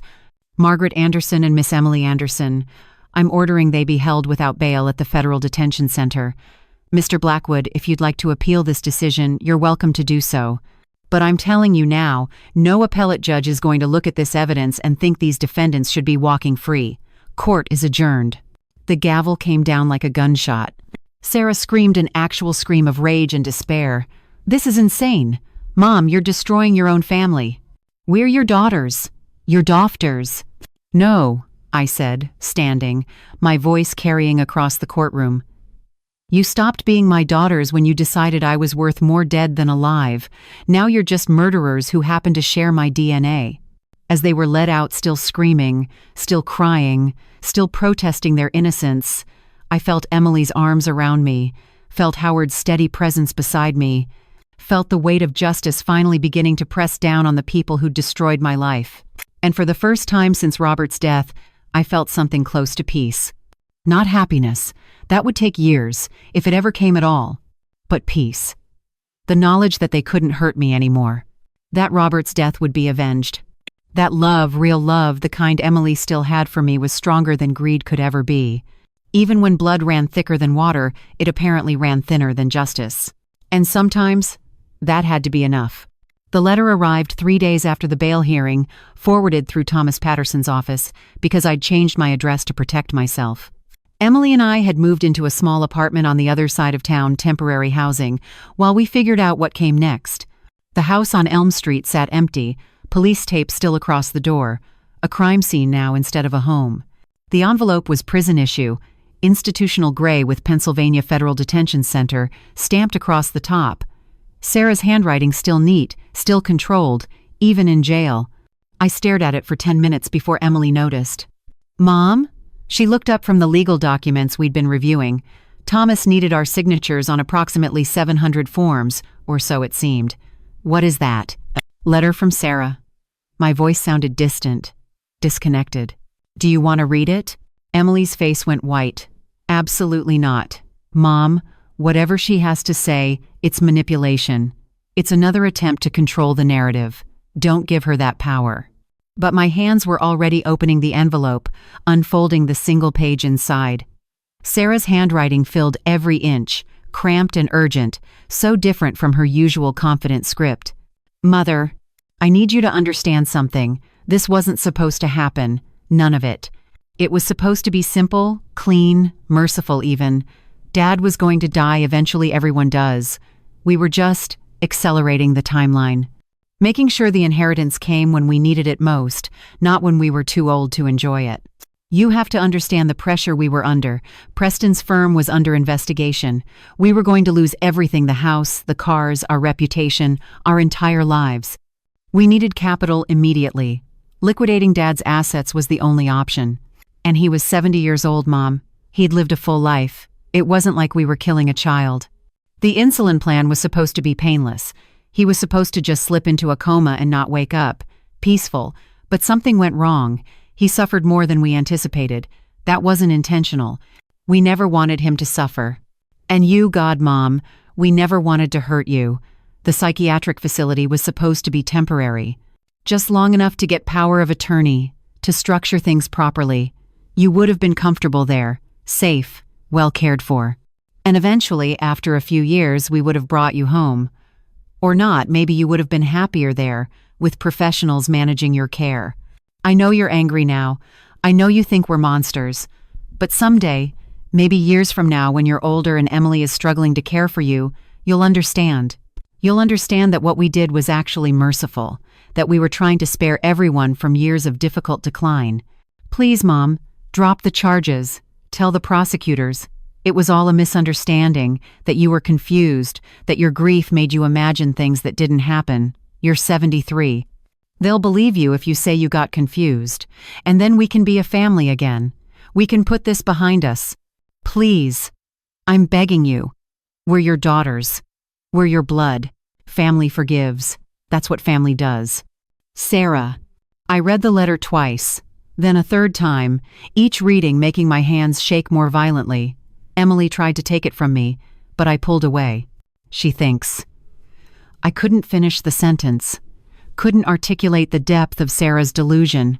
She'd written this letter genuinely believing I might be convinced. Genuinely thinking that framing their father's murder as merciful would make it acceptable. That explaining they were under pressure would excuse conspiracy to kill their parents. She thinks you'll forgive her, Emily finished, her voice hollow. She thinks because she's family she gets a pass on murder. Jesus Christ, Mom, she's completely sociopathic. The room spun. I made it to the bathroom just in time, vomiting until there was nothing left, my body trying to purge the poison of Sarah's words. Emily held my hair back, ran cold water over a washcloth, pressed it against my neck while I dry heaved and sobbed. I raised her. I gasped between spasms. I taught her right from wrong. I taught her about empathy, about consequences, about valuing human life. Where did I go wrong? What did I do that created someone capable of writing that letter? You didn't do anything wrong, Emily said fiercely. Mom, some people are just broken. Some people lack the fundamental capacity for empathy. It's not your fault. You gave her every opportunity to be a good person. She chose differently. But I couldn't shake the feeling that somewhere, somehow, I'd failed. That if I'd been a better mother, a different mother, maybe Sarah and Jessica would have grown into women who didn't murder their father for inheritance money. Howard arrived an hour later with Thomas Patterson and 2 FBI agents I hadn't met before. They found me still on the bathroom floor, Emily sitting beside me, both of us wrung out and hollow. Margaret, Howard said gently, kneeling beside me with surprising grace for a 76-year-old man. Thomas told me about the letter. I'm so sorry. This is psychological warfare. They're trying to break you before trial. It's working, I whispered. No, he said firmly. It's not. You're still here. You're still fighting. And we have something that's going to make this fight a hell of a lot easier. Thomas held up an evidence bag containing a small glass vial. This is one of the insulin vials we recovered from your house during the search. We had it analyzed at the FBI lab in Quantico. Want to know what's in it? I nodded mutely. Sterile saline solution, he said. 0 insulin. 0 therapeutic value. But here's what's interesting. The vial itself is a perfect counterfeit. Same manufacturer markings as Robert's regular insulin, same batch numbers, same expiration dates, everything identical except the actual contents. Agent Rodriguez, a stern-faced woman in her 40s, stepped forward. These vials came from a sophisticated pharmaceutical counterfeiting operation we've been investigating for 3 years. They're manufactured in Mexico, smuggled across the border, sold on the black market. Mostly they're used for insurance fraud, fake medications billed at full price.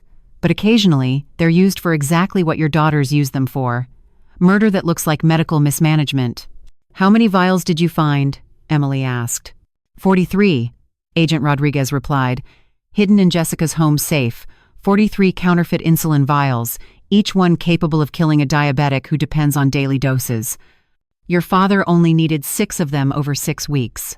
They bought 43, which suggests either they were planning to kill multiple people or they wanted a significant supply in case they needed to try again. The implications hit me like a physical blow. They were going to use the rest on me. That's our theory, Thomas confirmed grimly. Once you were in the psychiatric facility, they would have told the staff you were diabetic. Would have helpfully provided your medication. And over the course of a few months, you would have declined, just like Robert. Confused, weak, organs failing. The facility would have assumed they were managing your diabetes properly after all. They were using medication your loving daughters provided. By the time anyone realized something was wrong, you'd be dead. Emily was crying again, silent tears tracking down her face. They planned it all, every detail. They were going to murder both our parents and make it look like natural causes. Not just your parents, Agent Rodriguez said quietly. We found something else in Jessica's safe, a file labeled Aunt Diana, your sister in Chicago, Margaret. They'd been researching her assets, her health history, her daily routines. There are notes about her medication schedule, her lack of close friends who'd notice if she started declining. There's even a draft email to her, supposedly from you, suggesting she come stay with you in Pennsylvania for a few weeks. The room went absolutely silent. Diana. My little sister, the only family I had left besides Emily. They'd been planning to murder her too. How much? I asked, my voice dead. How much was Diana worth to them? Thomas consulted his notes. Your sister's estate is valued at approximately $800,000. She has no children. Her will, which is on file with her attorney, leaves everything equally to you and your daughters. If you were already dead when Diana died, Sarah and Jessica would inherit her entire estate. I couldn't breathe. Couldn't process. They hadn't been planning to murder one person, or two. They'd been planning a systematic elimination of their entire family. Mother, father, aunt, anyone with money they felt entitled to. How many others? How far would it have gone? If you find this part truly thought-provoking, go ahead and hit like to show your support. Do you feel the same way as the character in this story? Share your thoughts in the comments, I'd love to hear from you. There's more, Thomas said, and I almost laughed at the absurdity. What more could there possibly be? We've been investigating Preston's firm, Whitmore Investments. The securities fraud James Cordero mentioned in his confession. Margaret, Preston's been running a Ponzi scheme for 6 years. He's stolen approximately $47 million from elderly clients. The scheme was about to collapse. Federal auditors were scheduled to review his books in 3 weeks. He needed capital desperately to cover the missing funds. That's why the timeline accelerated. That's why they murdered Robert when they did. Preston was facing exposure, disgrace, and 30 years in federal prison. Robert's death and your incapacitation were supposed to provide enough liquid assets to delay the inevitable. $47 million, 17 elderly victims, a web of fraud and theft and murder that made my family's tragedy just one thread in a much larger tapestry of evil. The other victims I managed. The 17 families. Did Preston kill them too? We're investigating, Agent Rodriguez said carefully. 3 of the deaths are suspicious enough to warrant exhumation. Another 4 happened in circumstances similar to Robert's diabetics, who died of hypoglycemic crisis, heart patients whose medications mysteriously stopped working. Preston's romantic partners or close associates were positioned near all of them in the months before death. Sarah knew, Emily whispered. She had to have known. She's a lawyer. She does due diligence for a living. There's no way she married Preston without knowing exactly what kind of monster he was. We think she knew, Thomas confirmed, and we think she saw an opportunity. Preston needed money.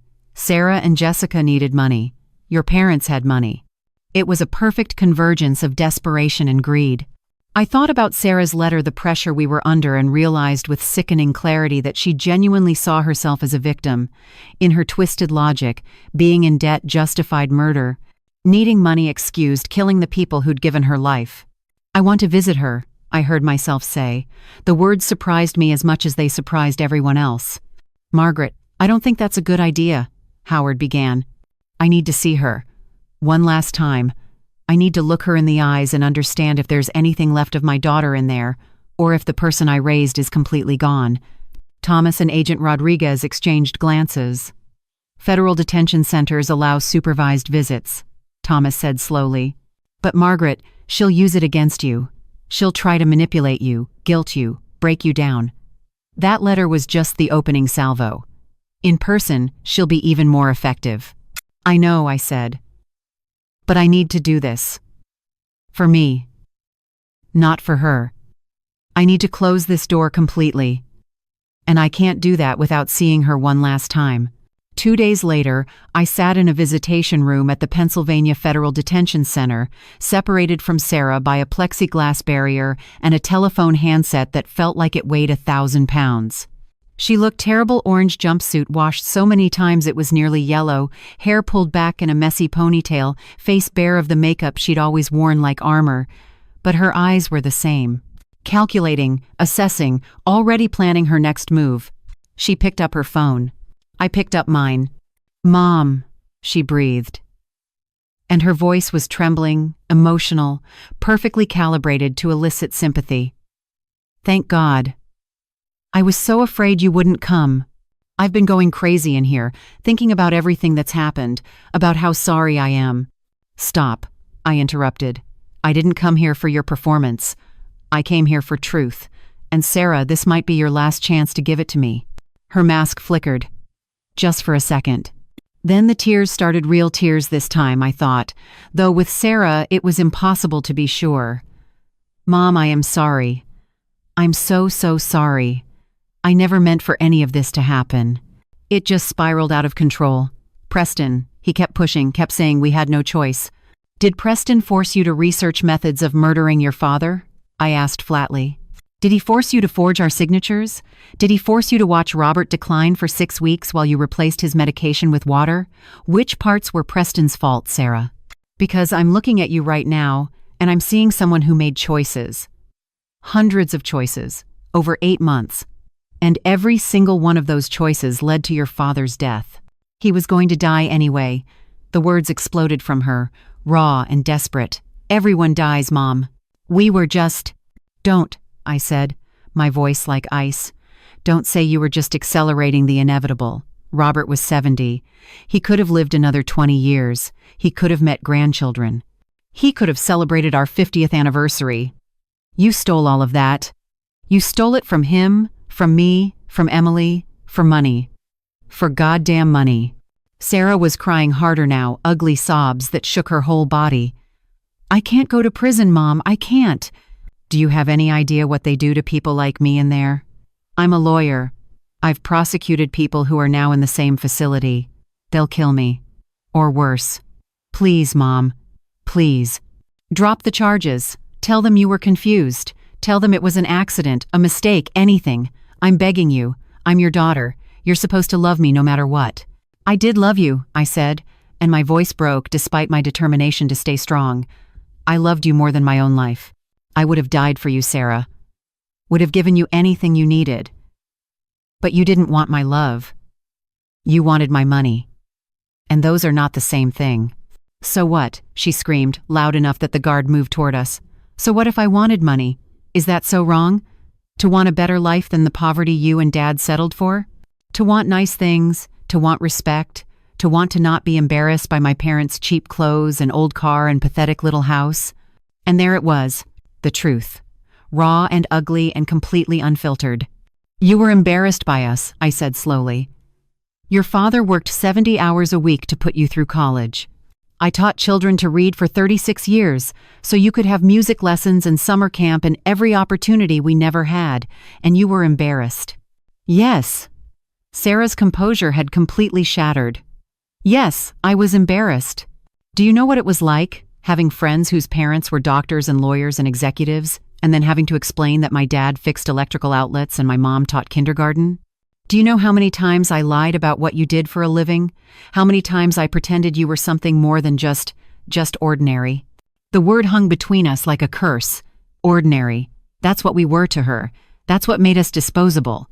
Your father was extraordinary," I said quietly. "He was kind and honest and worked with his hands to build something real. He never cheated anyone, never stole, never hurt anyone. He was a good man, Sarah, the best man I ever knew, and you killed him because you thought he was ordinary. I killed him because I had no choice, she shouted. Preston's firm was collapsing. We were going to lose everything, the house, the cars, the lifestyle we'd built. Do you have any idea what it's like to go from having everything to facing bankruptcy, to facing complete humiliation? Yes, I said. I do. It's called being poor. Your father and I lived it for 40 years, and we survived it with our humanity intact. You lasted 6 months before deciding murder was preferable to downward mobility. Sarah stared at me through the plexiglass, and for just a moment, I saw something human flicker across her face. Shame, maybe. Or regret. Or just the dawning realization that she'd destroyed everything for money she'd never get to spend. I'm not dropping the charges, I said, standing. I'm going to testify at your trial. I'm going to tell the jury exactly what you did. And Sarah, I'm going to watch you get convicted. I'm going to watch them sentence you to life in prison. And I'm going to live the rest of my days knowing that your father got justice. That's what you bought with his life. Not money. Justice. Mom, please? But I'd already hung up the phone, already walked away, already closed the door on whatever relationship we'd once had. Behind me, I heard her screaming, pounding on the plexiglass, guards moving to restrain her. But I didn't look back. Because that woman screaming wasn't my daughter anymore. My daughter died when she decided her father's life was worth less than her country club membership. And I was done mourning someone who'd never really existed in the first place. Emily found me in the parking lot, sitting in Mrs. Patterson's borrowed Buick, with my hands gripping the steering wheel so tightly my knuckles had gone white. I was shaking full-body tremors that I couldn't control, my teeth chattering despite the mild October afternoon. She opened the passenger door and slid in without a word, just placed her hand over mine and waited. She called us ordinary, I finally whispered. That's what it came down to. We were too ordinary for her. Too poor, too simple, too embarrassing. And that's why Robert is dead, because we weren't impressive enough. Mom, 47 years of marriage, 47 years of building a life together, and our daughter murdered him because she was embarrassed by his occupation. My voice was rising now, hysteria creeping in at the edges.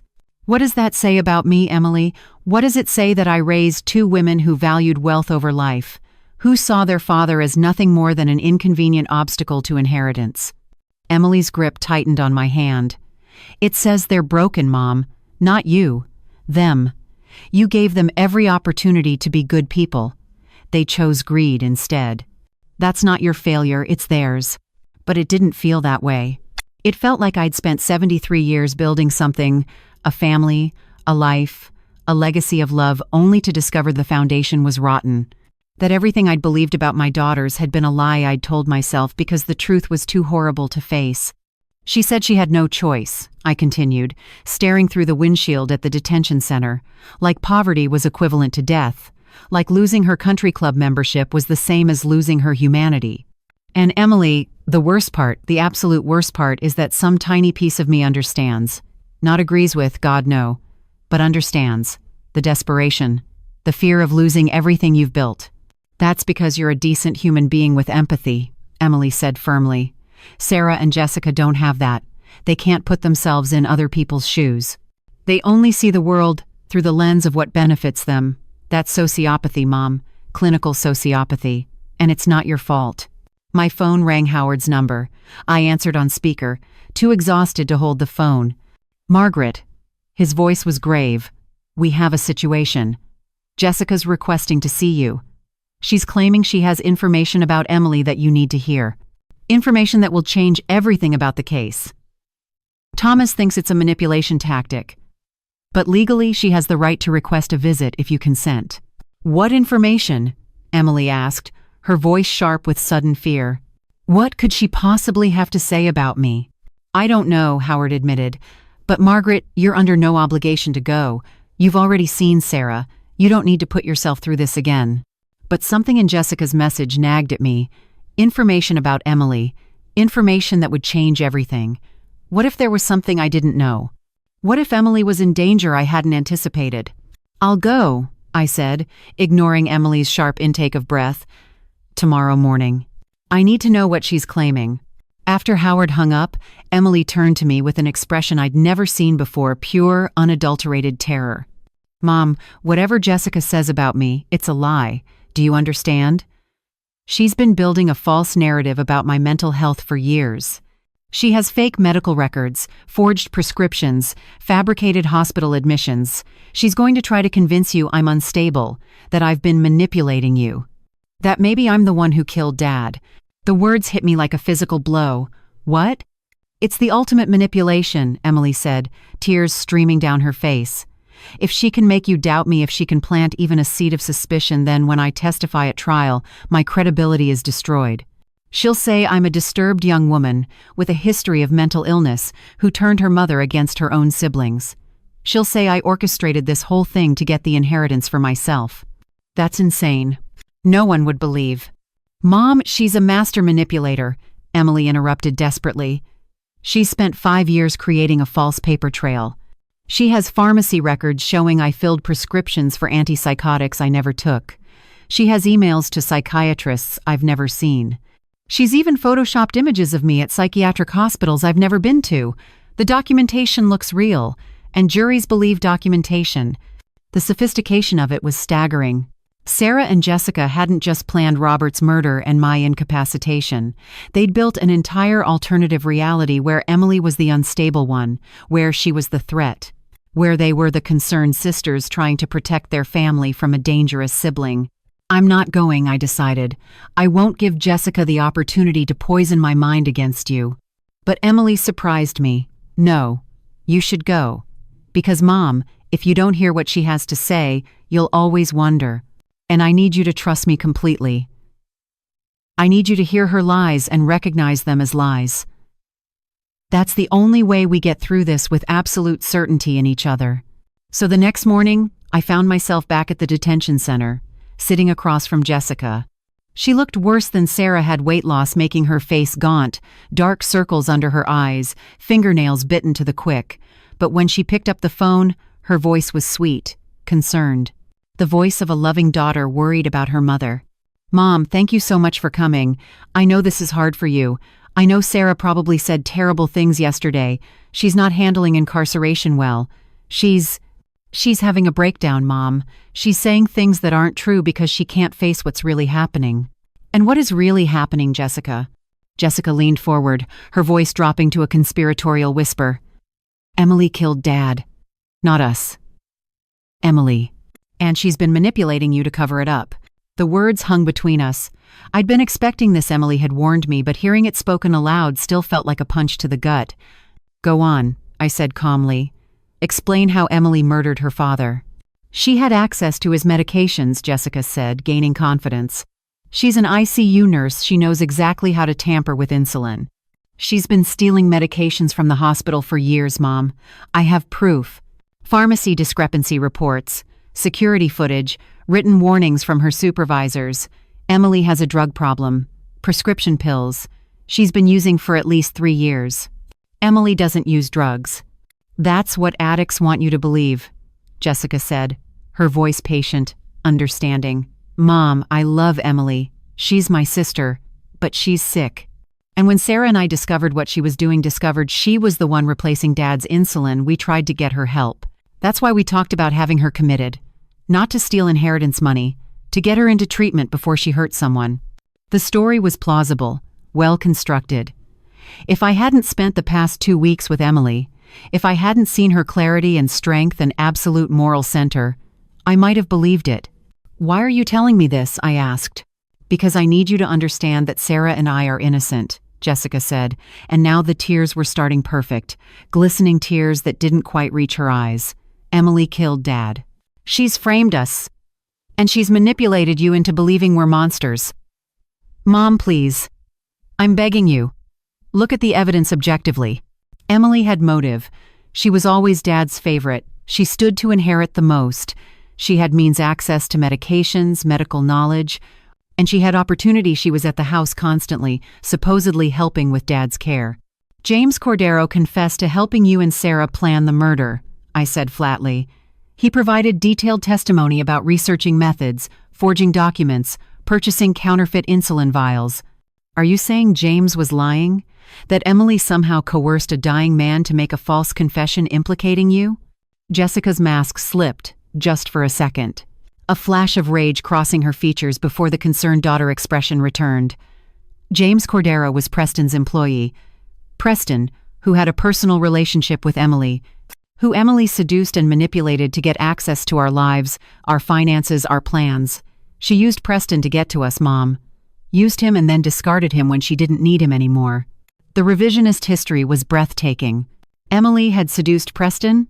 Preston, who'd been married to Sarah for 6 years. The same Preston whose Ponzi scheme had stolen $47 million from elderly victims? Jessica, I said quietly, do you really expect me to believe that Emily's sweet? Caring Emily, who visits nursing homes on her days off and still sends thank you cards for birthday gifts, is a master manipulator who seduced her sister's husband, murdered her father, and framed her sisters for crimes they didn't commit? That Emily orchestrated this entire conspiracy? Yes, Jessica said desperately. Because it's the truth, Mom. It's the truth. And no one will listen because Emily plays the victim so well. She's always been the good daughter, the one who stayed close, who didn't pursue success like Sarah and I did. But that was all strategy, Mom. She stayed close to keep tabs on us, to position herself as the trustworthy one while she systematically destroyed our family. I stood up. I'm done here. Mom, wait, please. I have proof documents, recordings, evidence that will show you who Emily really is. You just have to look at it with an open mind. You have nothing, I interrupted, my voice cold. Nothing except lies stacked on top of lies. And Jessica? The saddest part isn't that you're trying to frame your innocent sister. The saddest part is that you genuinely think I'm stupid enough to believe you. That after everything, after Robert's death, after the forged loans, after you tried to inject me with antipsychotics in a hospital corridor, you think I'll still choose you over the daughter who actually loves me. She doesn't love you, Jessica screamed, losing all composure. None of us love you. We tolerated you because you had money we wanted. That's all you ever were to any of us, a fucking ATM with feelings. And now you're choosing the loser daughter who never accomplished anything over the daughters who actually made something of themselves. There it was. The mask completely off. The raw, ugly truth. At least Emily's a loser with a soul, I said, which is more than I can say for you. I hung up the phone and walked out while Jessica pounded on the plexiglass, screaming obscenities that made the guards move to restrain her. In the parking lot, Emily was waiting, her face tight with anxiety. What did she say? Emily asked immediately. What lies did she tell? That you killed Dad. That you're a drug addict who seduced Preston and framed them for murder. I saw Emily's face drain of color. And then, when I didn't believe her, she dropped the act completely and admitted that none of them ever loved me. That I was just an ATM with feelings. Emily's legs gave out. She sat down hard on the curb, her whole body shaking. Mom, I swear to God, I never touched drugs. I never seduced anyone. I never. I know, I interrupted, sitting beside her, pulling her close. Emily, I know.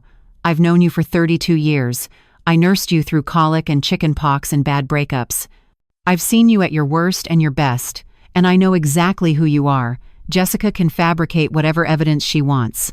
I don't care. I know the truth. The jury won't know, Emily sobbed. When this goes to trial, when Jessica's lawyers present their fake evidence, when they put witnesses on the stand who'll testify to my supposed drug problem and mental instability, the jury won't know what's real. They'll see documentation and think it's legitimate. They'll see me as the unstable daughter who killed her father and manipulated her grieving mother. Then we prove it's fake, I said firmly. We get forensic document analysts. We subpoena your actual medical records. We put your supervisors on the stand to testify you've never been written up for drug theft. We fight back with truth, Emily. That's all we can do. But privately, I was terrified. Because Jessica was right about one thing: juries believe documentation. And if Sarah and Jessica had spent years building a false narrative about Emily's instability, proving it was fake would be an uphill battle. That night, back at our temporary apartment, Emily couldn't sleep. I found her at 3 a.m. sitting on the bathroom floor, surrounded by every piece of documentation about her life she could find. Nursing diplomas, employment records, recommendation letters from supervisors, medical records showing clean drug tests, performance evaluations rating her as exceptional. I'm building a counter-narrative, she explained, her voice hoarse from crying. Every piece of paper that proves I'm who I say I am, every witness who can testify to my character, every shred of evidence that shows Sarah and Jessica are lying. Because, Mom, if the jury believes them instead of me, we lose everything.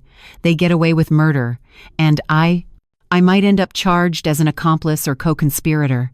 That won't happen, I said, but the words felt hollow. Because in truth, I had no idea what would happen. Sarah and Jessica had proven themselves to be master manipulators. They'd successfully murdered their father and nearly succeeded in killing me.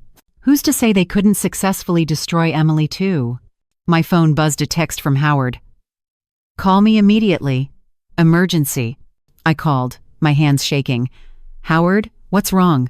Jessica's lawyer filed a motion this afternoon requesting Emily be charged as a co-conspirator in Robert's murder. They're claiming new evidence has come to light, suggesting she was involved in the conspiracy. The hearing is scheduled for tomorrow morning. Margaret, they're going after Emily. If the judge believes there's probable cause, Emily could be arrested. The phone fell from my hands. Emily looked up from her pile of documents, saw my face, and immediately knew. They're coming for me, she whispered. Aren't they? I couldn't answer, couldn't speak, could only pull my youngest daughter into my arms and hold her while the walls closed in around us. Because Sarah and Jessica had just deployed their nuclear option. If they were going down for murder, they were taking Emily with them. And there wasn't a damn thing I could do to stop it.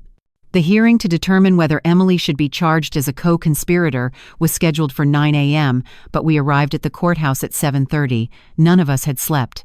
Emily looked like a ghost pale, hollow-eyed, her hands trembling so badly she couldn't hold her coffee cup without spilling it. Howard had assembled a legal team overnight, 3 junior associates from his former firm, all working pro bono because they'd heard about the case and were outraged by the injustice of it. Thomas Patterson met us in the corridor outside the courtroom, his expression grim but determined. I've reviewed their so-called evidence, he said without preamble. It's sophisticated forgery. Very sophisticated. Pharmacy records showing Emily signed out medications she never touched. Security footage that's been digitally altered to place her near the pharmacy storage at times when her actual timesheets show she was working in the ICU. Witness statements from colleagues who don't actually exist. We've checked employee databases, and 2 of the 3 people who supposedly witnessed Emily stealing medications were never employed at Millbrook. General. So it's all fake, Emily said, her voice desperate. You can prove it's all fake. We can prove some of it is fake, Thomas corrected carefully. But Margaret, Emily, I need you to understand something. The defense doesn't have to prove Emily is guilty beyond a reasonable doubt. They just have to establish probable cause or reasonable suspicion that she might have been involved, and they've built a disturbingly convincing case for that suspicion. How? I demanded. How can fake evidence be convincing? Because it looks real at first glance, Thomas explained. And in a probable cause hearing, the judge doesn't have time to forensically analyze every document. They look at the surface. Is this evidence, on its face, sufficient to warrant further investigation? And unfortunately, what Jessica's lawyers have assembled does meet that threshold. Unless we can definitively prove it's fabricated today, in this hearing, Emily might be arrested. Emily made a sound somewhere between a laugh and a sob. They're going to win. After everything, after I tried to warn Dad, after I went into hiding, after I testified against them, they're still going to win. They're going to frame me for the murder I tried to prevent. No, I said fiercely, gripping her hands. No, they're not. Because, Emily, you have something they don't have. You have the truth. And you have people who actually love you fighting for you. That has to count for something. But I wasn't sure it did. I'd been naive my whole life, believing love could overcome anything. That truth always won in the end. Robert's death had shattered that illusion. And now I was watching my youngest daughter potentially being destroyed by lies while I stood powerless to stop it.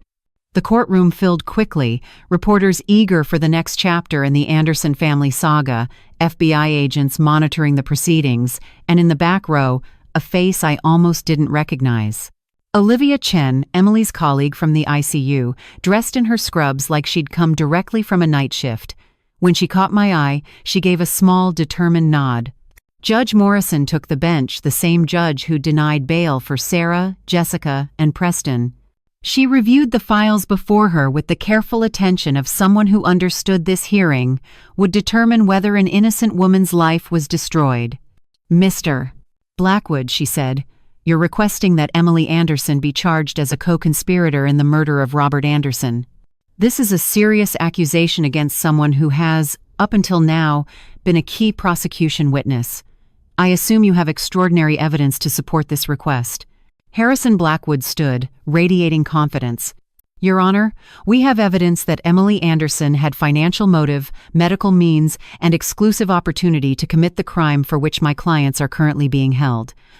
We believe the prosecution has been deceived by Miss Anderson, who manipulated events to frame her sisters while actually committing the murder herself."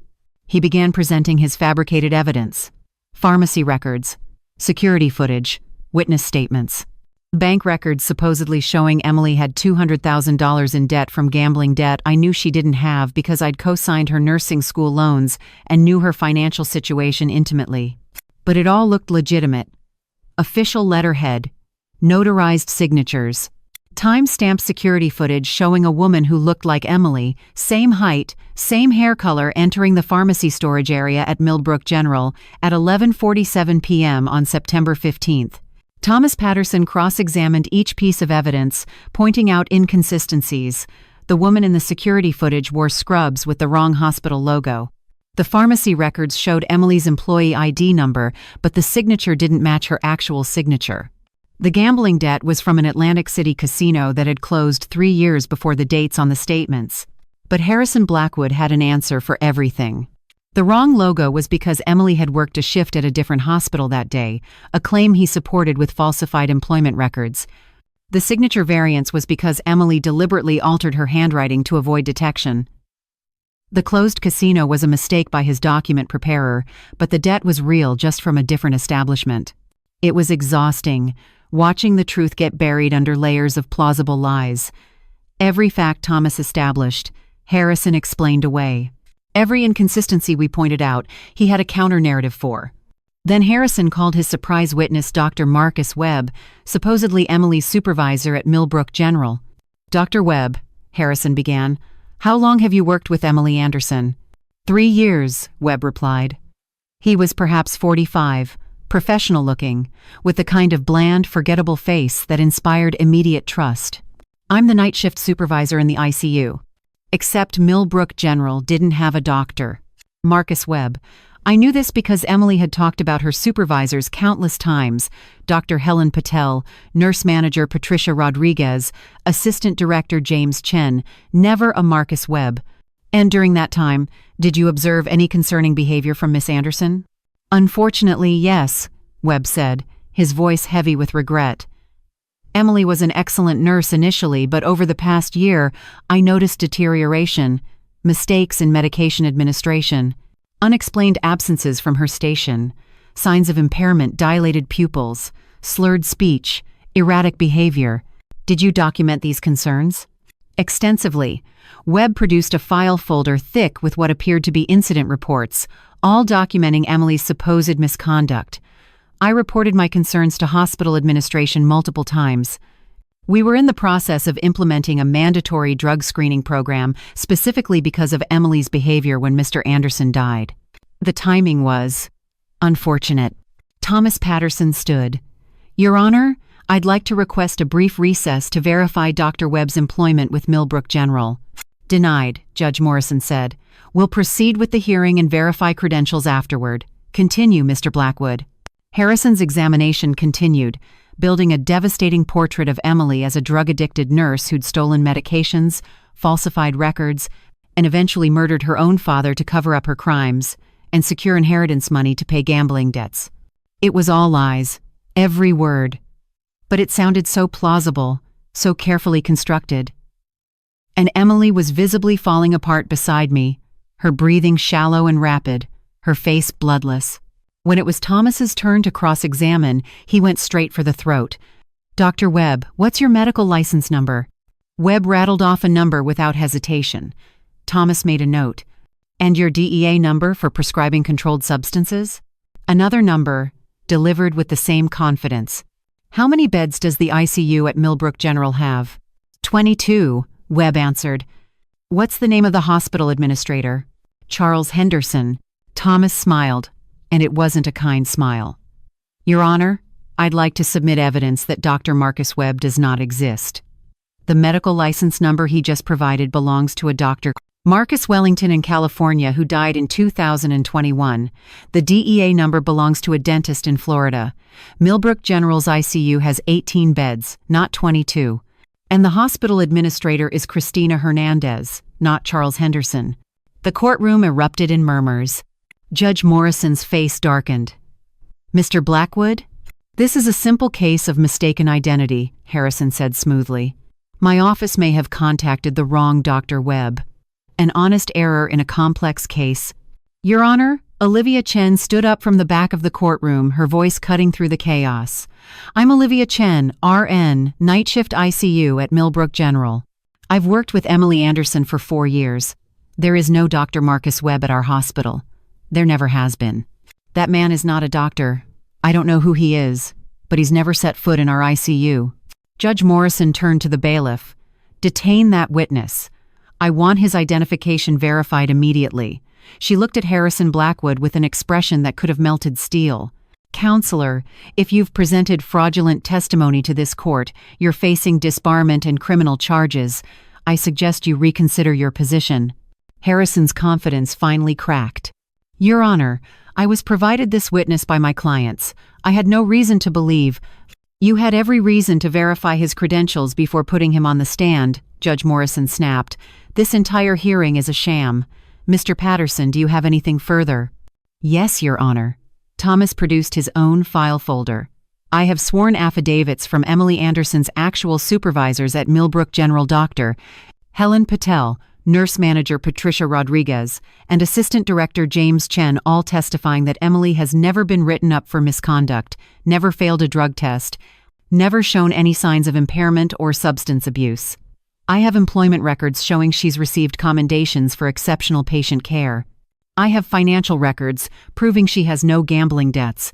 In fact, she has $73,000 in savings from working double shifts to help care for her parents. He laid document after document on the judge's bench.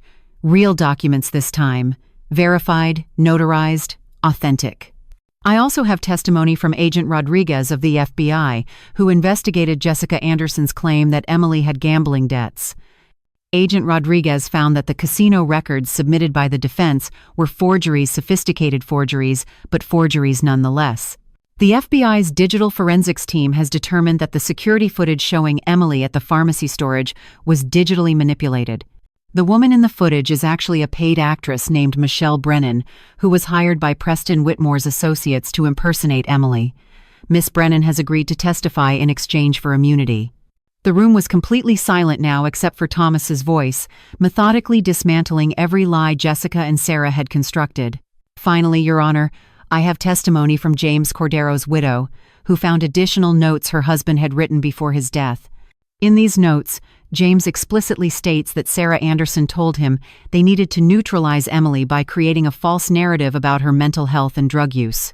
He describes meeting where Sarah and Jessica discussed hiring someone to impersonate Emily on security footage. He details payments made to forgers who created the fake pharmacy records and witness statements. Thomas placed a final folder on the bench. Your Honor, this entire motion is not just baseless, it's a criminal conspiracy to obstruct justice and frame an innocent woman for murder.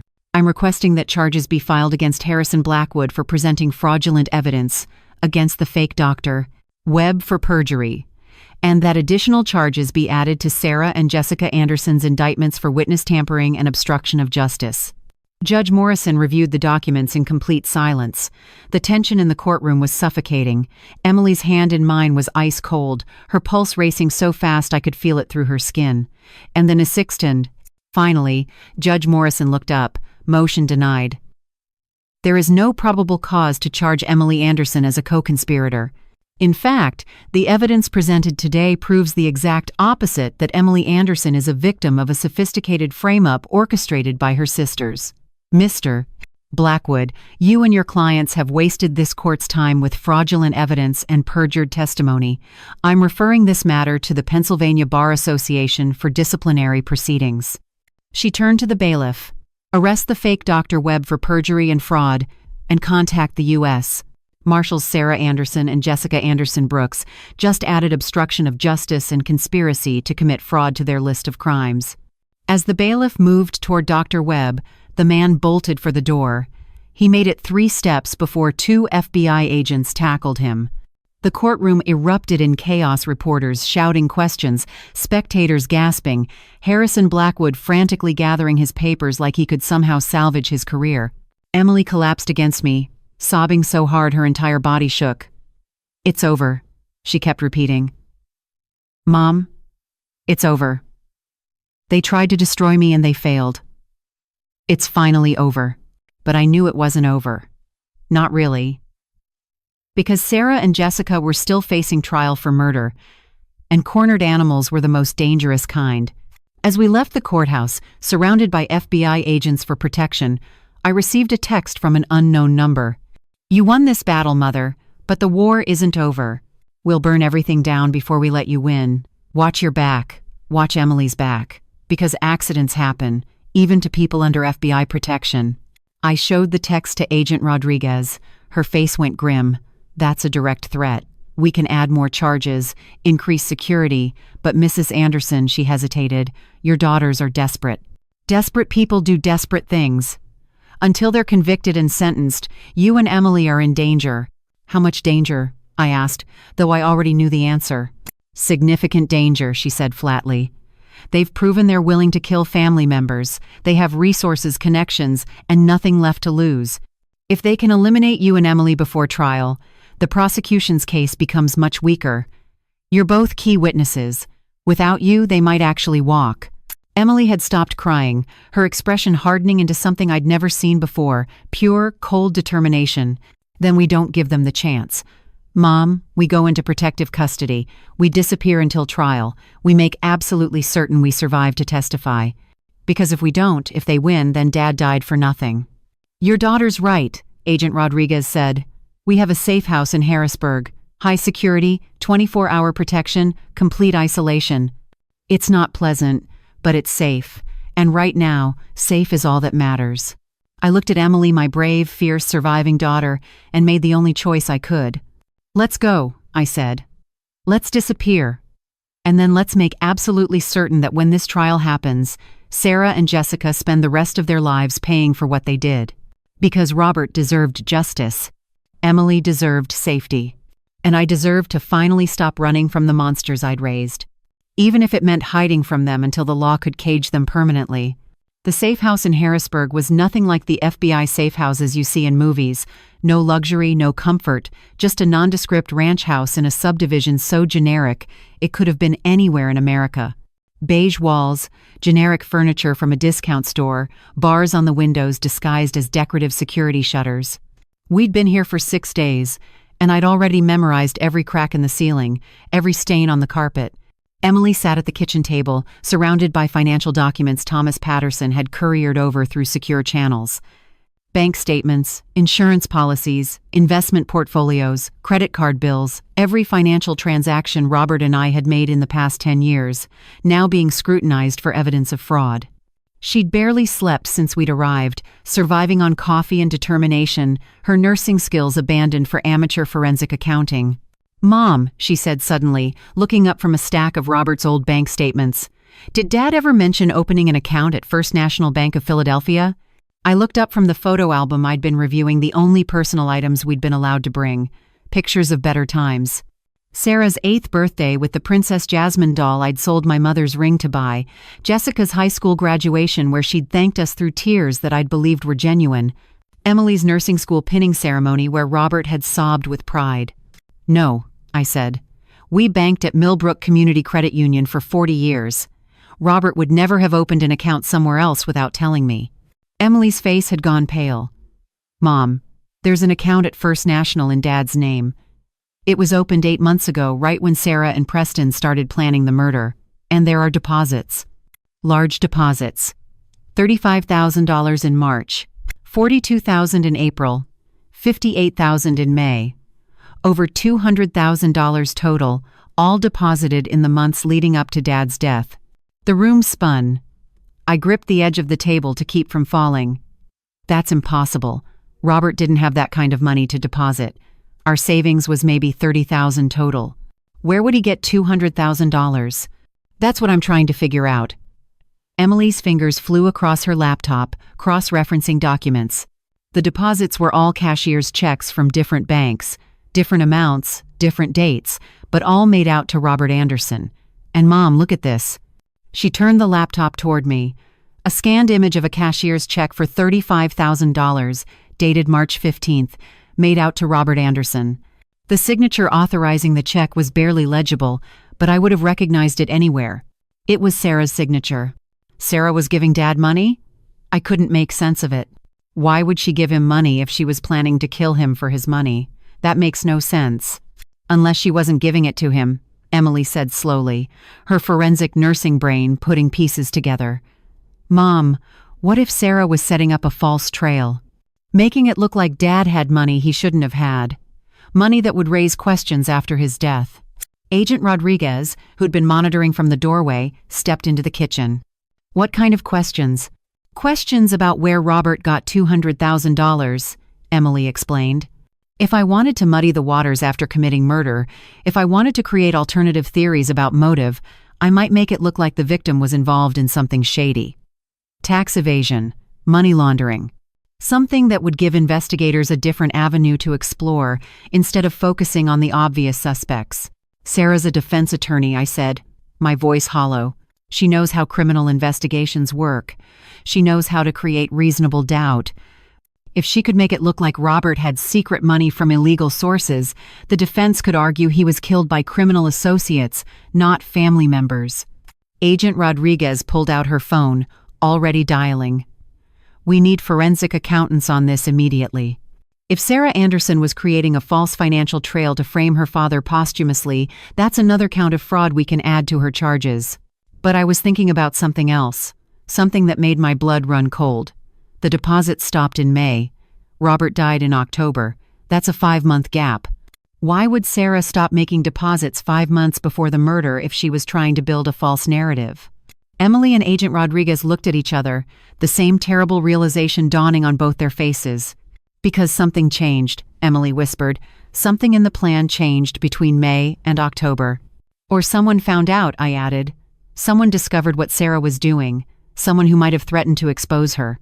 James Cordero, Agent Rodriguez said immediately. He didn't come forward until he was dying. What if he knew about this earlier? What if he tried to blackmail Sarah? That would explain why she stopped the deposits. She couldn't risk continuing to build a false trail if James was threatening to tell the truth. My phone rang a secure line that only Thomas Patterson and Howard Weber had the number to. I answered on speaker. Margaret.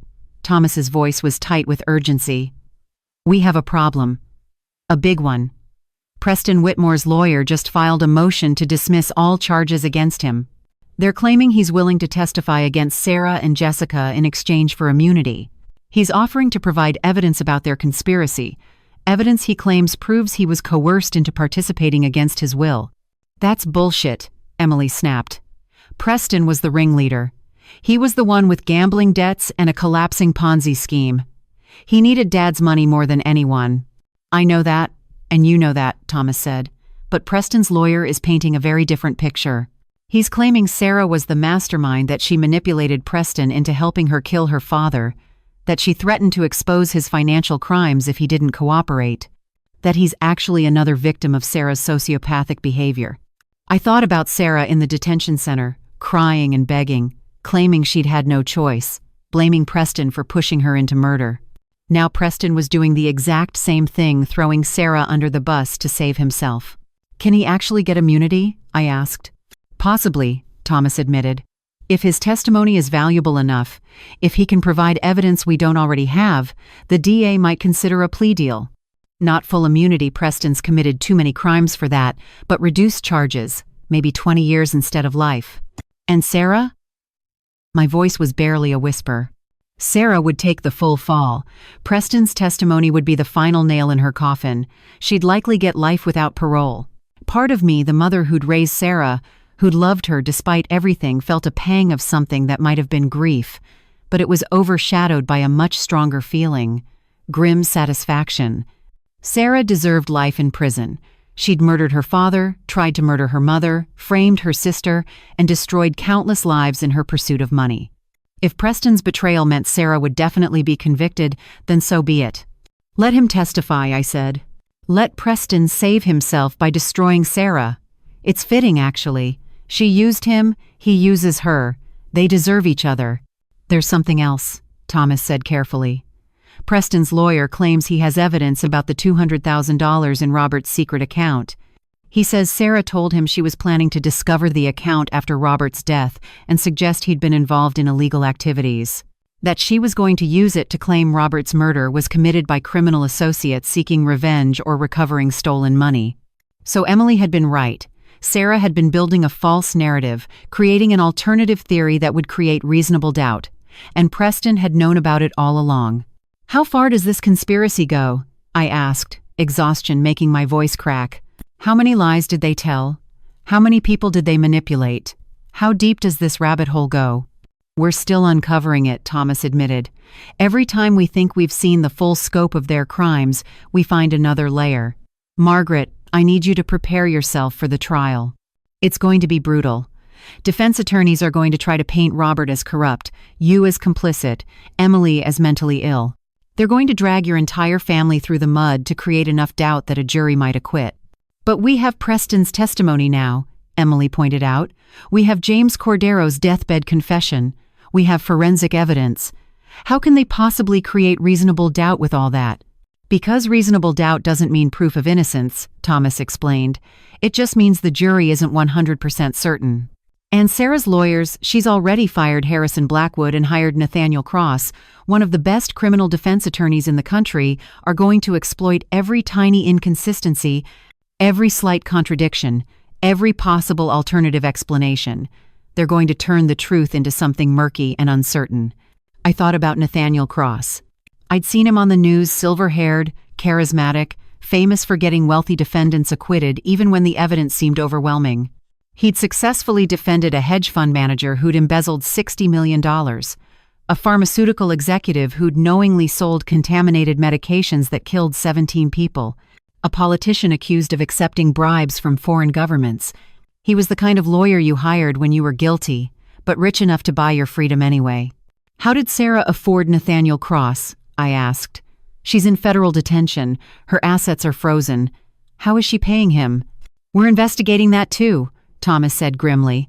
Cross's retainer is reportedly $500,000, plus expenses. We think Sarah might have offshore accounts we haven't discovered yet, or she's getting financial backing from someone with a vested interest in keeping her out of prison.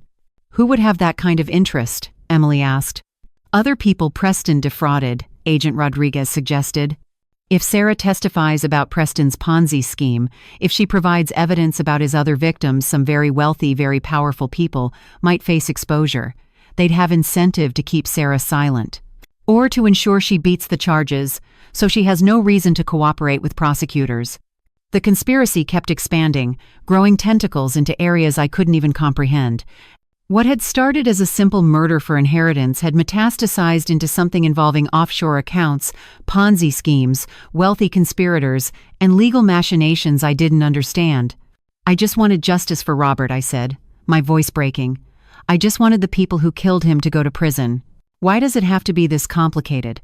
Because Sarah and Preston made it complicated, Thomas said gently. They spent months planning this crime, building layers of deception, creating false trails and alternative narratives. Unraveling their conspiracy is going to take time. But Margaret, I promise you we will get justice for Robert. It might take longer than we'd like. It might be messier than we'd hoped. But they will pay for what they did. After Thomas hung up, Emily and I sat in silence, processing everything we'd learned. The safe house felt smaller somehow, the walls closing in. We were trapped here, hiding from my daughters, while they manipulated the legal system from behind bars. Mom, Emily said quietly, I need to tell you something. Something I should have told you weeks ago, but I was too afraid. My stomach clenched. What is it? The night before Dad died, the very last night I went to the house. I'd gotten off my shift early and I wanted to warn him one more time about Sarah and Jessica. I had to try again, even though he hadn't believed me before. But when I got there, Dad was in his workshop. And Mom, he was crying. Tears spilled down my face immediately. Robert rarely cried. In 47 years of marriage, I'd seen him cry perhaps 5 times. He was holding this old photograph, Emily continued, her own voice choked with tears. The one from your wedding day. You both looked so young, so happy. And he said to me, Emily, I failed them. I failed Sarah and Jessica. Somewhere along the way, I failed to teach them that love is more valuable than money. And now I'm paying the price for that failure. I couldn't breathe, couldn't process. Robert had known, had understood in those final days that his daughters were capable of evil, and he'd blamed himself. I told him it wasn't his fault, Emily sobbed. I told him he'd been a perfect father, that Sarah and Jessica's greed was their own responsibility. But he just shook his head and said, a father's job is to raise children who value the right things. I valued hard work and honesty and love. They valued money and status and luxury. I failed them, and now I'm failing your mother by dying and leaving her alone with them. He knew he was dying, I whispered. He knew what they were doing to him. I think in those final days, he figured it out, Emily confirmed. But by then it was too late. The insulin replacement had gone on too long. His organs were already failing. And Mom, he made me promise something. He made me promise that I would protect you, that I would make sure Sarah and Jessica didn't hurt you the way they'd hurt him. That was his last request to me, protect your mother. That's why you went into hiding, I realized. Not just to protect yourself. To survive so you could keep your promise to Robert. Yes, Emily said. And Mom, I'm going to keep that promise. I'm going to testify at that trial. I'm going to tell the jury exactly what Sarah and Jessica are. And I'm going to make sure they spend the rest of their lives in prison. For Dad. For you. For every family they would have destroyed if we hadn't stopped them. I pulled Emily into my arms, both of us crying, both of us finally grieving properly for the man we'd lost. Not just grieving his death, but grieving the fact that he'd died knowing his daughters had become monsters, that his last days had been spent in fear and betrayal and self-blame he didn't deserve. Outside the safe house, FBI agents patrolled the perimeter. Inside, Emily and I held each other and cried for the husband and father who'd died, believing he'd failed his children. When the truth was, they'd failed him. And now, finally, they were going to pay for it. Even if it took a trial that would lay bare every ugly secret of our family. Even if it meant the world knowing that I'd raised 2 daughters capable of murder. Even if it meant reliving every moment of betrayal in front of cameras and reporters and strangers who would judge us all. Justice for Robert was worth any price. And I was prepared to pay it. Every last excruciating penny. The call came at 2:17 in the morning on our 11th day in the safe house. I was awake. I was always awake these days, sleep having become a luxury my traumatized brain could no longer afford. Emily was sprawled on the couch, finally unconscious after 36 hours of reviewing documents, her breathing the only sound in the oppressive silence. When my secure phone rang, the sound jolted through me like electricity. Agent Rodriguez's number. Margaret, her voice was strange tight, with something I couldn't identify. Not quite excitement, not quite horror. Something in between. I need you to wake, Emily. Both of you need to hear this. I'm coming inside. She appeared moments later, flanked by 2 other agents I didn't recognize. Her face was pale despite her dark complexion, her eyes red-rimmed like she'd been crying or hadn't slept in days. She sat across from Emily and me at the kitchen table, and I noticed her hands were shaking slightly as she opened a file folder. We got the full toxicology results back from Robert's exhumation, she began without preamble. The comprehensive panel that tests for everything, not just the standard drugs. Margaret, Emily, what I'm about to tell you changes everything about this case. My heart was hammering so hard I could hear it in my ears. What did you find? Agent Rodriguez looked at Emily, then at me, then down at her papers like she couldn't bear to maintain eye contact. Robert wasn't poisoned with counterfeit insulin. He wasn't poisoned at all. The insulin replacement, the saline vials, they were real. Sarah and Jessica did purchase them, but they never actually used them. The room tilted sideways. What are you saying? I'm saying Robert died exactly how his death certificate stated, hypoglycemic crisis leading to organ failure and cardiac arrest. But it wasn't because someone replaced his insulin. It was because someone gave him massive doses of real insulin. Deliberately. Systematically. For weeks, Emily's face had gone chalk white. As an ICU nurse, she understood immediately what I was still struggling to process. Insulin overdose, she whispered. Not insulin deprivation. The opposite. Someone was giving him extra doses on top of his regular medication, driving his blood sugar dangerously low. That's why he was confused, weak, his organs failing. Hypoglycemia over extended periods causes exactly those symptoms. Correct, Agent Rodriguez confirmed. And here's what makes this devastating insulin overdose much harder to detect than insulin deprivation. When someone's blood sugar is too high, you look for reasons why they're not getting enough insulin. But when it's too low, when they're taking their regular doses and still going hypoglycemic, you assume they're accidentally taking too much. User error, dementia-related confusion. You adjust their dosing schedule and monitor more carefully. You don't immediately suspect murder. But the counterfeit insulin, I managed, my thoughts fragmenting. The 43 vials in Jessica's safe, James Cordero's confession. Preston's testimony about Sarah planning to replace Robert's medication. If they didn't actually do it, why all the preparation? Agent Rodriguez's expression was anguished. That's what we've been trying to figure out. And Margaret, Emily, what I'm about to tell you is going to be extremely difficult to hear. But you need to know the truth. She pulled out a series of photographs, security footage, timestamps, medical records, pharmacy logs. We've been reconstructing Robert's final weeks. Every medication dose, every blood sugar reading, every moment we can document, and we found a pattern. Robert's hypoglycemic episodes consistently occurred within 2 to 3 hours of someone visiting the house. Someone who had access to his insulin, his medication schedule, his daily routine. Sarah and Jessica, I said immediately. They came for Sunday dinners. They had keys. They could have... No. Agent Rodriguez interrupted gently. Sarah and Jessica visited on Sundays. Robert's most severe hypoglycemic episodes occurred on weeknights, Tuesday evenings, Thursday mornings, Saturday afternoons. Times when Sarah and Jessica were documented to be elsewhere at work, with friends in different cities entirely. They have alibis for every single incident. Emily had started trembling. I saw her hands gripping the edge of the table, knuckles white, and something in her expression made my blood run cold. Who else had access? I whispered, though part of me already knew, already understood where this was going. Who else visited on weeknights? Agent Rodriguez placed one final photograph on the table, security footage from Millbrook General's parking lot showing someone in scrubs entering a vehicle. The timestamp read September 22nd, 11:43 p.m., 2 days before Robert's final, fatal hypoglycemic crisis. The person in the scrubs was Emily, and she was carrying a small medical bag that hospital employees weren't supposed to remove from the premises. No, I heard myself say. No, that's another frame-up. More fake footage like the pharmacy security recordings. Sarah and Jessica doctored this. The footage is real, Agent Rodriguez said quietly. We've had it analyzed by 3 separate forensic video experts. It's authentic. Margaret Emily was removing medical supplies from Millbrook General in the weeks before Robert's death.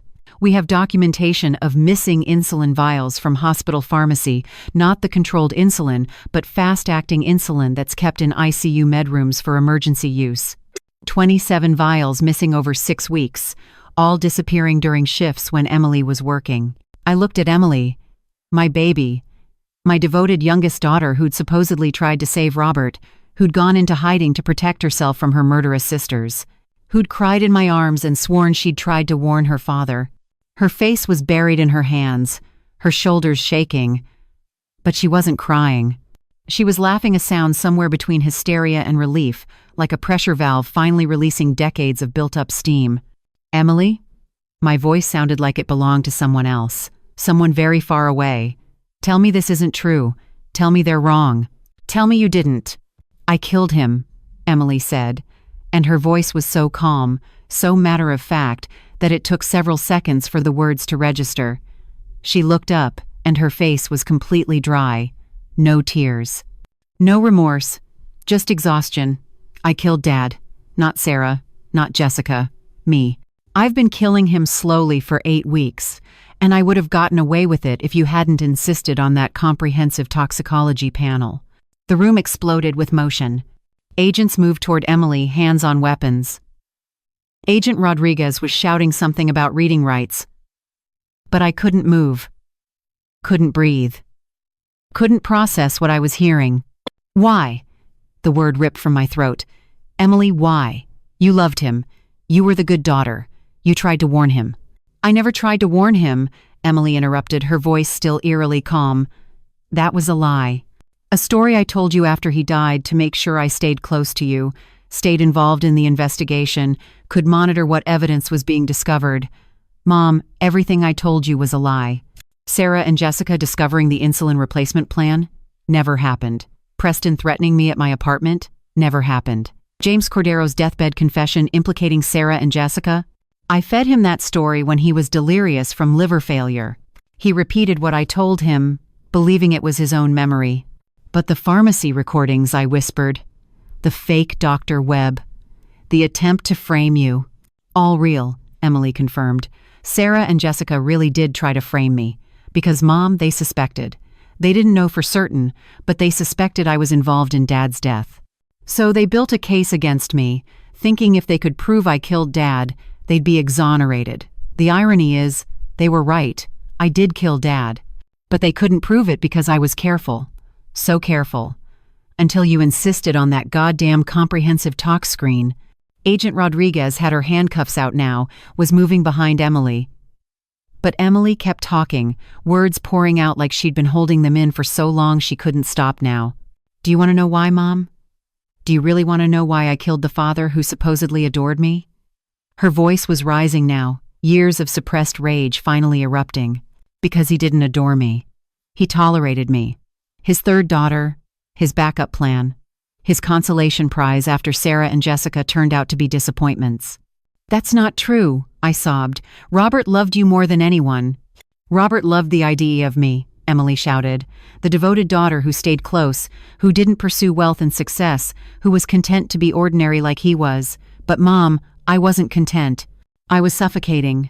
Do you have any idea what it's like to be the good daughter? To have everyone constantly telling you how wonderful you are for not being ambitious like your sisters? For settling for a nursing job and a small apartment and a life that went nowhere? You saved lives, I whispered. You were a hero. I was bored, Emily screamed, and I saw Agent Rodriguez flinch. I was so fucking bored I wanted to die. 32 years old, single, living paycheck to paycheck, spending my days off visiting my elderly parents instead of building a life of my own. And you know what the worst part was? Everyone praised me for it. Emily's such a good daughter. Emily's so devoted. Emily's not materialistic like her sisters. Like being poor and lonely and unfulfilled was somehow virtuous. She was crying now, finally, tears of rage streaming down her face. I watched Sarah and Jessica live these incredible lives, travel, luxury, success, excitement, and yes, they were shallow and greedy, but at least they were living. While I was stuck in the role of dutiful daughter, trapped by expectations I never asked for, sacrificing my own happiness to play the part everyone wanted me to play. So, you killed your father, I said flatly. You murdered Robert because you were jealous of your sister's lifestyles. I killed him because I was going to inherit 1/3 of $1,850,000, Emily corrected coldly. $600,000, enough to finally live the life I wanted. Enough to quit nursing, travel the world, be someone instead of just sweet little Emily who takes care of her parents. And Mom, the beautiful part? Everyone would blame Sarah and Jessica. The greedy sisters who'd already demonstrated they valued money over family, the perfect scapegoats. You framed your own sisters, I breathed. You murdered your father and deliberately framed Sarah and Jessica for a crime they didn't commit. Oh, they committed plenty of crimes, Emily said dismissively. The loan forgery was real. Jessica really did steal $175,000. The insurance fraud was real. Sarah really did forge signatures to increase Dad's policy. They were planning to kill him eventually, just more slowly. I simply beat them to it. And honestly, they deserve prison. They're horrible people, Mom. Genuinely awful. So yes, I framed them. And I don't feel bad about it because they would have done the same thing to me if they'd had the chance. But James Cordero, I struggled to understand. His confession. He described details about Sarah and Preston planning the murder. Details I fed him, Emily said impatiently, like I was being deliberately stupid. Mom, James was dying, delirious, desperate to confess something before meeting God. I visited him 3 times during his final week, pretending to be his nurse. Told him about Sarah and Preston's conspiracy. Filled his head with memories that were actually suggestions. By the time you arrived to record his confession, James genuinely believed he'd helped plan Dad's murder. The human mind is remarkably easy to manipulate when death is imminent and guilt is overwhelming. Agent Rodriguez snapped the handcuffs onto Emily's wrists. Emily Anderson, you're under arrest for the murder of Robert Anderson. You have the right to remain silent. But I wasn't listening to the Miranda rights. I was staring at this stranger wearing my daughter's face. This cold, calculating killer who'd spent 8 weeks slowly murdering her father, who'd manipulated a dying man, who'd framed her sisters, who'd held me while I cried and sworn she'd protect me while actually orchestrating the greatest betrayal of my life. The visits, I whispered. All those visits where you were supposedly helping with Robert's medications. You were overdosing him. Right in front of me. While I thanked you for being such a devoted daughter, you made it so easy, Emily said, and there was almost admiration in her voice. You trusted me completely. Never questioned when I prepared Dad's insulin injections. Never noticed when I'd accidentally give him an extra dose. Oh, Mom, Dad's blood sugar was a bit high, I gave him a correction. Except it wasn't a correction. It was attempted murder, happening right in your kitchen, with you in the next room making dinner. I vomited into the kitchen sink. My body rejecting this reality the same way it had rejected the truth about Sarah and Jessica. But this was worse. So much worse. Because Emily had been my comfort. My proof that not all my children were monsters. My last remaining source of love in a family destroyed by greed. And she'd been the monster all along. I need to ask, Agent Rodriguez said quietly, what was your plan for Margaret? Were you going to kill her too? Emily looked at me with something that might have been affection. Or maybe just calculation. I couldn't tell anymore. Eventually she admitted. But not right away. I needed Mom alive to testify against Sarah and Jessica. Needed her to be the grieving widow seeking justice for her murdered husband. Once they were convicted and imprisoned, once I had my inheritance and they couldn't interfere, then yes, Mom would have had an accident. Heart attack maybe? Stroke? Something age-appropriate for a woman her age, and I would have inherited everything, nearly $2 million. The house, the savings, all of it. The white van at my house, I said, pieces clicking into place. The men trying to inject me with antipsychotics. That wasn't Sarah and Jessica trying to kidnap me. That was you, wasn't it? You hired them. You were trying to eliminate me early because I was getting too close to the truth. Emily shrugged. You were supposed to go into a psychiatric facility where I could control your medication, but you ran, and then you brought in Howard and Thomas and the FBI, and everything got complicated. So I had to pivot, had to become the devoted daughter protecting you from her evil sisters. And it worked. You believed every word. Agent Rodriguez was reading Emily her rights, but Emily kept talking, compelled now to explain her brilliance, her careful planning, her masterful manipulation of everyone around her. The really funny part? Emily continued as they led her toward the door. Sarah and Jessica are going to prison for decades for crimes they planned but didn't commit. While I nearly got away with the crime I actually did commit. If not for that comprehensive tox screen showing insulin overdose instead of insulin deprivation, no one would have ever suspected me. I would have gotten my inheritance, watched my sisters rot in prison, and lived happily ever after, the good daughter who finally got what she deserved. You deserve hell, I said, my voice breaking. You deserve to rot in the same cell as your sisters. You're exactly like them, Emily. Exactly. The only difference is you were better at pretending to be human. For the first time since her confession began, Emily's mask cracked, her face contorted with rage. I am nothing like them. Sarah and Jessica are greedy, shallow, soulless monsters who valued material wealth over family. I killed Dad for freedom, for a chance at a real life. That's completely different. No, I said, understanding, finally crystallizing. It's exactly the same. You all decided Robert's life was worth less than money. You all chose inheritance over family. You all murdered the man who loved you. The only difference is you convinced yourself you had a noble reason. But Emily, you didn't. You killed your father because you were selfish. Because you wanted what he had instead of building something yourself. Just like your sisters. Emily lunged toward me, agents barely restraining her. You don't understand. You've never understood. Living in your pathetic little house with your pathetic little life, thinking poverty was somehow virtuous. I wanted more. I deserved more. You deserved nothing, I screamed back, 47 years of love and sacrifice and betrayal finally erupting. None of you deserved anything.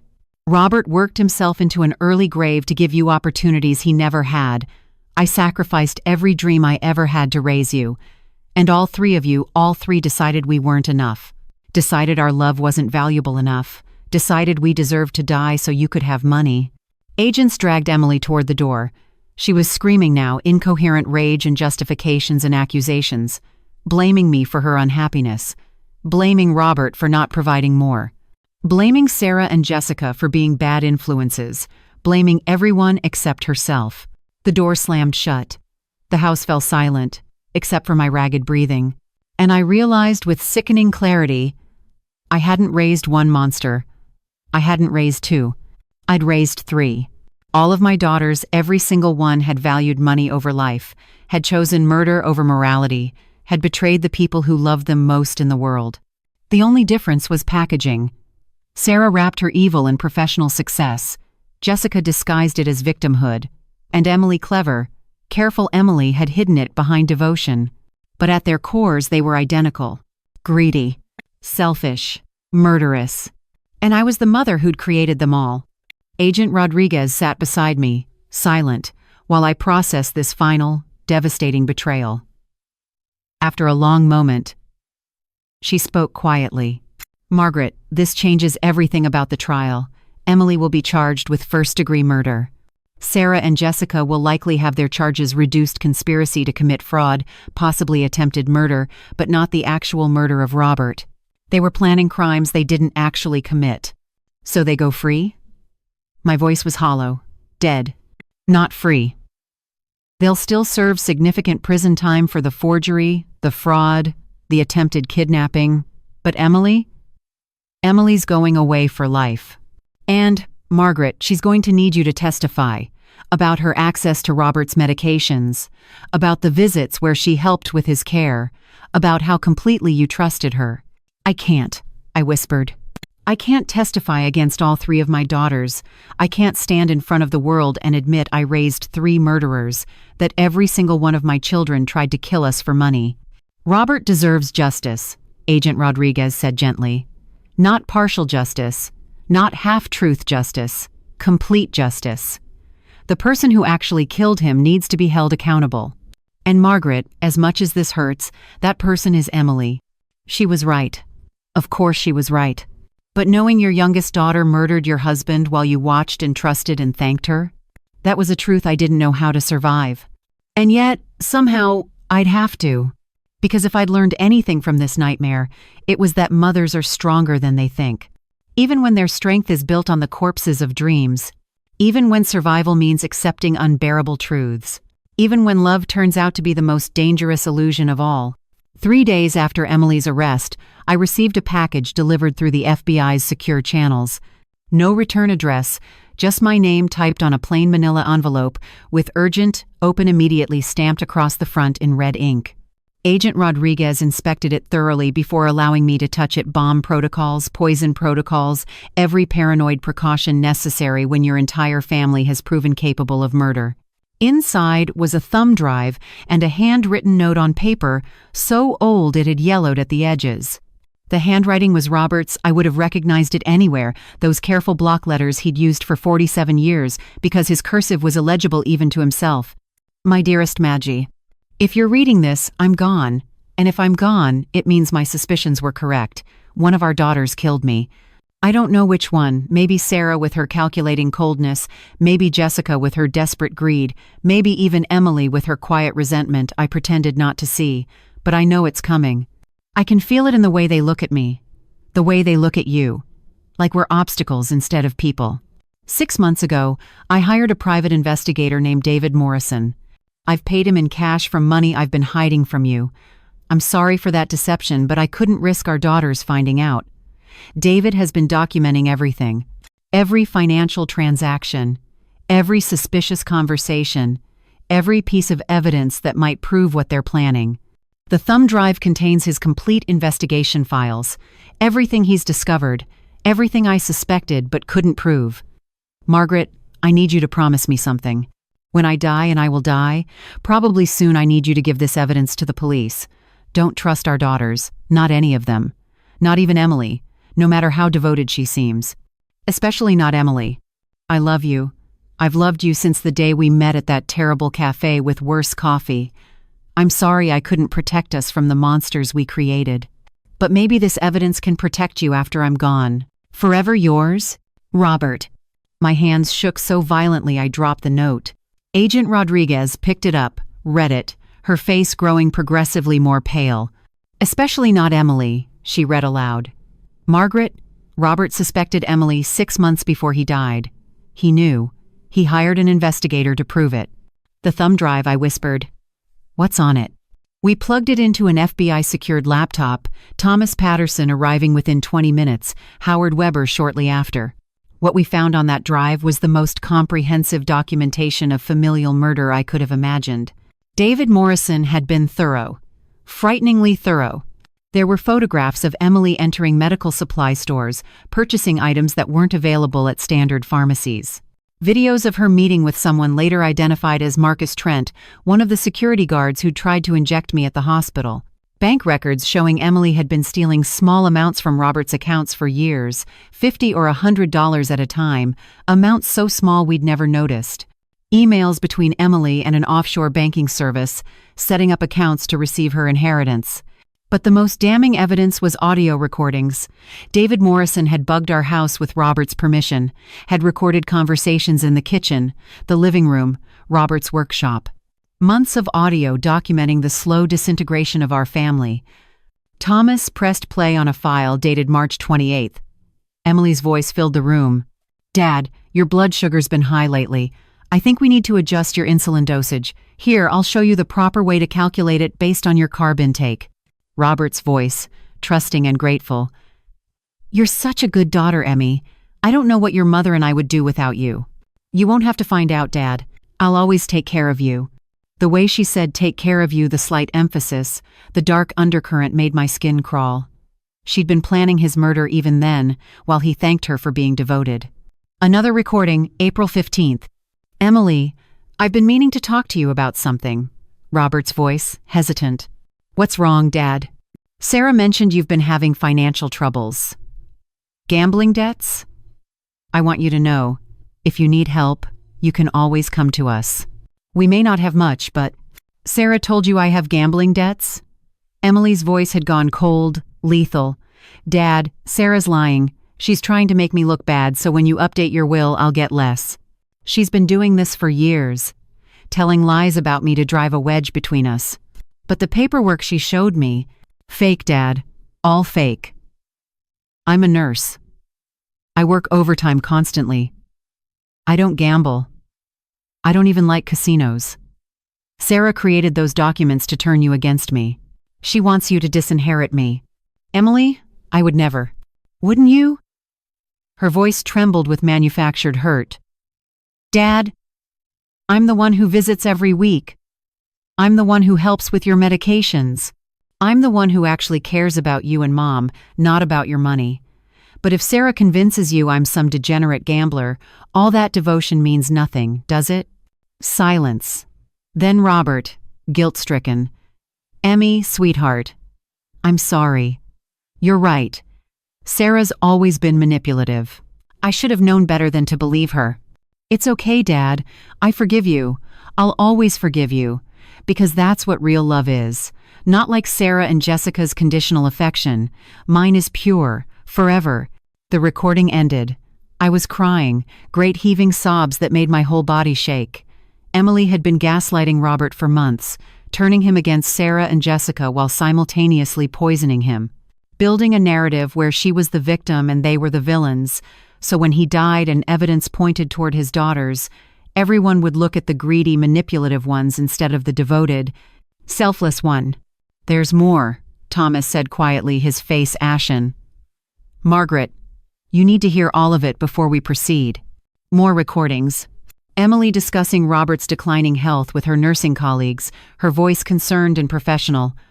I'm worried about my father's cognitive decline. He keeps making mistakes with his insulin. Yesterday, he nearly gave himself a double dose. I had to intervene. Except we now knew Robert hadn't been making mistakes.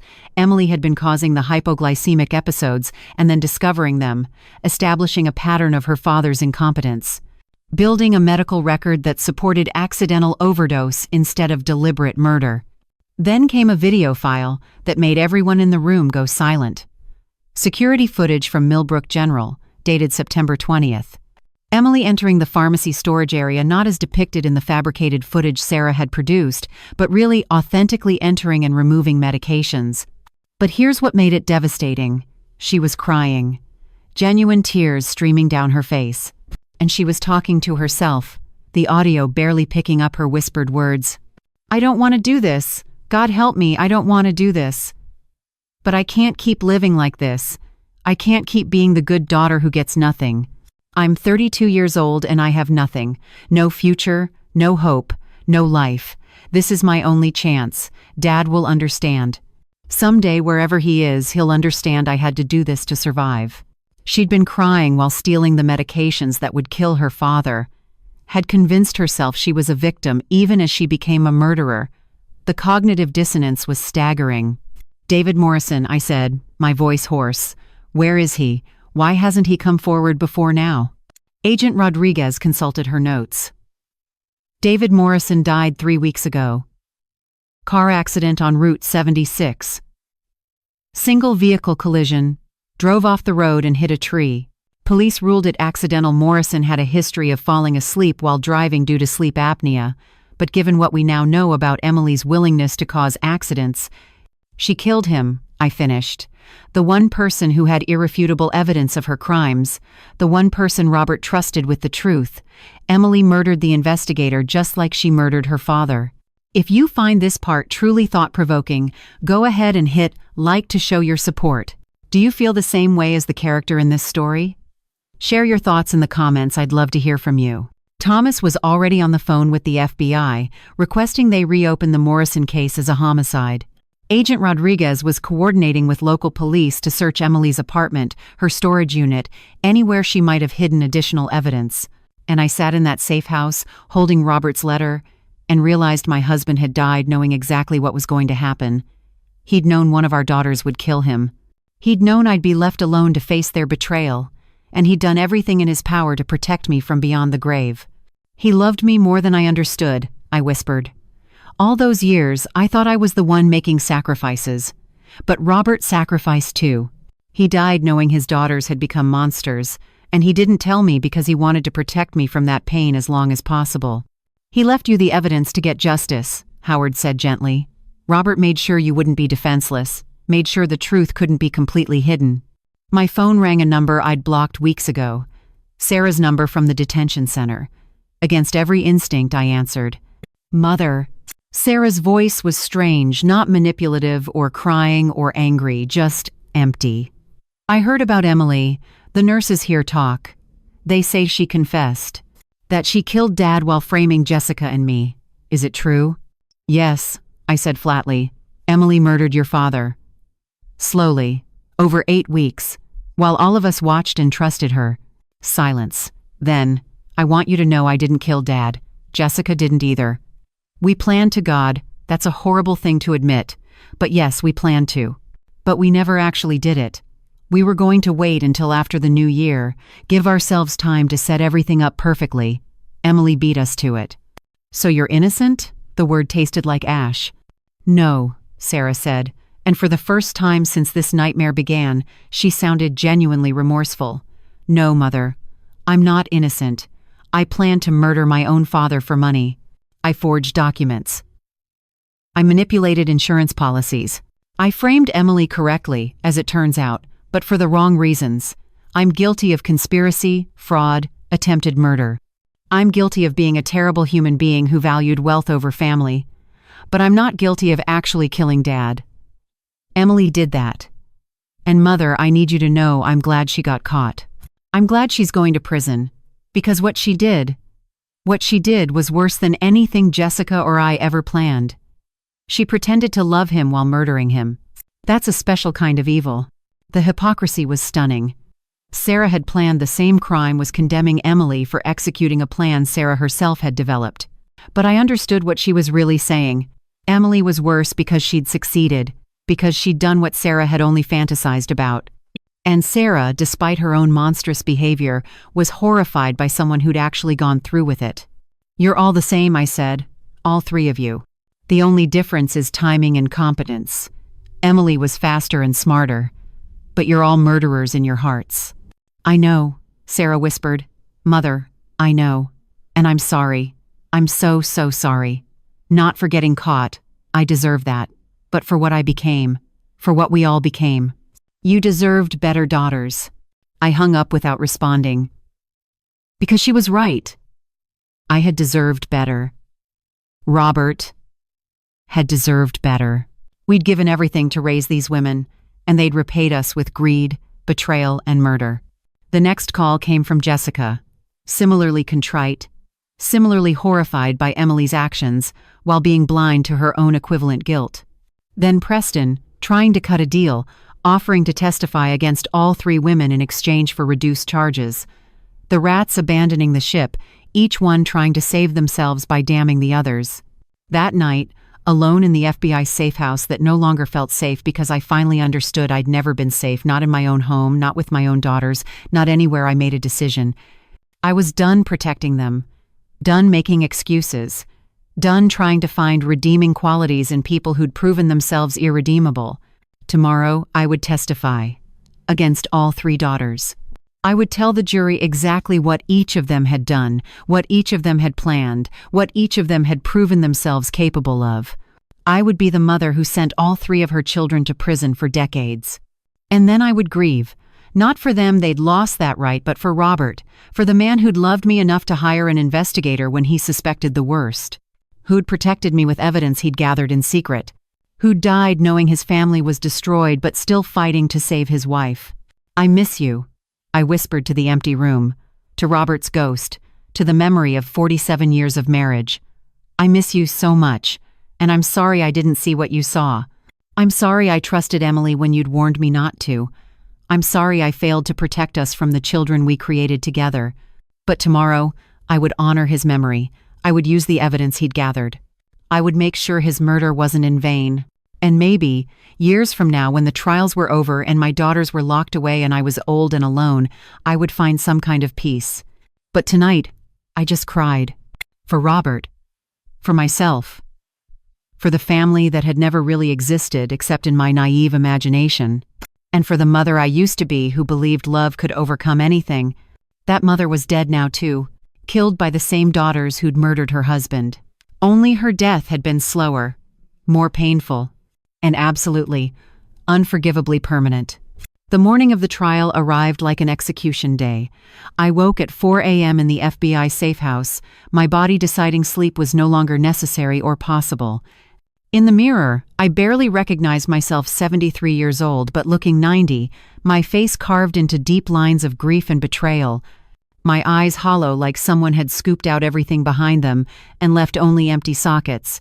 I dressed in the black suit Howard had brought me, appropriate for testifying against your daughters, I supposed. Funeral wear for the death of a family. Agent Rodriguez knocked at 6:30, her face professionally neutral but her eyes betraying sympathy I didn't want and couldn't accept. "Margaret, before we leave, there's something you need to see. Another development from David Morrison's investigation files. We've been working through encrypted folders all night, and we found something that changes the scope of this case significantly." My stomach, which hadn't successfully held food in days, clenched with fresh nausea. What could possibly change at this point? We know Emily killed Robert. We know Sarah and Jessica planned to. We know Emily didn't work alone. Agent Rodriguez interrupted gently. "Margaret, sit down, please." She opened her laptop, pulled up a video file dated September 10th, 3 weeks before Robert's death. The security footage showed Emily's apartment, apparently recorded by a hidden camera. Emily was visible, sitting at her kitchen table, and across from her sat someone whose face I knew as well as my own. Preston Whitmore. This can't be right, I whispered. Preston was Sarah's husband. He was part of their conspiracy. He wasn't working with Emily. Watch, Agent Rodriguez said. The audio was tinny but clear. Preston's voice, smooth and manipulative. Emily, sweetheart, I know you're conflicted about this, but think about what you're gaining. Freedom, independence. A life that's actually yours instead of one you're living for your parents' approval. I'm not like Sarah and Jessica, Emily said, her voice small, uncertain. I can't just turn off my feelings. Dad's my father. He loves me. He loves the idea of you, Preston corrected, leaning forward with the predatory focus of a snake. The dutiful daughter, the nurse who doesn't complain. But Emily, who are you when you're not performing for him?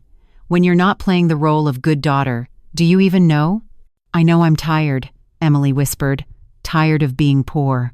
Tired of watching Sarah and Jessica live these amazing lives while I'm stuck in a studio apartment working night shifts. Tired of pretending I don't resent them. Tired of pretending I'm happy being ordinary. Then stop pretending, Preston urged. Sarah and Jessica have their plan. Let them think they're in control, but we'll move faster. We'll take action while they're still planning. And when Robert dies, when the investigation focuses on those greedy daughters who've been pressuring him for money, you'll be the grieving child, the innocent one, the one who inherits everything because she's the only trustworthy daughter. But how do I— Emily couldn't finish the sentence. Preston pulled a small box from his pocket. Insulin, fast-acting, medical grade, completely untraceable if administered correctly. You're a nurse, Emily. You know how to do this. Small doses. Over several weeks, his blood sugar drops. He gets confused. His organs start failing. Everyone assumes it's diabetes mismanagement. By the time anyone thinks to do comprehensive toxicology, you'll have collected your inheritance and disappeared to wherever you want to be. And Sarah? Jessica? What happens to them? Preston's smile was reptilian. They take the fall. You'll provide testimony about overhearing their conspiracy. I'll corroborate your story reluctantly, of course, as the devoted husband trying to protect his wife, but ultimately unable to lie under oath. They'll go to prison. You'll be free. And Margaret— He paused, his voice dropping. Margaret will be so devastated by losing Robert and seeing her older daughters imprisoned that she'll be entirely dependent on you. Her last remaining child. You'll control everything.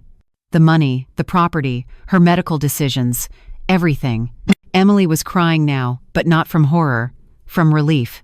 So I won't be alone. After Dad's gone, I'll still have Mom. I can take care of her. Control things so she's safe and provided for while I live the life I deserve. Exactly, Preston confirmed. You won't be the villain, you'll be the hero, the daughter who saved her mother from her evil sisters. The media will love you. And in a few years, when Margaret inevitably dies old age, health complications, completely natural, you'll inherit everything with no one questioning it. Nearly $2 million. All yours. The reward for years of dutiful service. The video ended. I was shaking so violently I had to grip the arms of my chair to keep from falling. Preston manipulated Emily, I said, my voice distant, mechanical. He used her resentment, her jealousy, her desperation. He gave her permission to murder Robert by framing it as liberation. Preston Whitmore has been running this kind of manipulation for years, Agent Rodriguez confirmed. The FBI has now identified 11 elderly victims whose deaths were suspiciously convenient for their younger relatives who all had financial connections to Preston. He's been orchestrating murders for inheritance across 3 states, using desperate people as his instruments. He provides the means, the plan, the justification. They commit the crime. He takes a percentage of the inheritance as a consulting fee. It's systematic, sophisticated elder abuse on an industrial scale. How much? I asked. How much of Robert's insurance money was Preston going to take from Emily? According to encrypted emails, we recovered from his devices 40%. Emily would have gotten 60% of the inheritance, approximately $1,100,000. Preston would have pocketed $740,000, all for providing insulin, a murder plan, and psychological manipulation. I thought I'd reached the bottom of this nightmare. I thought I'd discovered every layer of betrayal, every depth of depravity my family was capable of. But there was always more. Always another layer of rot beneath the layer I just uncovered. "Does Emily know we've found this?" I asked. "Not yet. We're presenting it as evidence today. Emily thinks she's only facing murder charges. She doesn't know we've uncovered Preston's involvement. She doesn't know we have video of him instructing her how to kill Robert. She thinks she's the mastermind who manipulated everyone. When really, she was just another victim of Preston's manipulation," I said bitterly. "Another desperate person he convinced to commit murder." "That doesn't excuse what she did," Agent Rodriguez said firmly. "Emily had choices. Preston provided opportunity and encouragement, but Emily chose to accept his help, chose to kill her father, chose to frame her sisters. She's not a victim, Margaret. She's a murderer who had an accomplice." The courtroom was packed beyond capacity, standing room only, reporters lining the walls, sketch artists already drawing preliminary images. I walked in flanked by FBI agents, and every head turned. The mother who would testify against all three daughters. The widow seeking justice for her murdered husband. The woman at the center of what media was calling the most shocking family conspiracy in Pennsylvania history. Sarah, Jessica, Emily, and Preston sat at separate defense tables. They'd all turned on each other, making it impossible for them to share representation. Sarah's celebrity attorney, Nathaniel Cross, looked bored, already planning his appeal. Jessica's public defender looked overwhelmed. Emily's lawyer, some young woman fresh out of law school taking the case for publicity, kept glancing at her client like she couldn't quite believe the sweet-faced nurse had committed such calculated crimes. And Preston's team of 5 attorneys looked confident, certain they could paint him as merely a businessman whose clients had made their own criminal choices. Judge Morrison entered, and we rose. The same judge who'd denied bail, who'd seen Sarah's breakdown, who'd witnessed Jessica's fake tears. Now she was presiding over the trial that would determine whether justice was possible when an entire family had been destroyed from within. "The state of Pennsylvania versus Emily Anderson," the bailiff intoned. "First-degree murder, conspiracy to commit murder, fraud, obstruction of justice. The state versus Sarah Anderson, conspiracy to commit murder, fraud, forgery, attempted kidnapping. The state versus Jessica Anderson Brooks, conspiracy to commit murder, fraud, wire fraud. The state versus Preston Whitmore, conspiracy to commit murder, racketeering, wire fraud, elder abuse. 4 trials, consolidated because the crimes were so intertwined they couldn't be separated. 4 defendants, 1 victim, and me, the sole witness who could tie it all together." Thomas Patterson approached the jury box for his opening statement. "Ladies and gentlemen, what you're about to hear is a story about what happens when love is measured in dollars instead of devotion, when family becomes nothing more than obstacles to inheritance, when greed transforms children into monsters who are willing to murder the people who gave them life." He walked them through the timeline. 8 months of planning. 6 weeks of murder. Weeks of cover-up and manipulation. He showed them Robert's photographs, young and happy at our wedding, middle-aged and tired after decades of hard work, elderly and beloved at our last anniversary dinner. He made Robert human before revealing how inhumanly his daughters had treated him. Then it was Nathaniel Cross's turn. His opening for Sarah was masterful, painting her as a woman who'd planned a crime she never committed, whose only guilt was conspiracy, whose younger sister had betrayed her by actually executing a murder Sarah would never have gone through with. "Sarah Anderson is not a murderer," Cross intoned. "She's a woman who made terrible plans but never took action. Planning a crime is not the same as committing it. And ladies and gentlemen, in America, we punish actions, not thoughts." Emily's attorney tried a similar tactic. Emily was manipulated by Preston, victimized by her sister's cruelty, driven to desperation by years of thankless service. She wasn't a cold-blooded killer. She was a troubled woman who'd made an irreversible mistake. Preston's attorneys went on the offensive. Their client had never directly harmed anyone. He'd provided advice, nothing more. If Emily chose to act on that advice, that was her decision. Preston was being scapegoated because the prosecution needed someone to blame for the elaborate conspiracy. Then Thomas called his first witness. Me.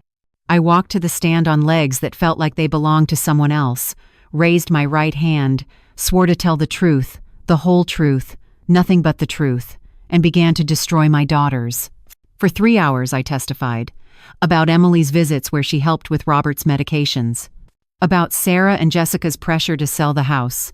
about the loan forgery, about the guardianship attempts, about every moment of manipulation and cruelty and calculated evil I'd witnessed. When cross-examined me, he tried to paint me as a confused elderly woman, unreliable, possibly suffering from grief-induced delusions. But Thomas had prepared me well. I had dates, times, documentation, I had Robert's letter, I had David Morrison's investigation files. I was not confused. I was not delusional. I was a mother finally telling the truth about the children who'd murdered their father. The prosecution presented Emily's video confession, Sarah's letters from detention, Jessica's fraudulent loan documents, Preston's encrypted emails about his consulting fees. They presented David Morrison's complete investigation, hundreds of hours of audio recordings, photographs, financial documents. They showed the jury exactly how Robert had died, slowly, deliberately, at the hands of the daughter he'd trusted most. They played the video of Preston instructing Emily how to commit murder, showed the jury the exact moment a criminal mastermind had convinced a desperate woman to kill her own father. The defense tried to punch holes in the evidence, suggested alternative theories, created confusion where they could. But the evidence was overwhelming, damning, irrefutable. On day 7 of the trial, Emily took the stand in her own defense, against her attorney's strong advice. She wanted to explain herself, wanted the jury to understand she wasn't a monster. "I loved my father," she testified, tears streaming down her face. "I loved him so much, but he didn't see me. He saw the role I played, dutiful daughter, but not the person underneath. And I was drowning in expectations and sacrifice and a life that wasn't mine. Preston offered me a way out. He made it sound like I was finally choosing myself, instead of always choosing others." "So, you chose to murder your father," Thomas said flatly during cross-examination. "I chose to survive," Emily corrected, her voice breaking. "I chose a future. I chose freedom. And yes, that meant Dad had to die. But it was him or me, his life or mine. And Mom, I'm sorry, but I chose mine. I had to choose mine." The courtroom was silent. Even the reporters had stopped taking notes, everyone transfixed by this confession that was somehow both honest and utterly lacking in genuine remorse. "Did your father deserve to die?" Thomas asked. Emily hesitated. "No, but I deserve to live, and those two things couldn't exist simultaneously, so I made a choice." "You made a choice to slowly poison your father over 6 weeks, to watch him decline, to comfort him while you were killing him. That's the choice you made." "Yes," Emily whispered. "Yes, that's the choice I made, and I would make it again, because I finally matter, finally exist as something more than just Robert and Margaret's good daughter. I'm real now, a real person with agency and choices and a life that belongs to me." "You're a murderer," Thomas said quietly. "That's what you are now, a murderer who killed the man who loved you most in the world." Emily had no response. The jury deliberated for 11 hours. When they returned, their faces told the story before the verdict was read. Guilty, on all counts, all 4 defendants. Emily, first-degree murder, conspiracy, fraud, life without parole. Sarah, conspiracy to commit murder, fraud, attempted kidnapping, 35 years. Jessica, conspiracy to commit murder, fraud, wire fraud, 28 years. Preston, conspiracy to commit murder, racketeering, elder abuse across multiple states, 50 years without parole. As they read the verdicts, I felt nothing, no triumph, no relief, just vast, echoing emptiness. I'd won. Robert had justice. But the cost was everything I'd ever loved. My entire family destroyed. And I was the one who destroyed it. By telling the truth. The sentencing hearing was scheduled for 2 weeks after the verdict, but Emily requested an emergency session with me before then. Against every instinct, every piece of advice from Howard and Thomas and Agent Rodriguez, I agreed to see her one final time. I needed closure, I told them. I needed to look her in the eyes and understand how the baby I'd nursed had become the woman who'd murdered her father. The visitation room at the Women's Correctional Facility was different from the Federal Detention Center, harsher, more institutional, smelling of disinfectant and despair. Emily was already seated when I arrived, wearing an orange jumpsuit that made her look younger somehow, more vulnerable. Her hair was pulled back in a messy ponytail, her face bare of makeup, her eyes red-rimmed but dry. When she saw me, something flickered across her face. Shame, maybe, or regret, or just exhaustion from maintaining the mask for so long. "Mom," she said as I sat down across from her, the plexiglass barrier between us feeling simultaneously too thick and too thin. "Thank you for coming. I wasn't sure you would." "I'm not here because I forgive you," I said immediately, needing to establish that boundary before she could manipulate it. "I'm here because I need to understand. I need to know if there was ever a moment, any moment when you considered not killing your father, when you thought about the man who loved you and decided his life was worth more than your inheritance." Emily was silent for a long moment, her fingers tracing patterns on the metal table between us. Finally, she looked up, and her eyes were clear, focused, terrifyingly lucid. "No," she said simply. "Once Preston showed me the path, once I understood it was possible, there was never a moment I considered stopping. Mom, you have to understand I'd been dying slowly for years. Watching Sarah and Jessica live these incredible lives while I was trapped in that studio apartment, working night shifts, coming home to an empty bed and an emptier future. The only thing keeping me going was the knowledge that someday, when you and Dad died naturally, I'd inherit something. I'd finally have a chance at the life I deserved." "So you decided to accelerate that timeline," I said, my voice flat. "Preston accelerated it," Emily corrected.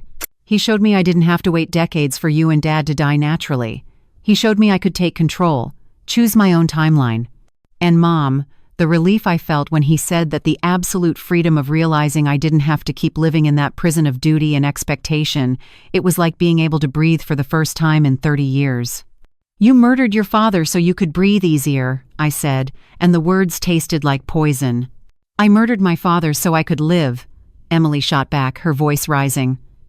"Do you have any idea what it's like being the good daughter? The one everyone relies on? The one who's always there, always helpful, always sacrificing? It's suffocating, Mom. It's a slow death. And I chose a quick murder over a slow suicide. I chose Dad's death over my own. That's not a choice you had the right to make." "Why not?" Emily leaned forward, intensity burning in her eyes. "Why didn't I have the right to choose myself? You and Dad chose yourselves your whole lives. You chose to have children. You chose to live in that tiny house and drive that crappy car and be content with mediocrity. Those were your choices. Why don't I get to make mine?" "Because your choice killed someone," I was shouting now, unable to control the rage that had been building for weeks. "Your choice took away a man's life. Robert didn't consent to die so you could have a better wardrobe and a nicer apartment. He didn't volunteer to be slowly poisoned so you could travel to Europe or whatever the hell you planned to do with his death money." "His death money?" Emily repeated bitterly. "That's what you call my inheritance? My birthright? The money I earned by being the good daughter for 32 years? Mom, I earned that money. I earned it with every Sunday dinner I attended, every medication dose I administered, every hour I spent listening to Dad talk about his boring electrical work and you talk about your boring students. I earned that inheritance, and I simply collected it earlier than the original payment schedule." The sociopathy was breathtaking.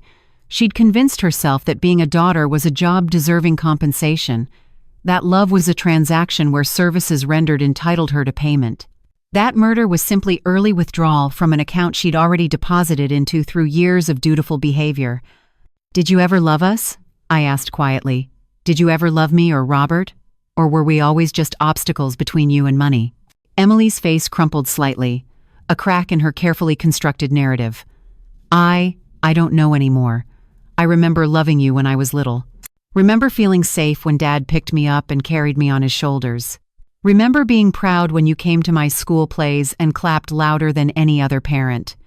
But somewhere along the way, maybe when Sarah went to law school, maybe when Jessica bought her first luxury car, maybe when I realized I was going to be trapped in poverty forever while my sisters lived like queens, the love got confused, mixed up with resentment and jealousy and desperation. "So you killed him," I said. "When love became confused, you defaulted to murder." "I defaulted to survival," Emily corrected. "And Mom, I need you to understand something. I'm not sorry I did it. I'm sorry I got caught. I'm sorry Preston's manipulation was documented. I'm sorry David Morrison was more thorough than I anticipated. But I'm not sorry Dad's dead, because for the first time in my entire life, I made a choice that was purely for me. Not for you, not for Dad, not for some abstract concept of duty or family, for me. And even though I'm going to prison for life, even though I'll never see the outside of a cell again, I had that. I had that moment of agency, of choosing myself. And that's worth more than any inheritance. I stared at this woman, this stranger, and tried to find some trace of the daughter I'd raised, the little girl who'd cried when she accidentally stepped on a caterpillar, the teenager who'd volunteered at animal shelters because she couldn't stand to see creatures suffer, the nursing student who'd sobbed through her first patient death because she cared so much about helping people. Where had that girl gone? When had she been replaced by this cold, calculating killer who saw murder as self-actualization? "You're going to die in prison," I said quietly. "You're 32 years old. You'll be in a cell for the next 50 years, minimum, no parole, no second chances. You murdered your father for freedom, and instead you've locked yourself in a cage for the rest of your life. Was it worth it, Emily?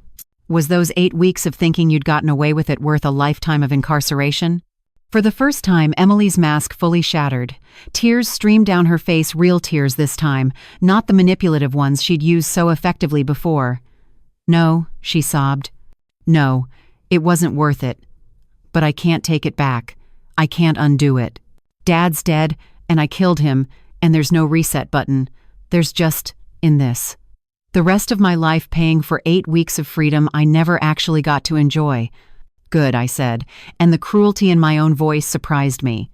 "Good. I hope you spend every day for the next 50 years thinking about what you did. I hope you remember Robert's face every time you close your eyes. I hope the guilt eats you alive slowly, the same way you killed him. Because, Emily, that's the only justice I can get. You're already locked up. You're already punished. The only satisfaction I have left is knowing you'll suffer. And I hope you suffer magnificently." Emily recoiled like I'd slapped her. "Mom." "I'm not your mom anymore," I interrupted. "Your mom died when you murdered your father. I'm just a stranger who happens to share your DNA, and I hope we never see each other again. I hope you rot in that cell. I hope you live to be 90 and spend every single day wishing you'd made different choices. That's my blessing to you, Emily, a long, miserable life full of regret." I stood to leave, but Emily's voice stopped me. "Mom, wait, please. There's something I need to tell you. Something about Sarah and Jessica. Something they did that you don't know about." Against my better judgment, I sat back down. "What?"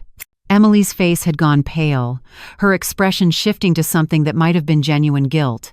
"The night Dad died, the night I gave him the final overdose that sent him into crisis. Sarah and Jessica were at the house.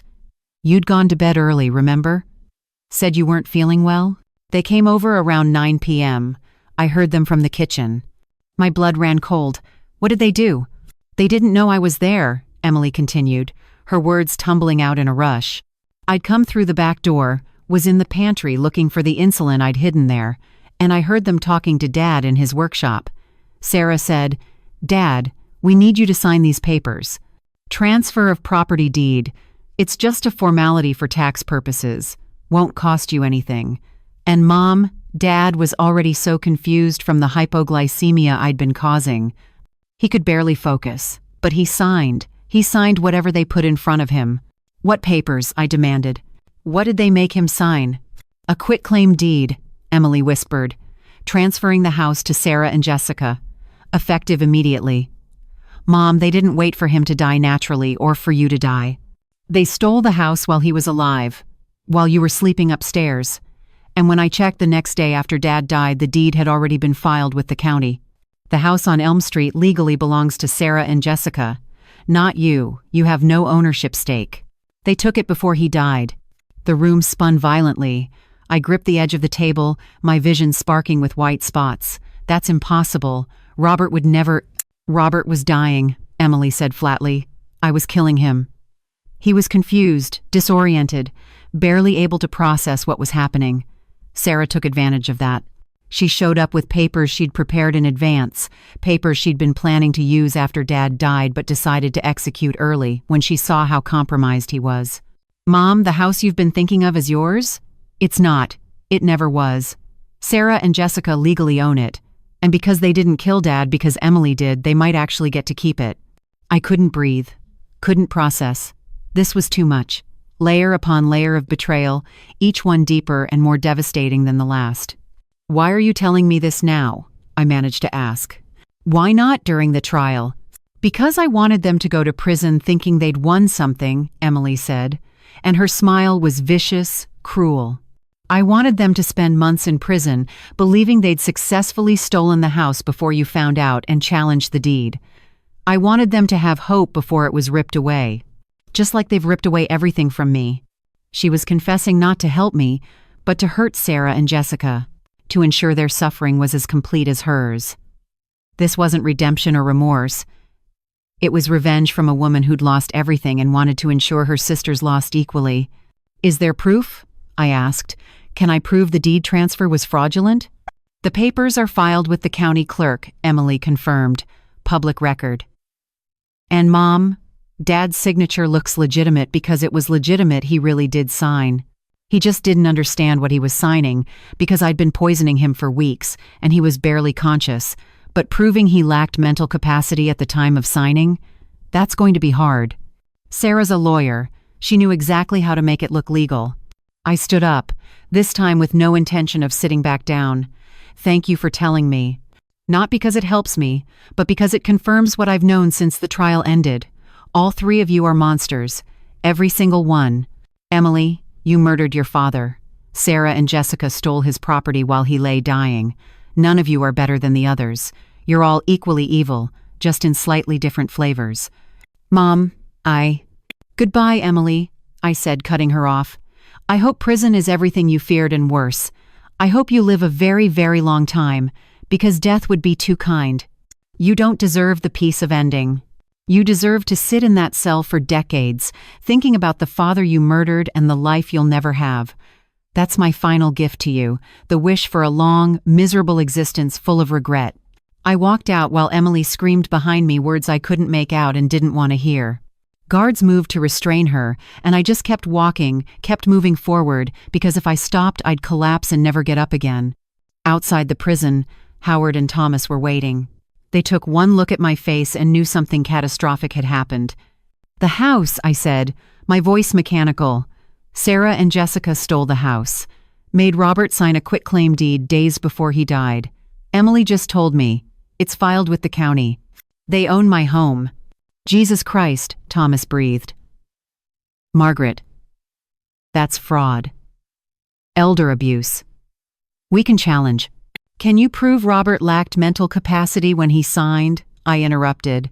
"Can you prove beyond a doubt that he didn't understand what he was doing? Or will Sarah's lawyers argue he was lucid, competent, and willingly transferred property to his daughters for estate planning purposes?" Thomas and Howard exchanged glances. The answer was clear in their silence. I'd lost Robert. I'd lost my daughters. And now I'd lost my home, the physical space where 43 years of memories lived, where Robert's ghost still lingered in every creaking floorboard and faded wallpaper seam. I had nothing left except the clothes on my back and the truth everyone now knew, that I'd raised 3 daughters who'd valued money more than family, who'd destroyed their father and each other in pursuit of wealth they'd never actually get to enjoy. "Take me to Robert's grave," I said quietly. "I need to tell him that it's over, that justice has been served, that our daughters are exactly where they deserve to be, and then I need to figure out how to live with what remains." Which was nothing. Nothing but memories of better times and the cold comfort that at least I'd told the truth. Even when the truth destroyed everything I'd ever loved. Robert's grave sat beneath an old oak tree in Millbrook Cemetery, the same cemetery where we'd buried his parents, my mother, and too many friends from our 47 years together. The headstone was simple, just his name, dates, and the inscription I'd chosen before I knew he'd been murdered. "Beloved husband and father forever in our hearts." The irony of that last line made me physically ill now. Forever in our hearts, the hearts of daughters who'd conspired to kill him, who'd stolen from him, who'd betrayed him in every possible way. I knelt in the grass, my 73-year-old knees protesting, and placed my hand on the cold granite. Howard and Thomas stood back, giving me privacy for this conversation with a dead man who couldn't hear me but who I needed to talk to anyway. "It's over," I whispered. "Robert, it's finally over. Emily's going to prison for life." Sarah and Jessica are locked up for decades. Preston's never getting out. The people who killed you, all of them, they're being punished. You have justice. Finally, you have justice." The wind rustled through the oak leaves, and I pretended it was Robert's response. Pretended he was telling me I'd done the right thing, that he was proud of me for fighting, that he understood why I'd had to destroy our family to avenge his death. "But Robert, I lost everything getting you that justice," I continued, my voice breaking. "The house is gone. Sarah and Jessica stole it before you died. Our daughters are strangers to me now. The family we built, the one we thought we were building, it never existed. It was a lie we told ourselves because the truth was too horrible to face." I pulled Robert's letter from my purse, the one he'd written before he died, the one that had come with David Morrison's investigation files. I'd read it so many times the creases were wearing thin, the ink fading in places where my tears had fallen. "You knew," I said, tracing his handwriting with my finger. "You knew they were going to kill you, and you still loved them, still hoped I could survive them. How did you keep loving them when you knew what they were? How did you not hate them the way I hate them now?" Of course, Robert didn't answer. The dead never do. They just lie in their graves while the living struggle to make sense of senseless tragedies. "Mrs. Anderson?"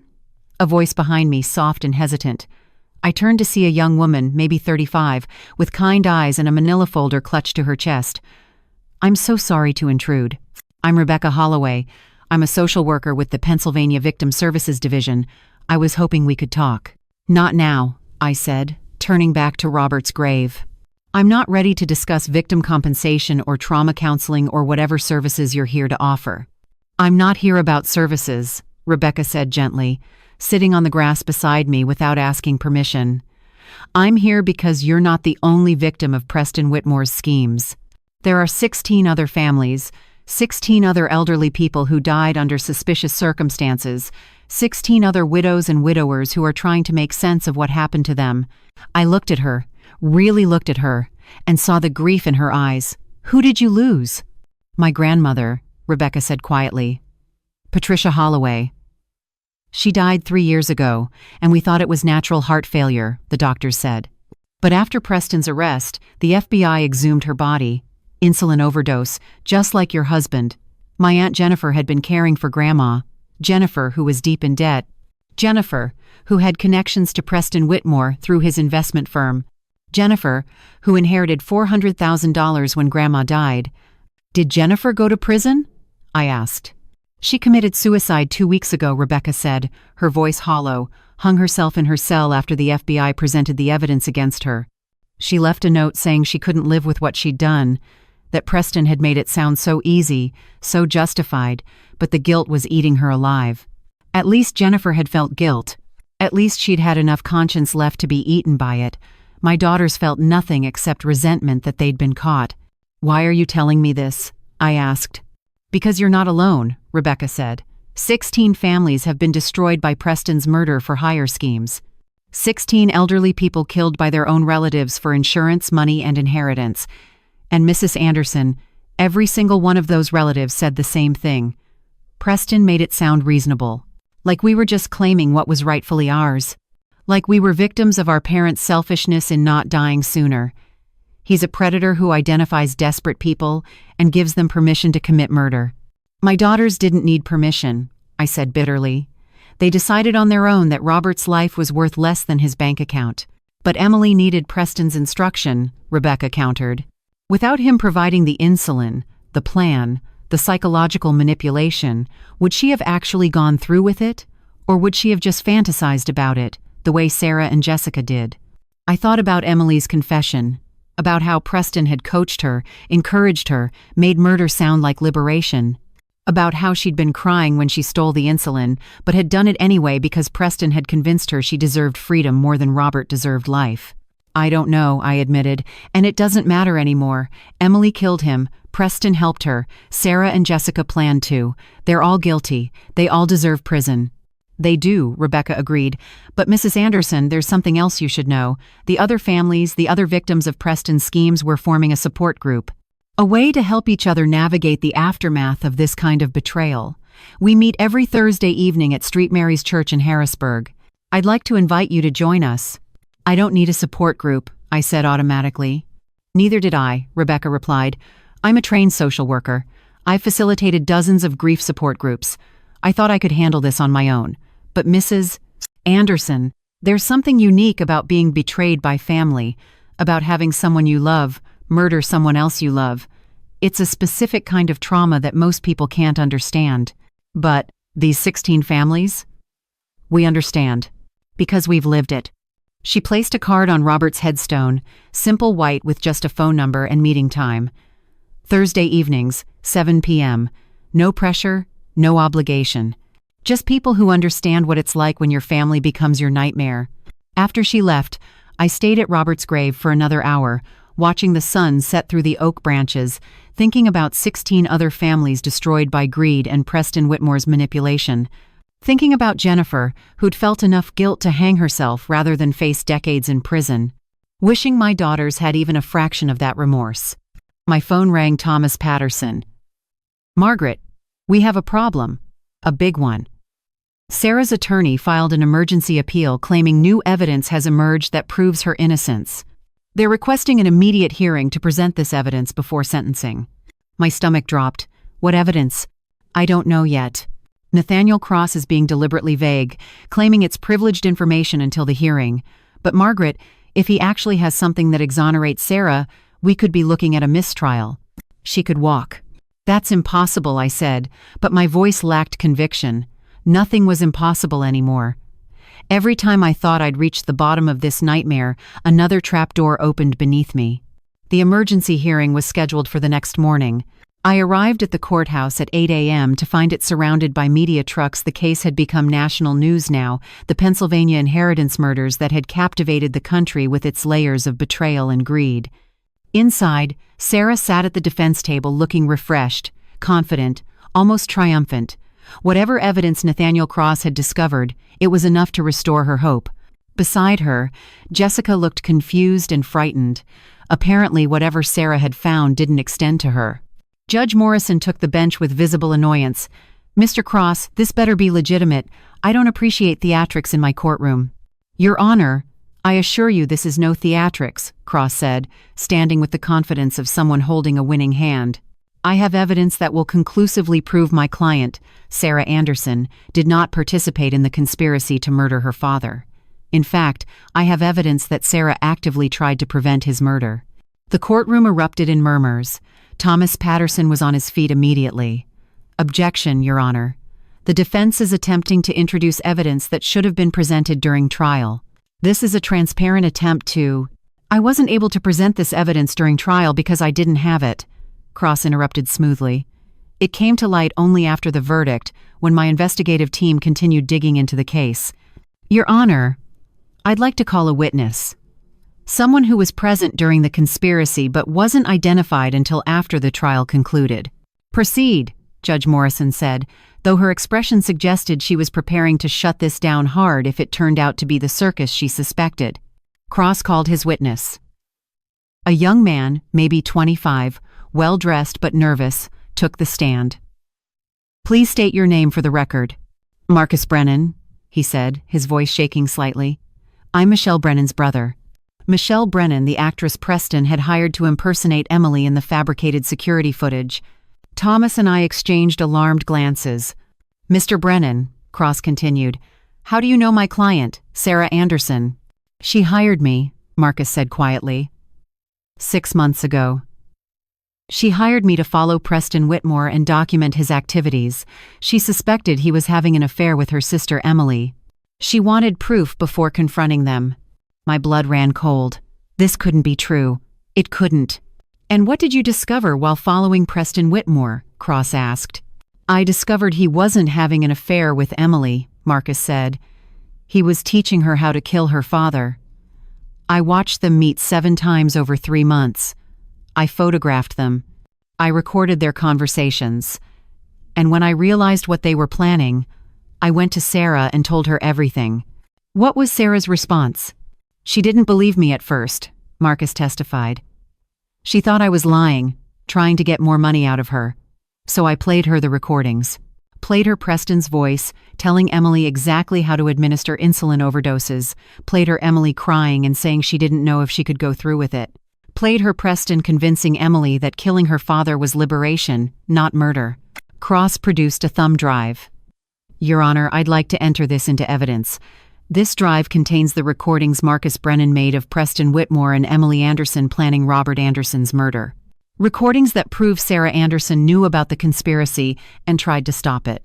Thomas was frantically objecting, but Judge Morrison overruled him. The recordings played for the courtroom. Preston's smooth manipulation, Emily's tearful resistance, conversations spanning months showing exactly how Preston had coached Emily into becoming a murderer. And then, a final recording dated September 20th, 3 weeks before Robert's death. Sarah's voice, sharp and angry. Preston, I know what you're doing with Emily. I know about the insulin. I know you're convincing her to kill my father. And I'm telling you right now, if you don't stop this, I'm going to the police.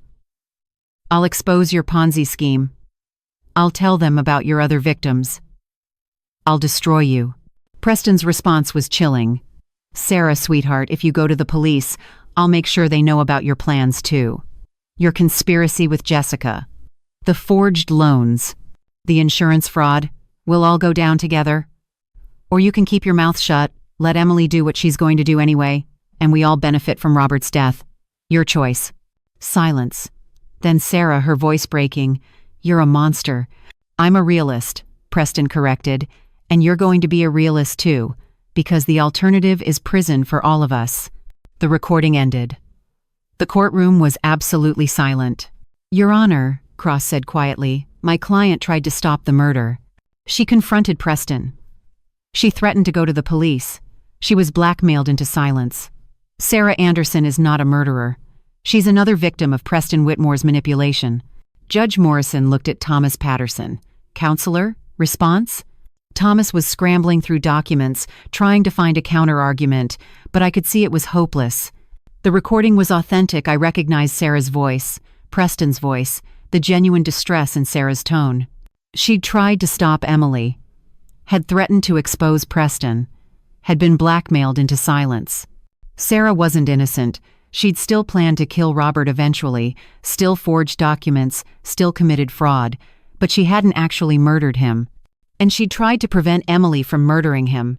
Your Honor, Thomas said finally, the prosecution requests a recess to verify the authenticity of these recordings and reassess the charges against Sarah Anderson. Granted, Judge Morrison said. We'll reconvene tomorrow morning. Mr. Cross, if these recordings prove authentic, we'll be discussing a significant reduction in charges for your client. As they led Sarah out of the courtroom, she looked at me. Our eyes met across the distance, and for the first time since this nightmare began, I saw something human in her expression. Not triumph. Not vindication. Grief. Pure, desperate grief for the father she'd planned to kill but had ultimately tried to save.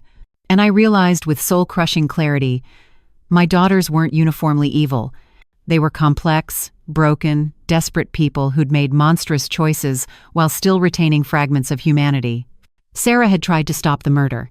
Jessica had genuinely believed she was helping by trying to frame Emily for crimes Emily actually committed. And Emily had been manipulated by a master predator who'd identified her weakness and exploited it ruthlessly. They were still guilty, still deserved punishment, still had destroyed their father and our family. But they weren't the one-dimensional monsters I'd convinced myself they were. They were my daughters, flawed, broken, tragic, and somehow that made everything so much worse.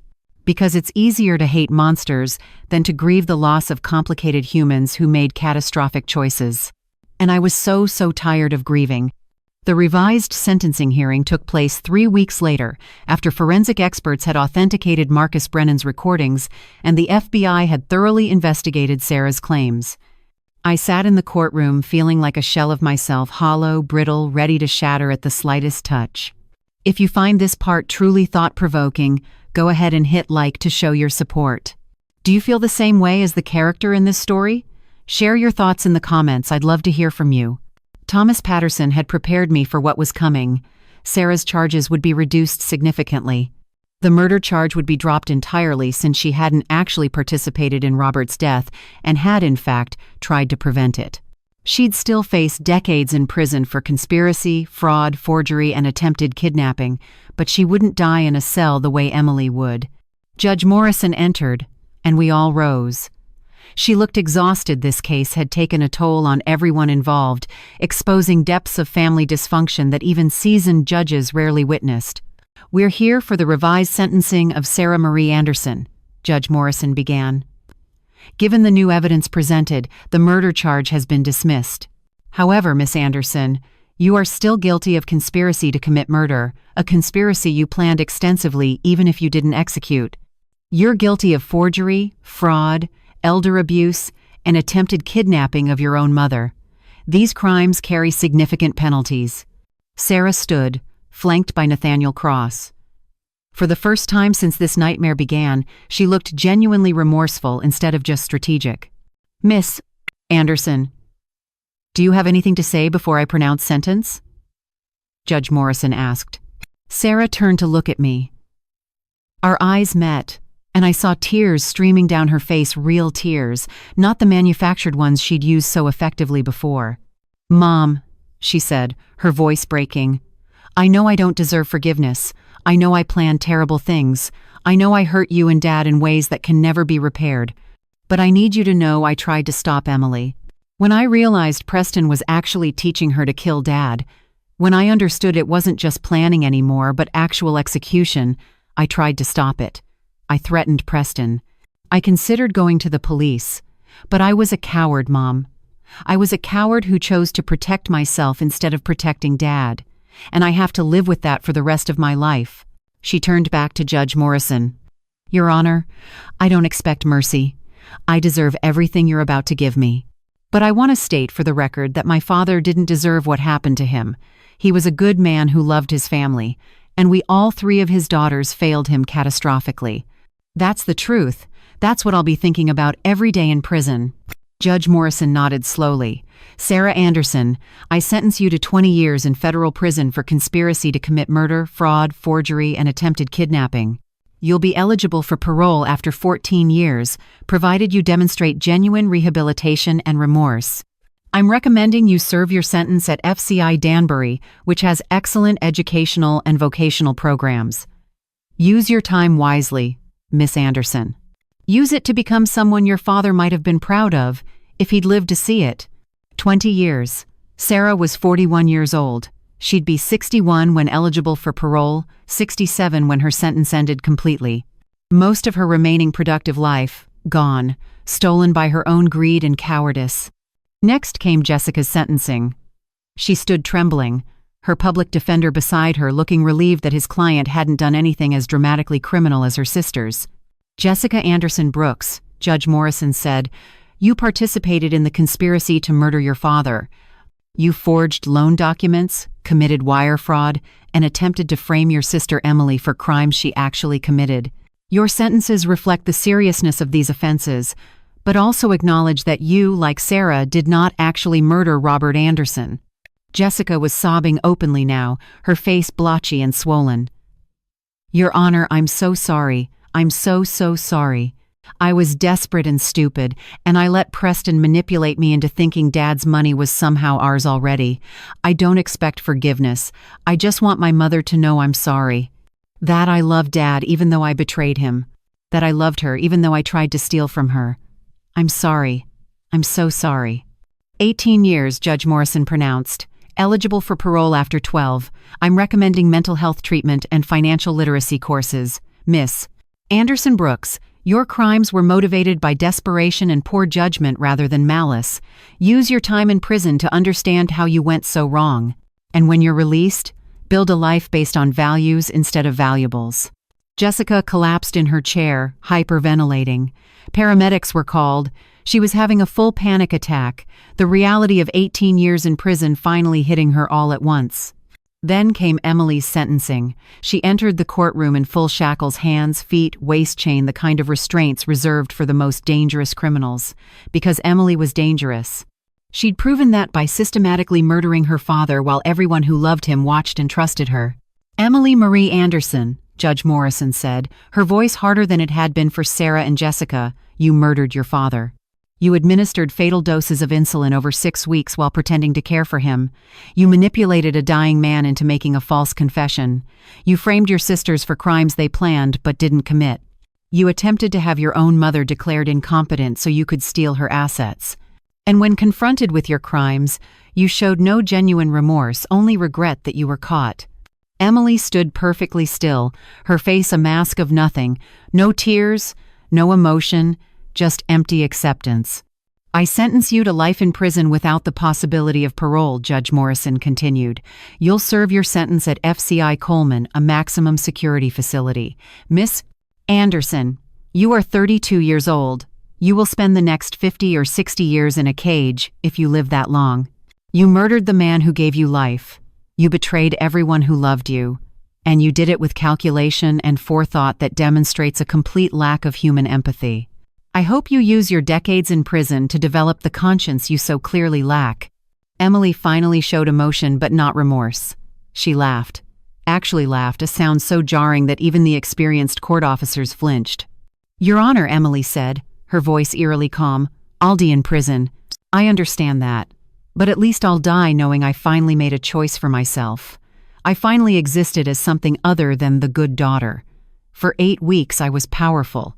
I was in control. I was someone. And that's more than I had in the 32 years before I killed Dad. So, yes, I'll die in a cage. But I'll die as Emily, not as Robert and Margaret's disappointing spare daughter. And honestly, that's worth it. The courtroom erupted. Judge Morrison was pounding her gavel. Guards were dragging Emily away while she laughed that horrible, empty sound that would haunt my nightmares forever. Finally, Preston's sentencing. He entered with an arrogance that astounded me. Even now, facing life in prison, he carried himself like he was attending a business meeting instead of his own sentencing for orchestrating multiple murders. Preston Whitmore, Judge Morrison said, her voice dripping with contempt, you are the architect of this nightmare.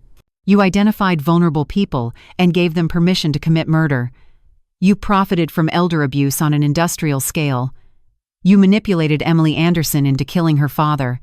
You blackmailed Sarah Anderson into silence. You destroyed 16 families across 3 states. You are, quite simply, one of the most prolific serial killers I've ever encountered. You just used other people's hands to commit your murders. Preston's lawyers objected, but Judge Morrison overruled them. I sentence you to life in prison without parole, consecutive sentences for each count of conspiracy to commit murder. If you live to be 100 years old, you'll still be serving time, Mr. Whitmore. I hope every day in prison reminds you of the lives you destroyed. I hope Robert Anderson's face haunts you. I hope all 16 victims haunt you. And I hope that wherever you end up after you die, because this court doesn't have jurisdiction over the afterlife, you face the ultimate judgment for your crimes. Preston smiled, actually smiled, like this was all a game he'd expected to lose eventually. Your Honor, I have no remorse. These people made their own choices. I simply provided opportunity. If they were weak enough to be manipulated into murder, that's on them, not me. The courtroom exploded in outrage. Judge Morrison looked like she wanted to add extra years just for that statement, but the law had limits, and life without parole was the maximum. As they led Preston away, he looked directly at me and winked. Winked, like we were sharing a private joke. Like my husband's murder was amusing. Like destroying my family was entertainment.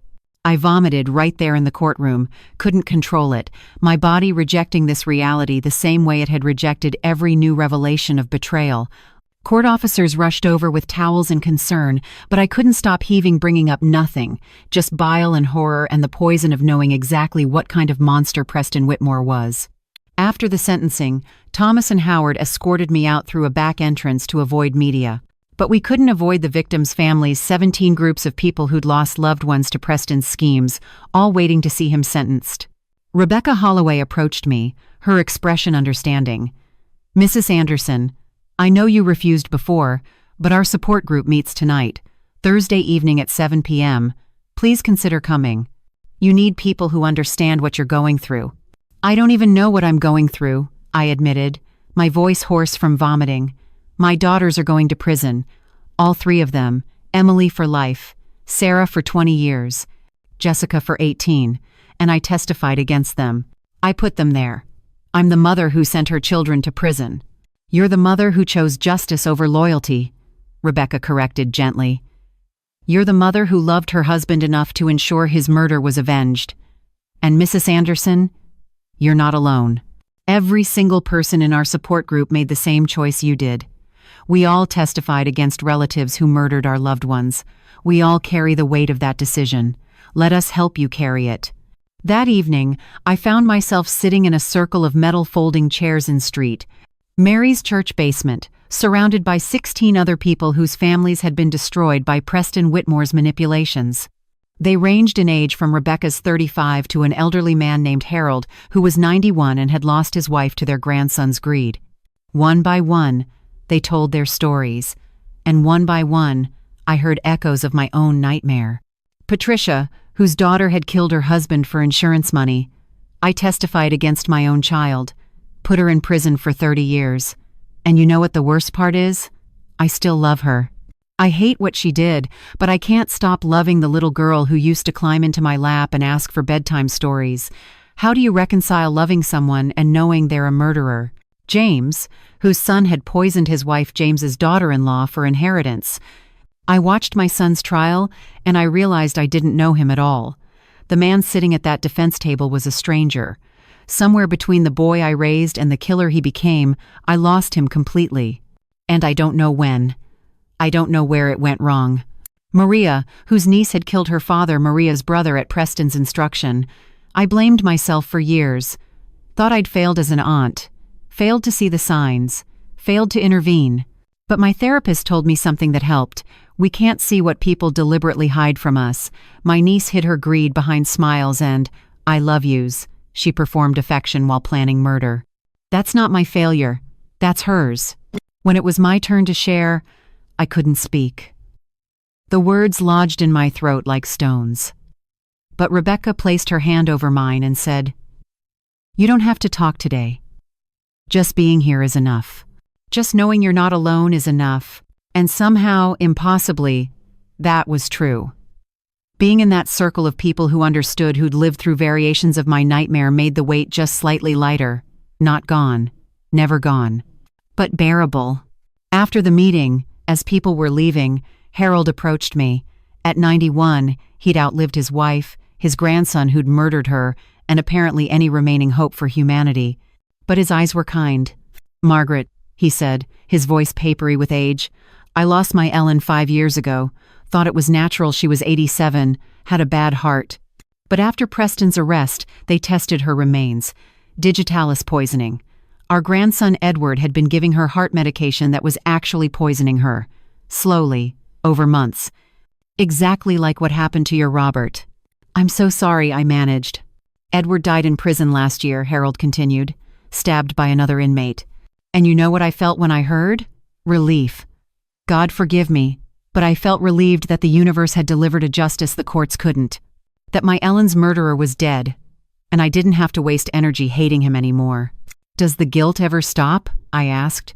The guilt of testifying against your own family? Harold considered this for a long moment. No, he said finally.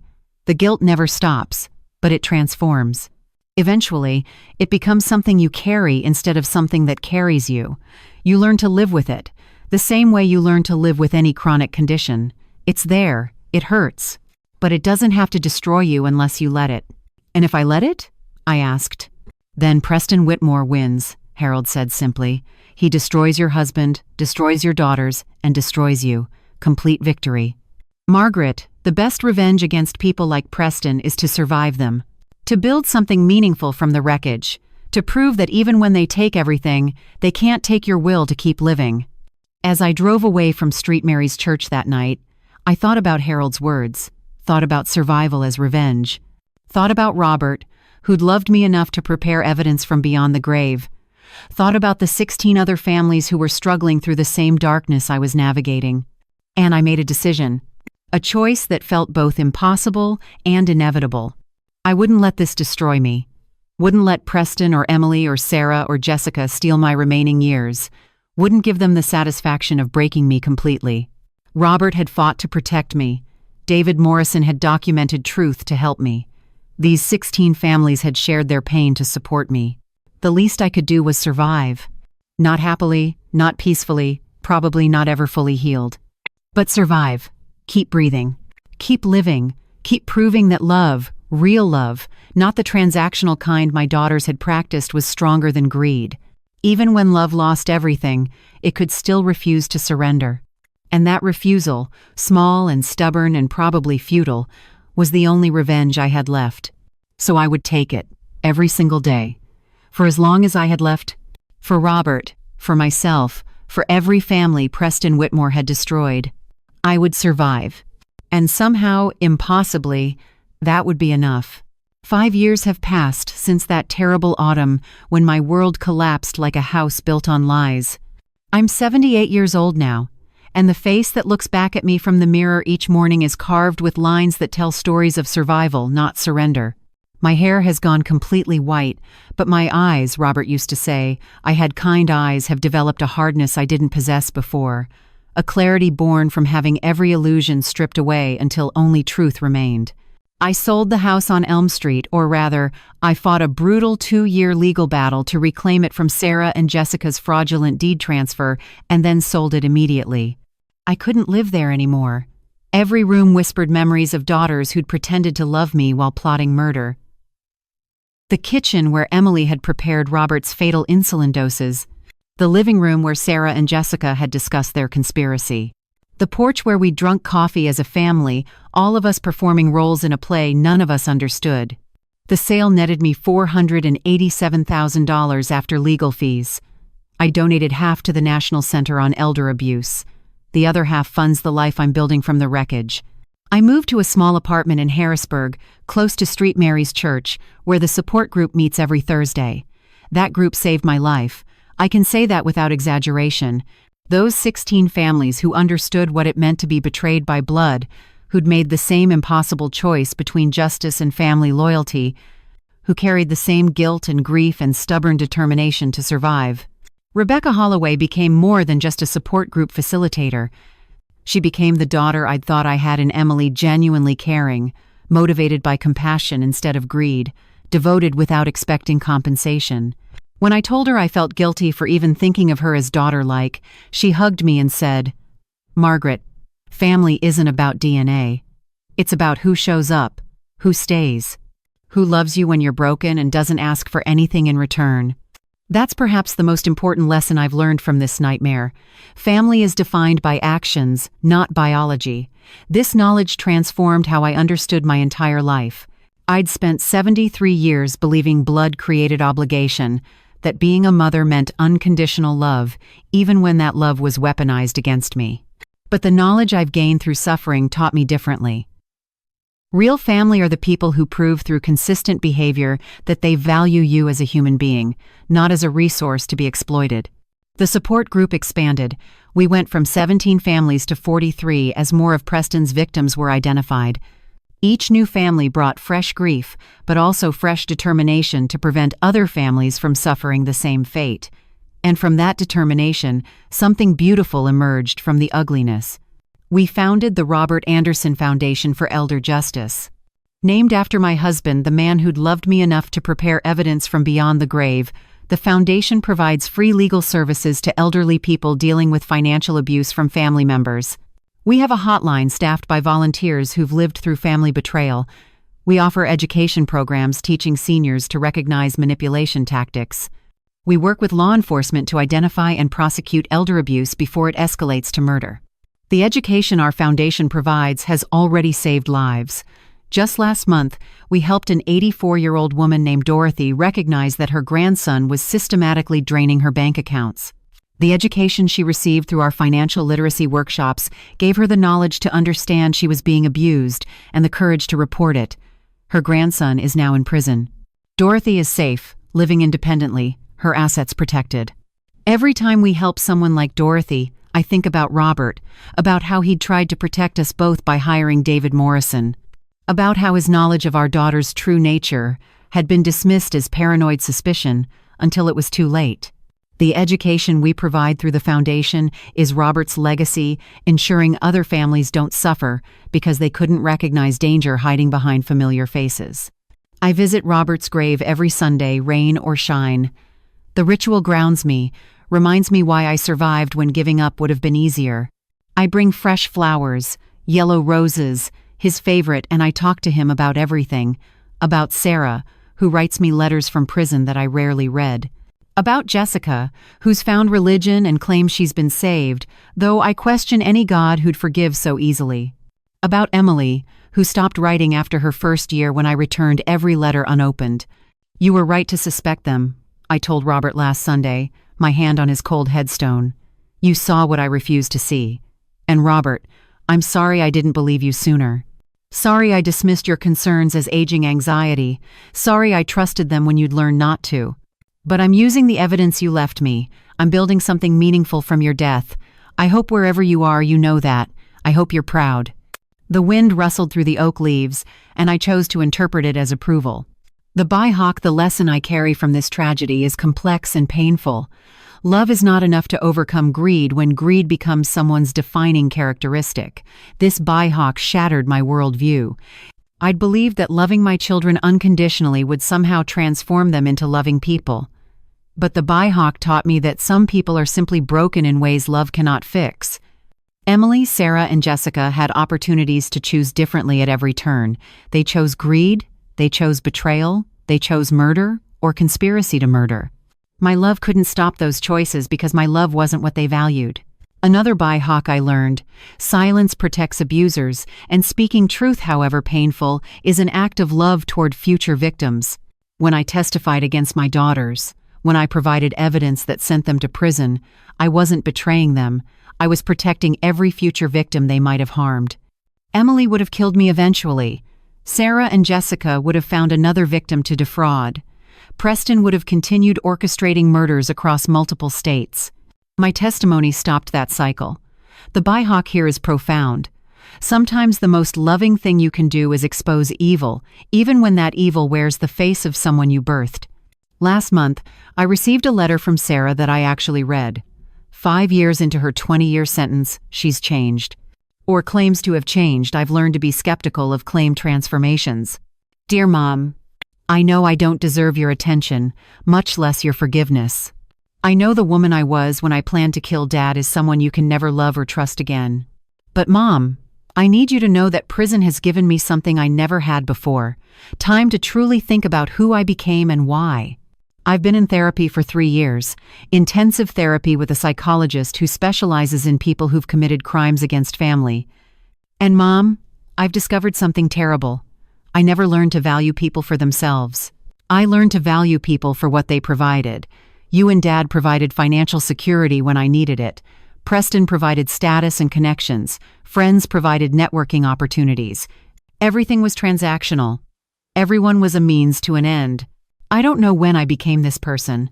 Sometimes I think I was always broken, that something essential was missing from my emotional wiring. Other times I think it was gradual years of comparing myself to wealthier classmates, years of resenting our modest lifestyle, years of believing I deserved more than you and Dad could provide. Either way, I became a monster. I can acknowledge that now. I was a monster who planned to murder her father for inheritance money. I'm grateful Emily beat me to it. That sounds insane, but it's true. If Emily hadn't killed Dad first, I might have gone through with my plan eventually. And then I wouldn't just be a conspirator serving 20 years, I'd be a murderer serving life. Emily inadvertently saved me from becoming her. I don't expect you to forgive me. I don't expect you to visit or write or acknowledge this letter. But Mom, I want you to know that the mother who raised me with love and sacrifice deserved better daughters. You deserved daughters who valued your teachings about kindness and integrity and love. Instead, you got 3 daughters who learned all the wrong lessons from our childhood poverty. We learned to resent instead of appreciate, to covet instead of be grateful, to scheme instead of work honestly. That's on us, not on you. You gave us every tool we needed to be good people. We chose to be bad ones. I'm sorry. For everything. For Dad's death even though I didn't directly cause it. For the years of planning his murder. For stealing the house. For trying to have you declared incompetent, for being the daughter who broke your heart. If I get paroled in 9 years, I don't know what I'll do or who I'll be, but I won't be the Sarah who planned murder. She died in this prison. Someone else is emerging, someone who actually feels shame and regret instead of just calculating costs and benefits. I hope you're well. I hope you found peace. You deserve it more than anyone I've ever known. Sarah. I read that letter 3 times, looking for manipulation, for false notes, for the performance Sarah had perfected over 40 years, and I found maybe sincerity, maybe genuine transformation, or maybe just a more sophisticated manipulation, years in the making. I don't know, and I've learned that's okay. I don't have to know. I don't have to forgive. I don't have to reconcile. I can simply acknowledge that Sarah wrote words that sound remorseful, and then continue living my life without her in it. Because here's the final byhock, the one that took me the longest to learn. You are not obligated to maintain relationships with people who've harmed you, even if those people are family. Especially if those people are family. The Jiaodurk, the education I received through therapy, and the support group taught me that boundaries are not cruelty. Cutting off contact with my daughters is not abandonment, it's self-preservation. It's choosing my own well-being over their desire for absolution. The Jiaodurk our culture provides about family often includes toxic ideas. Blood is thicker than water. Family forgives everything. You only get one mother divided by father divided by daughter divided by son. But the Jiaodurk I'm trying to spread through the foundation challenges those ideas. The Jiaodurk we provide says, family who harm you lose the privileges of family.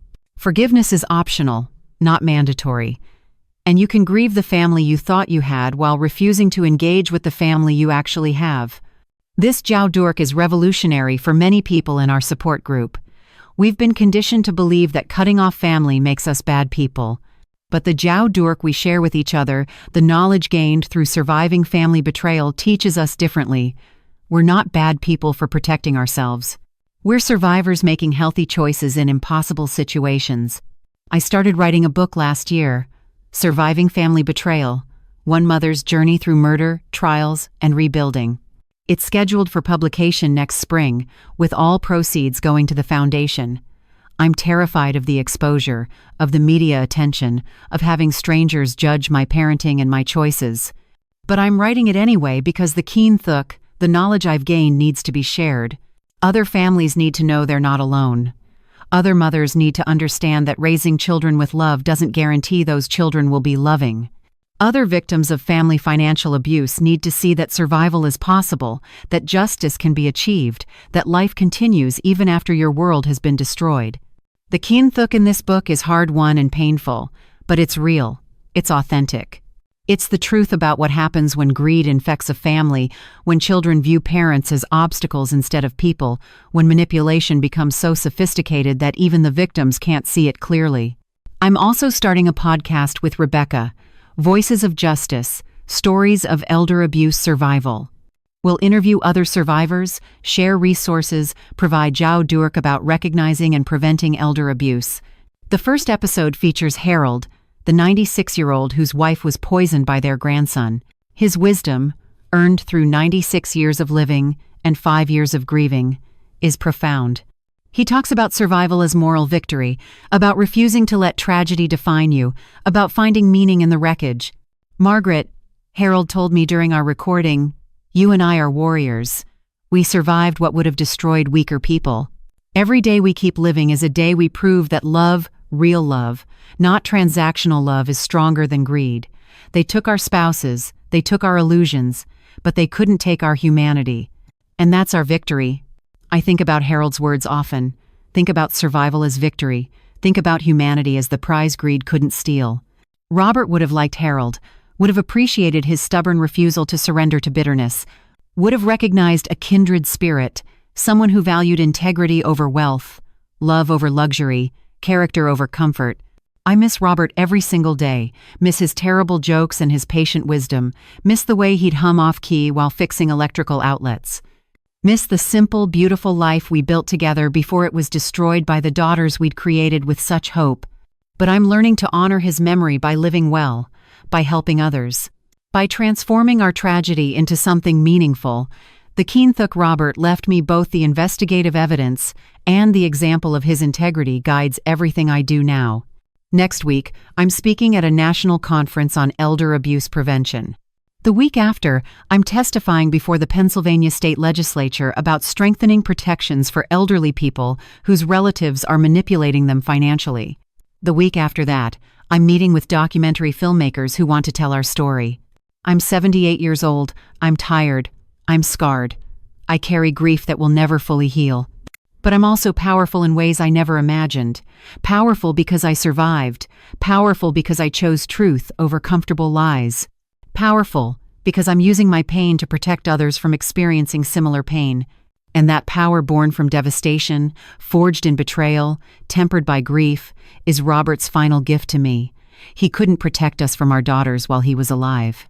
But the evidence he left has protected countless other families since his death. That's love, real love, the kind that survives death and transforms tragedy into purpose. My dear friends, thank you for staying with me through this long, difficult story. I'm Margaret Anderson, and this is my truth. My family was destroyed by greed, manipulation, and murder. All 3 of my daughters are in prison, Emily for life, Sarah for 20 years, Jessica for 18. Their choices, their crimes, their consequences. But I survived, and more than that, I'm helping others survive too. If you found value in hearing my story, please subscribe to Voices of Auntie Rose, our YouTube channel where we share stories like mine every day. Stories of survival, of justice, of ordinary people facing extraordinary betrayals and choosing to keep living. Click that subscribe button. Hit the like button if this resonated with you. Share this video with anyone who might need to hear that survival is possible after family betrayal. And please leave a comment sharing your thoughts. Does this story connect with your own life experiences? Have you witnessed elder abuse in your family or community? What lessons do you take from hearing about what happened to Robert and me? I want to hear from you, from your heart. Your comments matter, your stories matter. Together, we create a community where truth can be spoken and survivors can heal. The kinthuk and zauzuk we share through these videos can save lives, can prevent other families from experiencing what mine did, can help people recognize manipulation before it escalates to tragedy. So please subscribe to Voices of Auntie Rose. Like this video, share it widely, comment with your thoughts and experiences, and know that by engaging with this content, you're part of something important. You're part of a movement to protect vulnerable people from family predators. You're part of the solution. May you all watching this video enjoy good health, happiness in your daily lives, and peace in your hearts. May you never experience the betrayal I've survived. May you be surrounded by genuine love rather than transactional relationships. May you live long, healthy lives surrounded by people who value you for who you are, not what you have. Goodbye for now, dear friends, until we meet again in the next video. Remember, family is who shows up. Family is who stays. Family is who loves you without conditions or calculations. And if your biological family doesn't fit that definition, you have permission to build a chosen family that does. Thank you for listening. Thank you for caring. Thank you for being part of this community. Until next time, stay strong, stay safe, and remember that survival is victory. Goodbye, and see you in the next video on Voices of Auntie Rose.